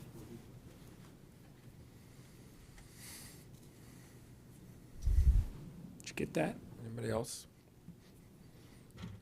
You have anything else to add, Mr. Bosey? Nothing other than seeking a motion to accept and adopt the 2023 AUIR and CIE as presented. Okay. Do I have a motion to accept? Could I ask one ahead, more sir. question? Absolutely. This may be a question for the county attorney. If we adopt this, that sets the levels of service on a variety of different things, and that kind of drives our budget. But we're going through this program budgeting process where we may find out that some of these priorities are not really the right ones, or some of these levels of service may be too high. Can we, during the year, lower our levels of service, or is that even relevant? We just approve a budget regardless of what the AUIR says? You don't really need to lower the level of service. We can just move on forward with it. Your AUR deficit will grow if you don't lower the level of service, but we're compelled under statute to have water, sewer as concurrency. We're not compelled under state statute to do transportation or anything like that. That's something we self-impose on ourselves. Thank you. But during the year, if we wanted to make adjustments to this, you're saying it wouldn't be needed, or? No, it would just, the AUIR is predominantly a planning exercise where staff's telling you that these are our needs in the future and this is how much it's going to cost. If you want to keep the same level of service, then you've got to budget those monies, and if you don't, there will be a shortfall. But it's our shortfall. It's not required by the state, other than really what George does. Okay. Your question though is if we got a lot smarter in certain areas and it did adjust some things, do we have to do a, make some edits or anything like that? Okay. Commissioners, when we've made adjustments to levels of service in the past, which happens infrequently, we have come back then and embodied it in the next year's AUIR. What comes to mind is a change to the park's acreage.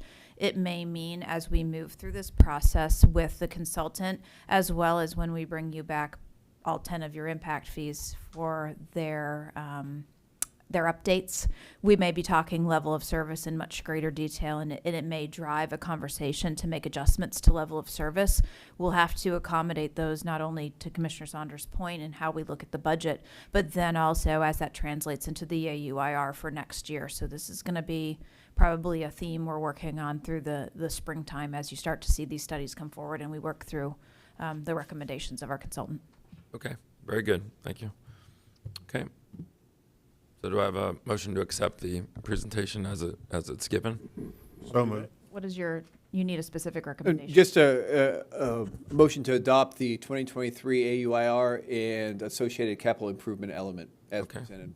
Okay, do I have a motion to adopt the UIR? Okay, got a motion from, I'll say, Commissioner McDaniel and a second by Commissioner Cole. All in favor? Aye. Aye. Opposed?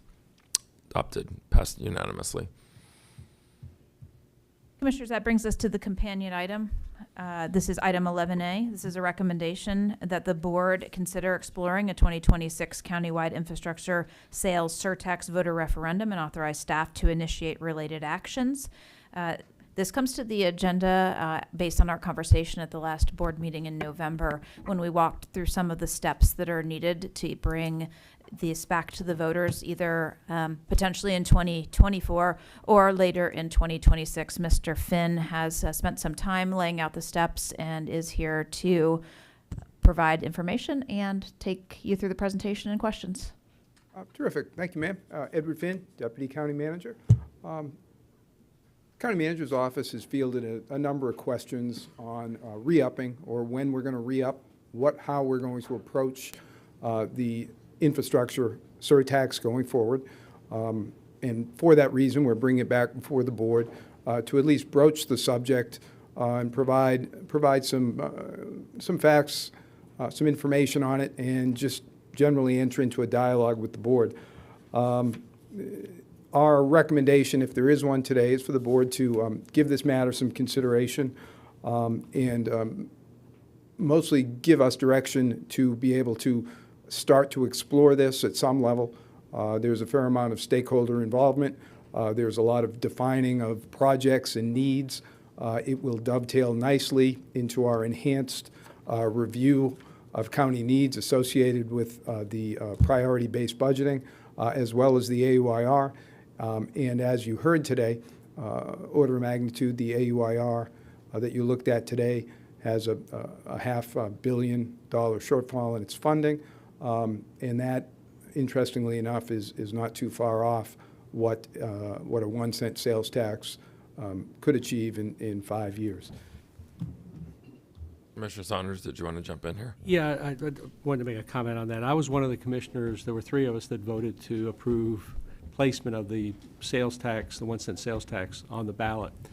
I'm the only one on the board now that had supported that, and there were only 3 that supported it. And one of the 3 basically really didn't support it in any meaningful way. It only passed by a very small percentage, probably 1 or 2%. Less than 1%. Is that how much? Less than 1%. Less than 1%. So the reality, I think, now is that type of thing, I don't think the board would vote to put it on the ballot. If it was put on the ballot, I don't think it would pass. But we also made a commitment when we put that on the ballot that this was a one-time thing. We had a 7-year time frame, and the question was, well, will this end? And the answer was, yes, it will end. And so I think we would be basically going back on our commitment at that time to do this that one time and not consider it again in the short term. So I'm not supportive of moving forward with this. I mention this because I know you're building budgets and you're making some assumptions, and my assumption is this is a kind of a no-go. Yes, sir, and we understand that. The county manager is not rushing into this. Rather, we're looking at a 2-year horizon to consider and develop a ballot item for consideration. During that 2 years, we would have an opportunity to reach out to the stakeholders, reach out to the board. As I say, we will have an improved priority budgeting tool in place. For example, I will say that in February, when we come before the board to kick off our budget policy discussion with the board, we're probably going to reintroduce the AUIR. We're going to talk about the strategic plan, some new strategic priorities, and how what we're doing ties into that. And we will not in any way be suggesting that a new surtax be considered for inclusion to support the budget. That will not happen for next year's budget. And if I had my druthers, it wouldn't happen in the year after that. Rather, it wouldn't happen until it was actually in place, including a step that's in the ordinance currently, which is an advisory board that's responsible for determining that the projects being funded do in fact comply with the intent of the surtax. So your point is well made, and as always, I understand it. We are not in a position to rush into anything, and rather, insofar as we do work on it, we want to be certain that we have some support to at least expend nominal effort on it, if for no other reason, be able to respond to inquiries and at least come up with a concept and reach out, as I say, to stakeholders. Commissioner Hall. You know, it's easy to sit back and think about, oh, what can we do with this money and what can we do with that money? And this could be the budget, you know, this could fill the deficit. But, you know, I mentioned earlier, we're representatives of the people. I don't have a large amount of people on my newsletter, but I've got 20,000 plus. And I sent out a specific survey asking those people what they thought about a referendum for this surtax. Of that 20,000, about 11,000, about a little over half of them opened up the email. And out of the 11,000, 350 or 60, something like that, a small amount, actually answered the survey. And the survey results were 64% as they would not want to see that, and 36% saying yes, they would entertain that. And I was disappointed in the turnout of it, but the results, even when I ask people I'm playing tennis with, and I can even put it to them like, just a mere 1% can do all this for the county. They're like, we're not interested in that. So I just wanted to share that publicly, and I can concur with Commissioner Saunders. I don't think that this is something that the people are wanting. Commissioner McDaniel. Yes. Well, Commissioner Saunders was correct. And I did not vote to support the original referendum. Now, on the other side of it, now I'm over here. I did and have seen the benefit of those revenues to our community. We were, and still are, behind. We were behind a lot more before the existence of the sales tax. I'm not a proponent of it right now. By no means, I haven't changed my position. I think we're on a proper course by moving over to the performance-based budgeting. I think we're on a proper course for the study of the impact fees. I think we're on a proper course for reprioritizing how we're doing what we're doing with the taxpayers' money. And so I personally don't have a flavor for moving forward with the sales tax initiative. I have been requested by Everglades City, the mayor actually. I spoke with him today, and I'll share with you what I told him the same thing when I talked to him. I said I would express that the city was in support of us moving forward with this. But I also, on the same token, suggested that he re-engages council and maybe partner up with us in this new process that we're initiating with the performance budgeting, just to see if the Everglades City may have a little bit of room in how they're doing what they're doing with the taxpayers' money. for and until we get further down the road and determine whether or not the need to have more money is actually what we want to do. Commissioner Cole. Thank you, Chairman. Yeah, like Commissioner Saunders said, I mean, I definitely was not part of that back then. And, you know, I've had the opportunity this past year to participate in, I believe, a couple projects at the mental health facility and a few that, and of course, our VA, our Veterans Home, you know, where the surtax was used, and myself not being part of it, and the initial one, I did the same thing Commissioner Hall did. I put out an email specifically describing what the surtax did and the projects it went to and what we've already earmarked, and it had captured comments and a vote, and about same amount of emails, about 12,000 or so, and wasn't quite impressed with the response back, but a few hundred responses back, and it wasn't that they hated it so much, that they just didn't see results yet of what has already been taken from the public, you know, in the surtax, you know, whatever the 409, I think over 500 million will end up being by the end of this month. And I think sometimes people like to see where the money went before they kind of pony up anymore. So, and my results was a little closer. It was about 54.1% to 46. It was 54 no. So I put it to my constituents because, like I said, I had no pony or dog in this fight from the beginning. But, you know, I figured that was the best thing I can do as a new commissioner was, you know, take it to my people and see where they stood on it. And it looks like they're not favorable to it. So Fair enough. And if I may, sir, where we are with the expenditure of these funds is it is not all expended, and you're absolutely right. A lot of the projects that we're working on are coming to fruition now, including the State Veterans Nursing Home. The Sheriff's Forensic Building, as the county manager said, is presently out to bid, and that's quite substantial. And the mental health facility is moving forward. So to the extent that they're not constructed, you're absolutely right. It would be our intent that those show material progression between now and when we maybe consider this in the future, to be able to demonstrate that we can expend those funds appropriately and consistent with what the voters approved at that time. So I take your point very well. I appreciate that. So here's what I found out talking to quite a few people as well. How much confusion there was over this. Like, I'll go back to the vote today on the moratorium. Okay, I do think the majority of people thought we were voting on the moratorium yes or no today, right?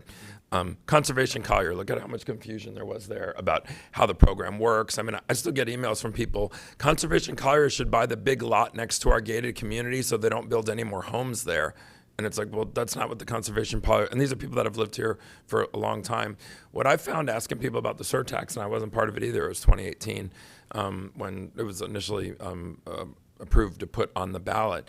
But folks that I talked to, there's a lot of them that thought we had the authority here.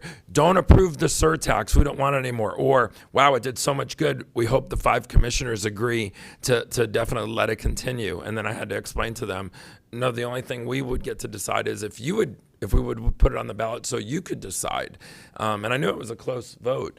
But what I found is that unless I really explained it to somebody, the folks that understood that it funded, it helped fund the state-funded Veterans Nursing Home and a myriad of other things, they saw the value. And then they asked me, if it was on the ballot, would there be another list of things? And oh, absolutely, maybe fire stations, but you know, there's all kinds of things that were left off of the last list or that we've since thought about.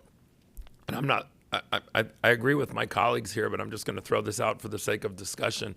We're not deciding if we're going to, continue the tax or not. Really, not. We're not continuing it. It is sunsetting at the end of this year. So the discussion is: do we want to put it on a future ballot, next year's ballot, or maybe even in 2 years possibly?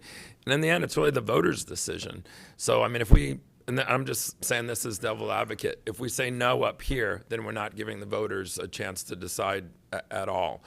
We're deciding for them here, and I'm not making that as a motion. But what I found is when I talked to the people that were in my district and even other outside folks, so many of them were confused by it, or if I explained it to them, a vast majority thought it was a big plus when they heard the laundry list of all the things that it funded. And then, of course, I have the same thing. I have a municipality in my district, the city of Marco, and they were the first ones to send us a letter like 2 months ago saying that they feel that reinstating it, I guess is a better term, not continuing it, but basically putting it back on the ballot for a second go is something that, they feel like they're speaking for all their constituents. And I don't know what their percentage is. Getting a letter from them doesn't mean that 90% of the Marco Island residents are in favor of it or against it. But, as a collective group, the Marco City Council had the same position as the City of Everglades because they saw a benefit and what they got, and they have a short list of future things. So, just for the sake of discussion for my colleagues, we're not voting on whether we think the tax is good or bad, or we should vote for it or not, but should we allow citizens to have the opportunity in a year or two to put it back on the ballot and see it, with more education, maybe it would fail 80% to 20%. It wouldn't be 51-49 or whatever it was. So, Commissioner Saunders, what's your thoughts on that? Or my thought is simply that I don't think this board would vote to put it on the ballot, and I don't think the voters would approve it. And in addition, we said back in 2018, this is a 7-year program that will sunset and it will not be renewed. Now, obviously, we can change our mind and we can put it on the ballot, but I think if we continue this discussion, it's misleading. I don't think there's any appetite on this board to put it on the ballot at any time. Now, that may change in a couple of years, but right now I think it's a waste of staff's time to even think about a renewal of the sales tax, because I'm not going to support it, and I don't expect anybody else on the board to support it. So why have the conversation any further? Now, come back in a couple of years, maybe things have changed, and we can renew the discussion, but otherwise we're just wasting staff's time and misleading the public. Yes, sir. That's all. And I acknowledge that, and I'm just pleased to have had the discussion with you to see where the board sits on this, and that will help us move forward. And I don't know if I've overstated it, but I think that's... Well, just hypothetically, we all know our constituents to the best of our ability. Do you think if it was on the ballot, it wouldn't be as close of a vote, that it would fail at a greater percentage? I'm just asking you to take a guess at it. What would you think? The answer So it was close the first time because it was sort of... Back in 2018, the economic climate was a whole lot better than it is now, and there was a whole lot of opposition to it. And like I said, it passed by less than 1%. You roll the clock forward, inflation is relatively high, it's going down. Rental cost, everything has gone up, food costs, everything. I just don't see anybody really eagerly voting for this. And like I said, I personally would not vote to put it on the ballot. I just want to make sure we have as aggressive a discussion as possible, because if we kill it here, then which is fine, then we're basically telling the citizens that maybe think it's a great idea, hey, we sort of decided for you. But I tend to agree with you. I think if it was on the ballot with the education that people have, it has funded quite a bit. We collected money faster than what we thought, it's sunsetting sooner, and let's see the fruits of that labor. And I think when I talked with Ms. Patterson, an option could be we skip a year and we have the same conversation maybe for 2027, right? It's always an option. 2026, and I think to that point is that as we go through the budget process this year, so that it appears the door is closed on 2024, because really, even if we were all excited about it, it would be quite a lift to develop the ballot language and a robust project list that was well vetted to get it onto the ballot for 24. This would be a good conversation to have in 2024 for a future, and it might not be a long conversation, but it would be we would address it. It's probably a good conversation to continue to have in general about various funding sources outside of the regular ones that we're used to as options. Again, we have, a couple of different ones that come up from time to time, this being one of them. But as we move through this new priority budgeting, as we look at the implications to some of our other funding streams, I'll mention the impact fees again. We could be facing a legislative session that brings more changes to the impact fees. We may be having a different conversation, and then people may feel differently. If we're replacing a funding source with another funding source is a different question than it's a supplemental funding source. So the picture may change as more information becomes available and as we understand not only what the economy does, but as we, again, do these studies on efficiency and priority, then we can really understand where the public is on this. And, if they remain very motivated about transportation improvements, or if we end up having more difficulties with our stormwater system, then we have a different conversation to have. So the conversation today, again, really probably just says we're not ready for 2024, get some more time under our belt, get more projects out of the ground, but keep a refresher for this as we talk about the way we fund capital projects, and it doesn't close the door for 2026. And then we continue to talk with our constituents and come back with even more information. And then a lot of these projects will have come to fruition. So if people think, wow, we wouldn't have had that mental health facility, or it would have been a much more difficult reach, there might be folks that think, or there might be people that think, we got enough additional projects and there isn't, a need to tax. Definitely agree with Commissioner Saunders that it's a difficult economic time right now. So in 2018, it was that's a really good point. And it barely passed when times were a little bit better. So do we need to actually vote on something or no? No, I think if you just give us direction that, this is something that we'll keep on our to-do list, that as we continue to vet the capital program, we'll have this one on something that we'll talk about from time to time as we move towards 2026. Anybody object to that? Jeff? Mr. Chair, I'm pretty sure I know everyone in the room, and this person's not here, but I do need to call the name. Juliana Meek. She is not here. I just wanted to, because she registered for this item. Okay. But any objections of the way forward? Anybody? Okay, good discussion. Thanks. Very good. Thank you. Commissioners, that brings us to item 15, Staff and Commission General Communications. 15A, public comments on general topics not on the current or future agenda by individuals not already heard during previous public comments in the meeting. We have no one registered at this time. Item 15B, we have no staff project updates today. That brings us to item 15C, Staff and Commission General Communications. Just one or two things. We will be, as we had mentioned during the AUIR, we will be having a conversation about Station 74 in January, the award of that bid and a way forward on how we start to place EMS units throughout the county and our partnerships with fire. So that's going to be a good conversation. Secondly, we had planned to have an aquatics update to you here in the late fall. We've got some more information that we've been working on as far as an approach to deal with that long-term maintenance. So we look forward to talking to you about that in the upcoming month or so. Other than that, I hope you have a really nice holiday, and we're looking forward to the new year. And Dan, you have anything? Just for the record, the Snowfest was a great success. Over 4,000 participants from the community, well organized, being our second event there at the sports complex. So a lot of happy kids and families out there for the Snowfest. So, and also, commissioners, thank you for your support in extending the agreement with Clam Pass Park and Naples Grand. You're going to see some improvements to that community park and the concession as well. And of course, with the new information from the county attorney, we're actually going to see we'll work on that contract with the soccer league and make sure that we bring it back to all parties, and it'll be great. County Attorney, do you have anything, sir? Just happy holidays. Mr. Miller? Merry Christmas. Okay. I'll start with Commissioner McDaniel, sir. Rock Road, anything? I hear we're making improvements to Rock Road, by the way. I have 2 points. One, I want to wish everybody Merry Christmas. Number two, I wanted to ask you, we took care of the Marco Shores project that was here for us to vote on, but we kind of left the direction to staff for the creation or the exploration of an MSTU with some foundation. If that's, that we, the airport authority, which is us, has made a significant investment into the Marco Airport.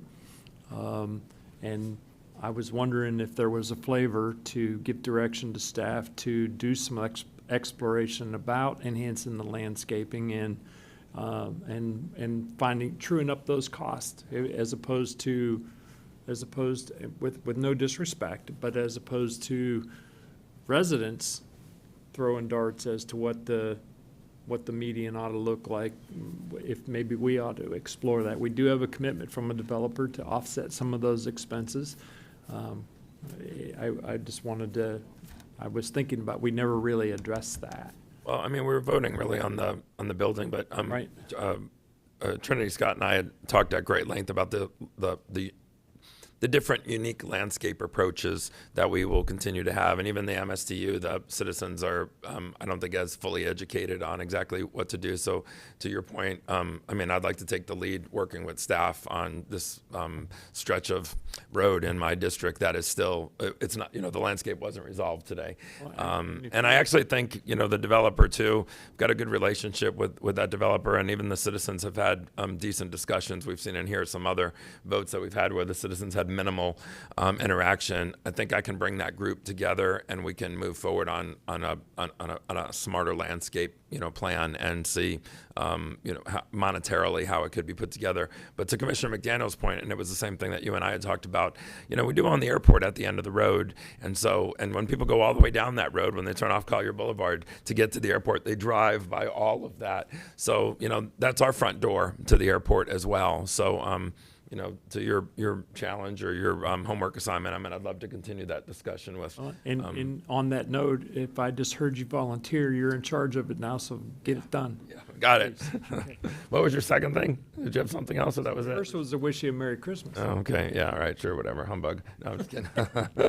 Thank you. But I'll keep the board updated, because also too, like I even said, we all have mainsail drives, and setting precedent and making sure that we don't go overboard or underboard, or because that'll come back to haunt us as well. Someone will say, well, you did this for mainsail drive, now I want it in my district and on my street, and so we have to make sure that we're consistent. But Trinity, you and I'll sit down and even pull in that Mark Wagner. He is a big spokesperson for the group, maybe not the main guy, but he's one of them.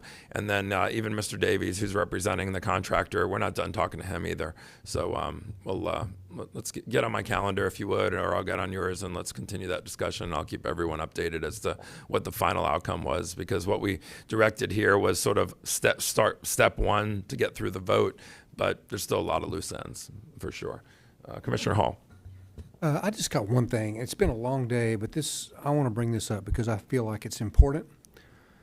In one day, I had 2 people contact me of the results of a pretty onerous and cumbersome ordinance that we have here in Collier County. And Mr. Carpenter, if I want to invite you up and just briefly let the board know what happened. We'll save all the permit details later. He's finally smiling. He's been sitting in the back. Oh, he's got a story. Got a long story. Merry Christmas, Commissioners, and I will be short, and if you want to shorten me shorter than I am, you're welcome to, because I realize it's a long day and there's no fans here to support us at this time of day. So, but I have a garden, a large garden behind my house. I decided to build a little tool shed. It's a little tool shed, and I put it back there. After I got it back there, I realized that last May I needed a permit to have it back there. So I was going to be leaving the country for the month of June, as we do. We always leave the country for June. And when I asked the county if I could take it up when I got back in July, they said, sure, no problem. So in July, I started the permit process for this little shed in the backyard. And I went down and got the permit. After the process of getting the permit, I spent $600 on getting the permit. I spent $1,200 on getting the survey to locate the little building that was already there.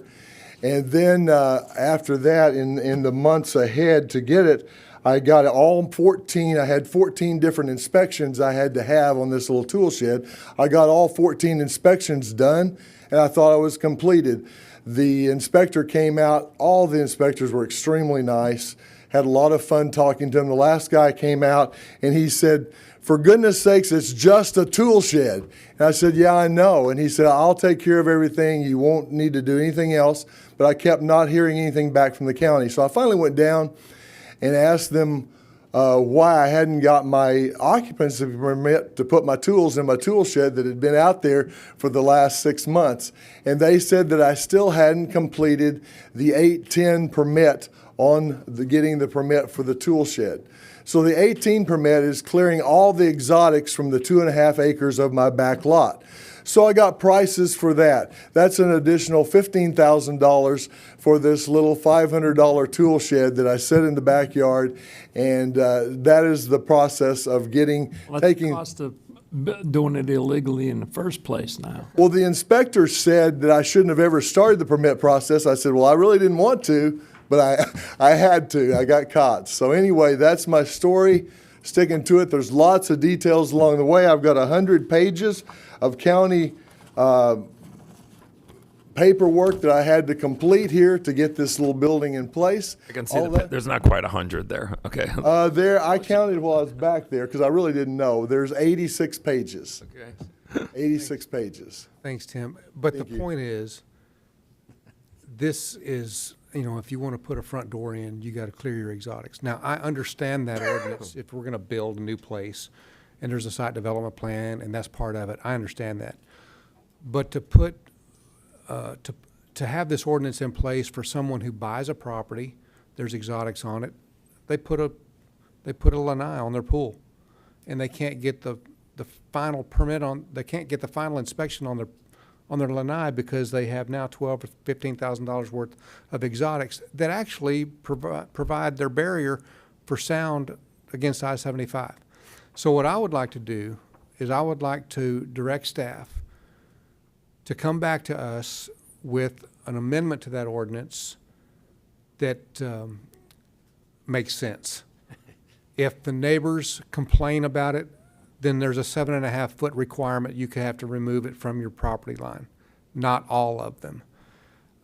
That's on existing properties with existing, you know, remodel permits that it's not so, it just makes sense to get rid of that because that's big brother government all up in everybody's business that doesn't need to be there.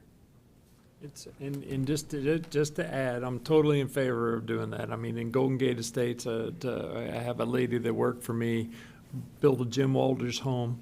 Remember them? From the 80s. Little stick frame house on a 75-foot track. Mother-in-law took ill. They built a mother-in-law apartment on the side of her home to take care of mother.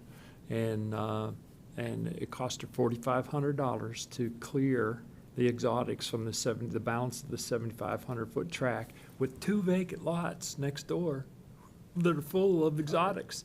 Full of exotics. So we imposed a $4,500 expense on these people just to get their CO for the mother-in-law apartment. And I like Jamie French and I have spoken about this a couple of times, so I think it's high time. I mean, Jamie, are we missing anything? Because I mean, if this has been in play for a while and then all of a sudden it just got discovered, is there a piece we're missing, or this is something that's dated, dusty, and is in need of an adjustment?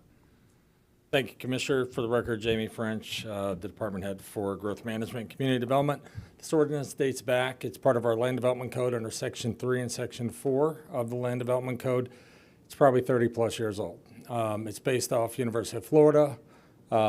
Fortunately, Collier County only has 12 exotic species that are identified, but anytime you add a structure, and it really sounds like, and I really haven't had an opportunity to speak in depth with the gentleman, but it sounds like this is probably a code enforcement case that turned into a building permit. And unfortunately, you as a board, the state of Florida has removed, they are the authority having jurisdiction. In fact, you just adopted the updates to the latest, it's updated every 3 years, Florida Building Code.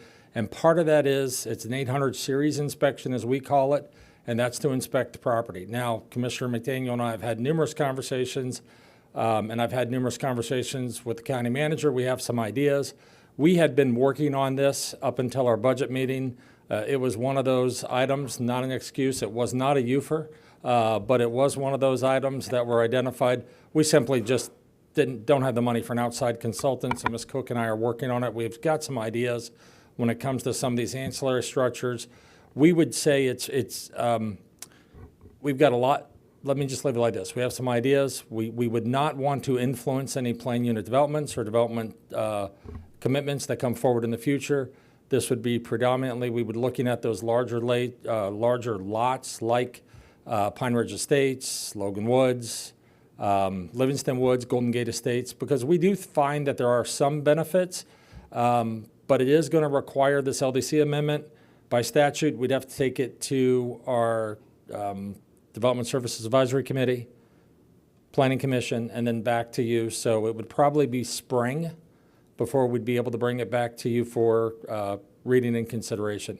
So two things. Number one, you'll be able to get with this gentleman, and we're not waiting for spring. But then number two, do you think there's a lot of citizens that got burned this way but didn't speak up to either their commissioners or the county and wrote a big check and cleared all the exotics and then, went back inside their house and said, this county is crazy, but they just did what they were told?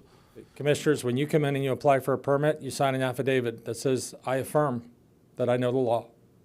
You take on the responsibility as a builder when you apply for an owner builder in the state of Florida, no matter where you are. So does a contractor. And if they didn't read that section, or it's kind of like a buyer beware. Though, have you gotten pushback, has your department gotten pushback before from citizens like this who said this is crazy, or is this the first time you've ever heard of it? I've heard both sides of this argument for over 20 years. Okay. And staff believes that we can find a path when it comes to some of these ancillary uses. Even with the clearing of some of the estates lots, it's currently right now, they come in, they have the ability to clear without a vegetation permit for up to 1 acre. So if you're an acre and a quarter lot, as far as we're concerned, so long as you're not encroaching on the neighbor's property, and you can, as Commissioner Hall and I discussed, and you've got that fire line break that would allow for emergency access or even to prevent those invasives from getting on your neighbor's property so they not trespass. But I can tell you the code enforcement complaints that come in where a neighbor has allowed their exotics to take over the backyard, and we've literally seen structures get crushed in on, fences, sheds from pepper hedge after a storm. His case is ridiculous. I say that in support of your case and Commissioner Hall bringing this forward. So, but it's, if it's been, like you said, we've been going back and forth with this for 20 years. I'm just surprised that 10 years ago, somebody wasn't at that podium saying, hey, guess what we just discovered that we're doing that is ridiculous. But it's better been late around than for a never, I long guess. time, and I know that Commissioner McDaniel's probably dealt with it in his previous career. So we'd love to revisit it. We're just going to ask, because there are some legal processes we have to go through with an LDC update. We can bring it back to you, and we'll work with the citizen, even if he goes for a temporary completion of certificate so he can use a shed. We'll find a path for that in the meantime. We won't hold him up. Sir, you might be able to use your shed after today. We'll see. We'll see. Don't go there prematurely. Okay, wait for clearance. I know Commissioner Cole lit up. I don't know if he had something to add on this particular Yeah, I just topic. wanted, since we're all trumping each other on these stories, I figured I'd throw one in there. Well, I think it was my daughter about 3.5 years ago got a permit to build a pool behind her house. She's got 2.8 acres. You're familiar with the property. I've talked to you about it before. And that came across at one point before she can get it finalized after the pool was done. And there's a 170-foot easement that FP&L owns on the back side of her lot that she had to pay to have the exotics cleared from FP&L's easement that was about 300 foot away from where the pool was put in. And it is what it is. I think we ended up paying an extra $9,000 to get in there and clear it out. And it was a property she's not even allowed to use, but she was responsible for clearing it, to get the permit to use the pool. And that's what I'm. Jamie, how do you sleep at night? No, I'm just kidding. Appreciate it being brought forward, and this is how we hear about things. I've got one of those stories too. Oh. I don't have any of those stories. My constituents, nobody. The order of wastes that magnitude much is not the same, but Sue Filson had put up a fence around her property because she was having some issues, and I think it cost her like $1,200 in inspections for a fence. Now, she didn't complain because of her position, but she did show me the numbers, so it was pretty impressive. I don't know who would have inspected it, sir. It's $25 permit over the counter. I lowered the fee, and you approved it. So if she paid somebody $1,200, then it was not a county staff member. Perhaps it's, but we'd be happy to investigate a contractor's licensing case if she'd like to turn in the contract. All right, we may do that. One of Commissioner Well, the McDaniel's mainest employees. thing is we take a look at it and get it back, and with that, Merry Christmas. Absolutely. Merry Christmas. Commissioner Cole, sir, you're All right. Well, first I'd like to say Merry Christmas, everyone. And I think today's 6th day of Hanukkah. Happy Hanukkah. And Happy New Year, because we won't be here. So, and we've covered a lot of subjects today. We're all over the place. I mean, and, it was funny, like, listening to the sports complex. And, you're talking about, right off the bat this morning, he's talking about lodging, you know, the lack of affordable lodging for a lot of these events and things like that. And now we're talking, they're saying 700+ rooms for every game played. I mean, these are things that, you know, and we're talking about moratoriums and, you know, stopping building in areas like that. I mean, that's, you know, these are things we really need to look at. And I'm happy I ended up being part of that vote to really take a deep dive into this and have the citizens involved and take a look. But I think at the same time, it might open some eyes that, you know, it sounds great because everybody thinks it's going to alleviate their 35-minute trip or 40-minute trip during season. And typically they find an accident when they get up to the intersection, and typically that's what's causing the extra traffic that they're experiencing on that particular day. I worked in Washington, D.C. for almost 8 years. If you want to know traffic, I think Commissioner Castro had the opportunity to work up there too. So, you know, this is nothing, a few 30, 20 minutes here or there. And half the time it's usually human error by somebody having an accident. So that and Commissioner McDaniel, I'm pointing at you. I'd be more than happy to take that trip up to D.C. with you to get that interchange, because I think that is so important. I mean, for multiple reasons, just for safety reasons, because you know, our Chief Choate knows we've had wildfires back off of Frangipani that blew east, and next you know we got thousands of residents trapped on the south end of Everglades Boulevard. We can't even evacuate at times. And it's not getting any better, especially when we're going to have these two villages and possibly a township, 7,500 more homes trapped on the other side of DeSoto. You know, these things are important. And if we ever have to evacuate to the east, it makes no sense. The people have to drive west to get to I-75 to go east.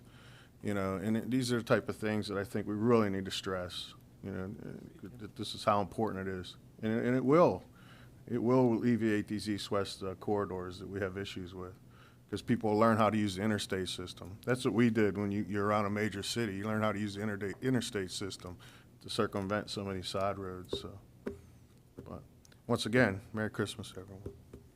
I just had a Commissioner Solis flashback when he pointed his finger at you. Right, that's I know it's sort of an inside joke. I mean, Commissioner Hall, Commissioner Cole might not get it, but Commissioner Solis did not like people to point fingers at him.